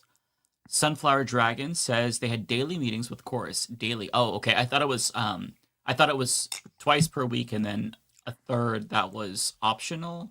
But I mean, it's different seemingly criteria for creators. But yeah, that's a lot. Fuck that. I would never agree to that. Let me see. I'm gonna take away that one. I'm sorry, I didn't mean to put that on the screen. I'm not gonna showcase anything that attacks our members. You can disagree, but like, let's be nice to them. Okay, where am I? Just got lost. Sorry. So the next one is Checkmate. There we go. Okay. Hey, Mike, do you think right-wingers know that destroying gaming and entertainment at the same time the fucking economy will end them culturally? I don't know if they thought about it. I think a lot of people voted for Trump not thinking about the consequences fully, and they're going to find out now.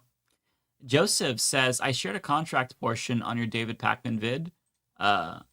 Can't fit it in the message, but you should look at specific text. There are protocols for disclosure for a reason. I've watched the vids, by the way. Creators lie. Okay, so you put it in the comment section. Okay, I'll try to look out for that. Sunflower Dragon says, I want to know how many Chorus creators were invited to the Biden White House last Christmas. Yeah, I mean, look, there was very specific people who got that invite, right? I don't know if Chorus, I don't think Chorus was formed back then, to be fair, but like the people who went on, some of the people like Olivia Juliana, David Pakman were in Chorus, so, you know, lots of libs. Okay, the next one here is going to be from Sunflower Dragon as well. Yeah, there we go. Thank you, Sunflower Dragon, by the way, for all the super chats. My anger is only at Chorus. I fully understand struggling creators who accept the funding. They may not understand, but they're being used. That was my take as well. It felt like predatory towards the creators. And yeah, I agree. My anger primarily is with Chorus for taking this dark money. I think these kinds of programs are great, but you can support small creators without these kinds of predatory ass contracts with these stipulations that I think creators should not be subjected to. But it seems like a lot of them reluctantly took it just to make ends meet, which right. But like, listen, I felt like this article was obviously more critical, of course, than anything else, and maybe some of the bigger creators, you know, if you get involved with something like this and you don't know where the funding comes from, you're taking a gamble. And if your audience finds out and doesn't like it, then, I mean, that's, you knew you were getting yourself into this. Like, you can't sort of have it both ways. You accept the money, but know that you don't know where it comes from, and it can come back to bite you in the ass. You're making that gamble there. Yeah. You really can't be upset about it when it happens. You just got to take it as it comes and have the correct response, which most of them, I don't know if I saw anyone who did have the correct response, honestly. That's what absolutely, helped me form my opinion. So on that note, Tejaswi, I'm so sorry, sends 100 rupees. Thank you. Who is Matt to question Ariana on why she's giving a different perspective to defend genuine creators she can vouch for? More power to you, Ariana. I don't think that Matt was questioning her integrity or anything like that. We were just trying to like hash it out. So. I mean, I'm assuming he's talking about when I brought up how like when I said respectfully to Rebecca and Ariana that it seems like they're defending creators they're specifically familiar or friends with. And I mean, I don't know how else to describe what it seemed like was going on, honestly. I mean, you know, I think it's good to defend your friends, obviously, but sometimes the best way you could help your friends is by giving them some hard truth when they need it. You know, if one of you guys did that, I would be, you know, I would tell you guys the same thing. I wouldn't give you guys. That's true. I wouldn't give it to you easy. I would be like, you fucked up. You know, people think highly of you. What were you thinking? Or you rolled the dice. You hoped you wouldn't, this wouldn't come out, and it did. And now you just gotta pay the price and get through it. Yeah, actually, that's a great point. Because I think we genuinely would have the same energy for all of us in here. I think we just have the same. We're all very like consistent in principle, or we try to be as much as we can. And yeah, I would if I found out that Matt was doing that or David, I'd be like, well, why? Why would you do that?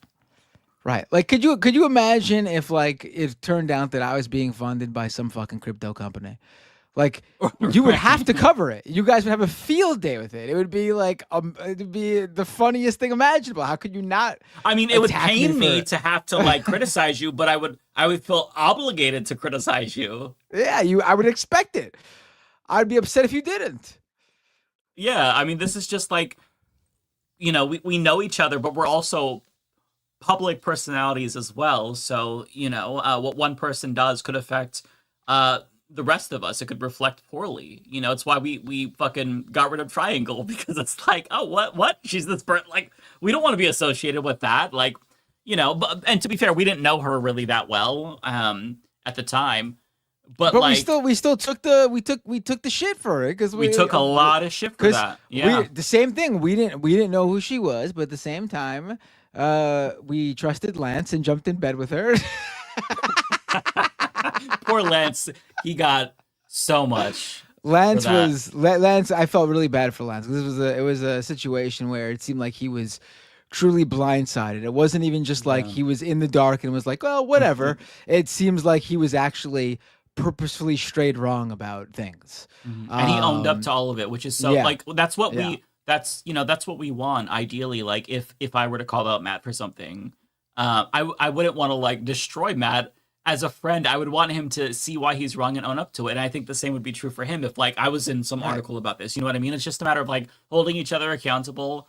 And sometimes you fuck up or you do something that's scummy, you're gonna have to eat shit for a while. That's the business. Right. And if I didn't own up to it, then I would expect Mike to fully destroy me. I'd expect him to leave me and my kids completely homeless without any food. And I don't think I'll take things that far. I think that's a lot. I would expect you to ruin me, completely destroy my. Damn. I wouldn't take it that far. Listen, like I truly think like in this line of work. And we're talking about like people who consider themselves to be reporters, journalists, news commentators, political commentators, talking heads, pundits, whatever. This is fully the business here. Like if you fuck up with that, that's it. Like you what else do you got as a reporter, as a journalist, as a news commentator, other than your word and like what you say? Like if you lose that, then I mean it's like a pitcher losing his arm. Like you can't do the work if people lose that trust of you. So like that's why I take it so seriously, because it's a attack on what I do, to be quite frank. Yeah, no. I mean, it would help a lot of people to take dark money in this space. I'm sure a lot of people could benefit from it, but they don't. We individually have left so much money on the table. I just told you all last week. I got an email about getting a sponsorship from Alienware. I did not take that. They're owned by Dell. I found out Dell is on the BDS list. Would it be nice to have whatever amount that they're offering for that? Probably thousands of dollars. Of course. No, not going to take that because I want to sleep at night, and I think my principles are more important. Sure, it's easier for me because I've been in this space for a while, so I can actually make it and support myself. But still, even when I was just starting out, I would not sell out because then what's the point? It defeats the purpose. Your integrity is everything. Your reputation is everything. Once you lose trust, you're not going to get that back. So right. That's what people need to understand if they want to get into this space. As a leftist, as a right winger, you could sell out and take whatever the fuck money. Your audience won't care. But as a leftist, you've got to live those values as much as you can. Okay. Fly Chomper Fly says Kat's image was not okay. She was asked to be removed. Yeah, she was. I'm interested in the background there. Like how that even happened. Was she in talks with them at some point and she just didn't? She decided not to do it, or did they just like outright randomly decide that they wanted her to represent them and just use their image? I mean, I got no idea, honestly. I'm not making any sort of proclamation. I'm just throwing out two scenarios that I could only think of would be the reasons why that would even happen. Yeah, I have no clue. That's just that's really weird.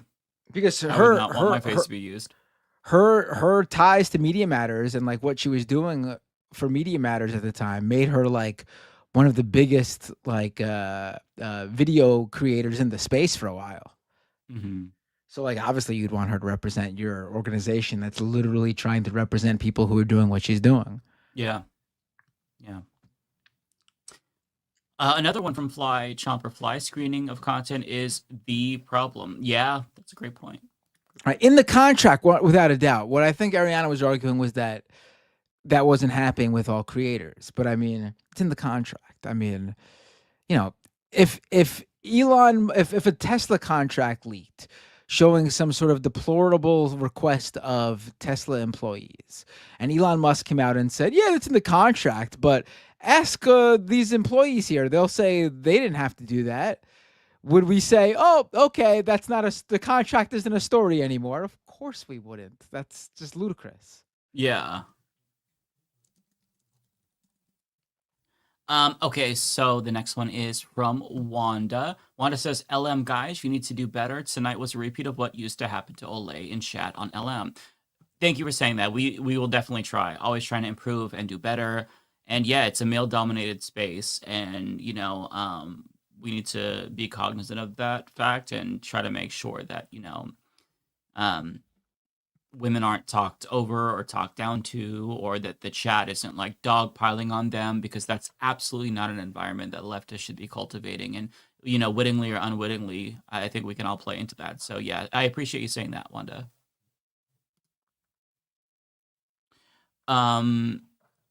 Jeremy says, anyone want gourmet sabzi? I made too much. I don't know what that is, but sure, I'll take some. Tara says, you took on the pyramid. How is Iranian DP scarier? stew? Ooh, it's the national... fuck yeah. Ooh, I want this Iranian stew. That sounds amazing. Is there meat in it? If there's meat in it, 110%. If it's just like a herb stew or something, probably still is good. But I'm a meat eater. Throw some meat in there, and I'm 100% down. That just sounds incredible. I've never tried Iranian stew. I would be down. Terabyte says, you took on Pyramid. How is DP scary? No, it's not that I'm never gonna be afraid to share my opinion about creators. I don't like being involved in drama discourse. The reason why I talked about David Packerman in my videos, because I think it was genuinely harmful what he did. This isn't drama. This is a legitimate news story. That's the thing that's so That's true. This is a real news story. Yeah. I mean, I feel strongly about this. So I felt like, I said my piece last week on Leftist Mafia, but the lawsuit threat, especially given with Ethan Klein suing 3 female creators and I hate that. I think that if you're in this space, you have a responsibility to uphold like the values of free speech, because we all benefit from being able to talk shit. So yeah, that's why I decided to make that video.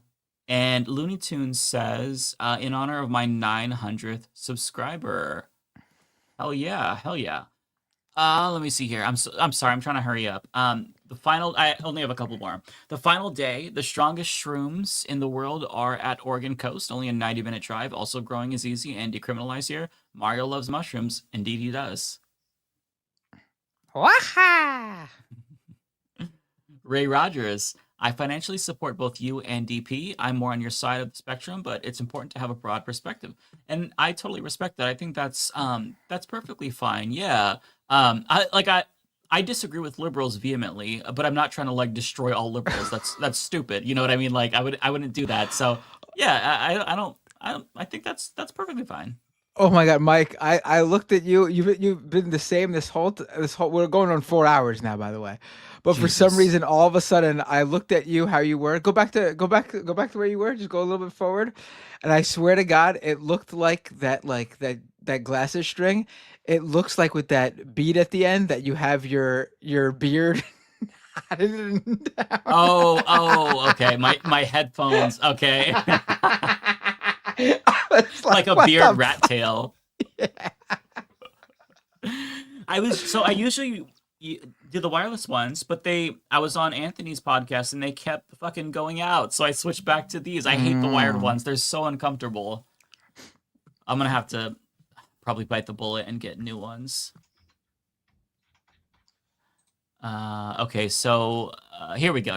I'm sorry, I keep losing my place. I'm so tired. Sunflower Dragon says, to sum it up, Taylor can act like a C, but the reporting was solid. Always stand in your truth. Kowalski says, if Pac-Man fans get upset, remember the lion does not concern himself with the opinion of Zionist sheep. Shots fired from Kowalski, damn. Albert Hughes says, shout out to Intelligence Officer Josephine Goldview and Green Beret LT Colonel Anthony Aguilar, who were arrested on Wednesday for protesting a Senate hearing accusing the Committee of Genocide complicity. No shit, good for them. I saw a video of that. Yeah, they get pulled out. They're in full uniform and everything. Good for them. Fuck yeah. Good for them. The next one is from Super Platinum Man. Grand Linehan is so cringe. Yeah, that's the guy with like a ginormous head who's a turf. Yeah, fuck that guy. He's stupid. He was behind, what was that sitcom, that British sitcom, the IT Crowd or something? Oh, was he? Yeah. I never really watched it, but I heard good things about it long ago. But I think he's lost all sort of, people just hate anything he's tied to now. Oh yeah, I don't blame him. He's like crashing out over trans people. It's like fucking J.K. Rowling. Timmy Noir, thank you for the 10. Says, on anime, Mike, do you watch any Gundam? I don't. The Netflix Gundam film Hathaway has the Earth Federation force using a force like ice called the Manhunters, looking for illegal space aliens. Oh, no kidding. No, I haven't watched any Gundam, but maybe I'll check it out when I finish Dragon Ball Super. Oh god, I keep losing my spot. Here we go. The Final Day says, meant to ask if you saw the newly formed Western Health Alliance for vaccine recommendations. I did see that. California, Oregon, Washington standing against RFK. Other states to follow. I hope so. Tara says, please, Mike, I'm tired. I know, I'm so sorry. I keep extending it as well. Tara, you don't have to stay. I can moderate just in case. I'm so sorry. You can go to bed. I feel really bad. Shared says, just wanted to say love your content. Thank you. That's really kind of you. I appreciate you saying that. Jeremy says, posted a link to recipe in chat. Hell yeah. Okay, thank you, Jeremy. Okay, that's all that I have. That's all on you now, Matt. Oh boy, because I left. A lot of the chats are missing in StreamYard, so you got to go through them for me. That's fine. I'll just pull them up and you can. All right, Chris, aka Cult of Personality Birch, with a member for 6 months super chat. What's up, guys? Binder, do you think AJ Lee will return on SmackDown this week? It should be a great show. I mean, that seems to be where they're going. Oh no, with, they asked the wrestling question. With Becky Lynch slapping Punk and attacking Punk and Punk not doing anything. It seems like that's where they're going with it, right? I mean, be pretty crazy. She's been gone for what, a decade plus? I'll try to move on from the wrestling one now.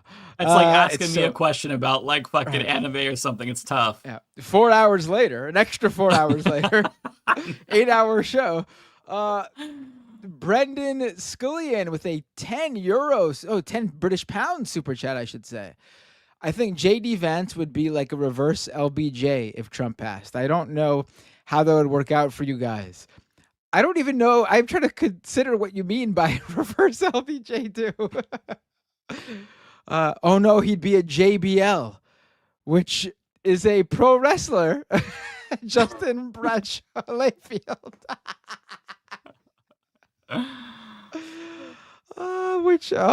Let's move on. But I'll just keep clicking ahead. Riddlor CVE with a super chat. Thanks for adding the song. I've been following all of you for years. Started with Majority during Occupy. I'm 56, 100%. Y'all help me move further left. You're 56 doing music, cool music like that, my friend? That's impressive. Yeah. Well, I mean, I don't know any 56-year-olds dropping music like that. That's incredible. I did not know this lore about you. Awesome.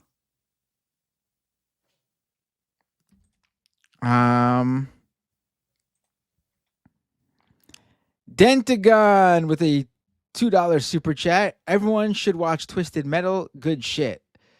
I agree. Looney Tunes 9000 with a salty sticker. Dan Dixon 2025. Thank you for standing. Dan Dixon with a $20.25 super chat. Thank you for standing up for medical science and social justice. I appreciate you all. Archangel with a $10 super chat. I think with people like Cheney and Kissinger, they sold their souls to the devil for extended lives. Trump was likely scammed by Satan and got knockoff life extension that is glitching out now. Tokyo Hans sent 5 Matt Binder gift memberships. Thank you so much.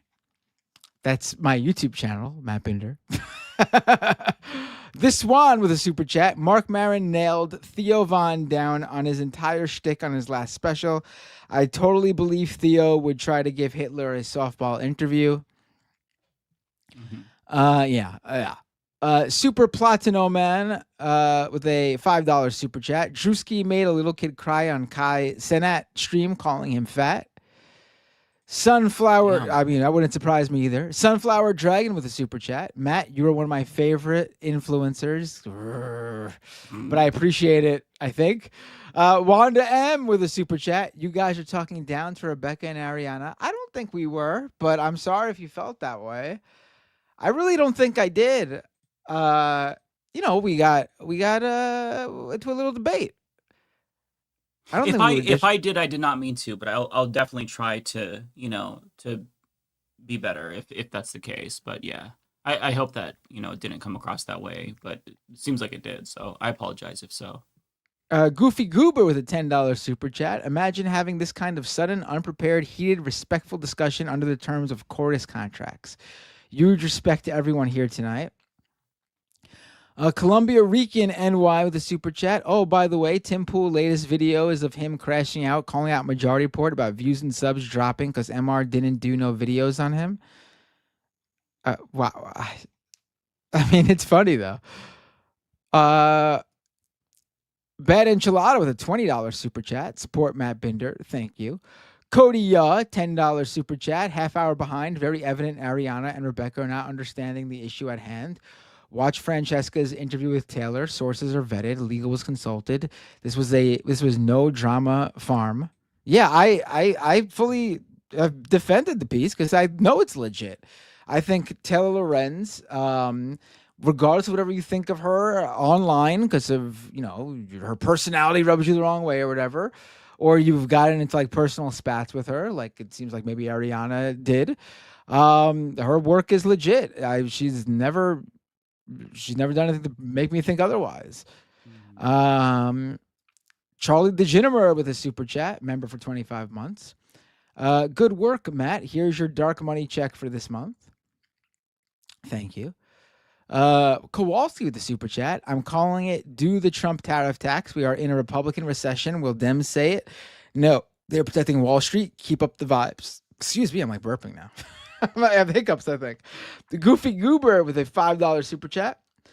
That is an incredible superpower in making toddlers, babies feel safe and comfortable. It's not the beard, it's you. S-tier parenting, sir. Why, thank you. I appreciate it. It's very kind. Over on Twitch, really quick. Just a few things here. Robot Monkey Cat resubscribed for 36 months at tier 1. Subscriber for 46 months.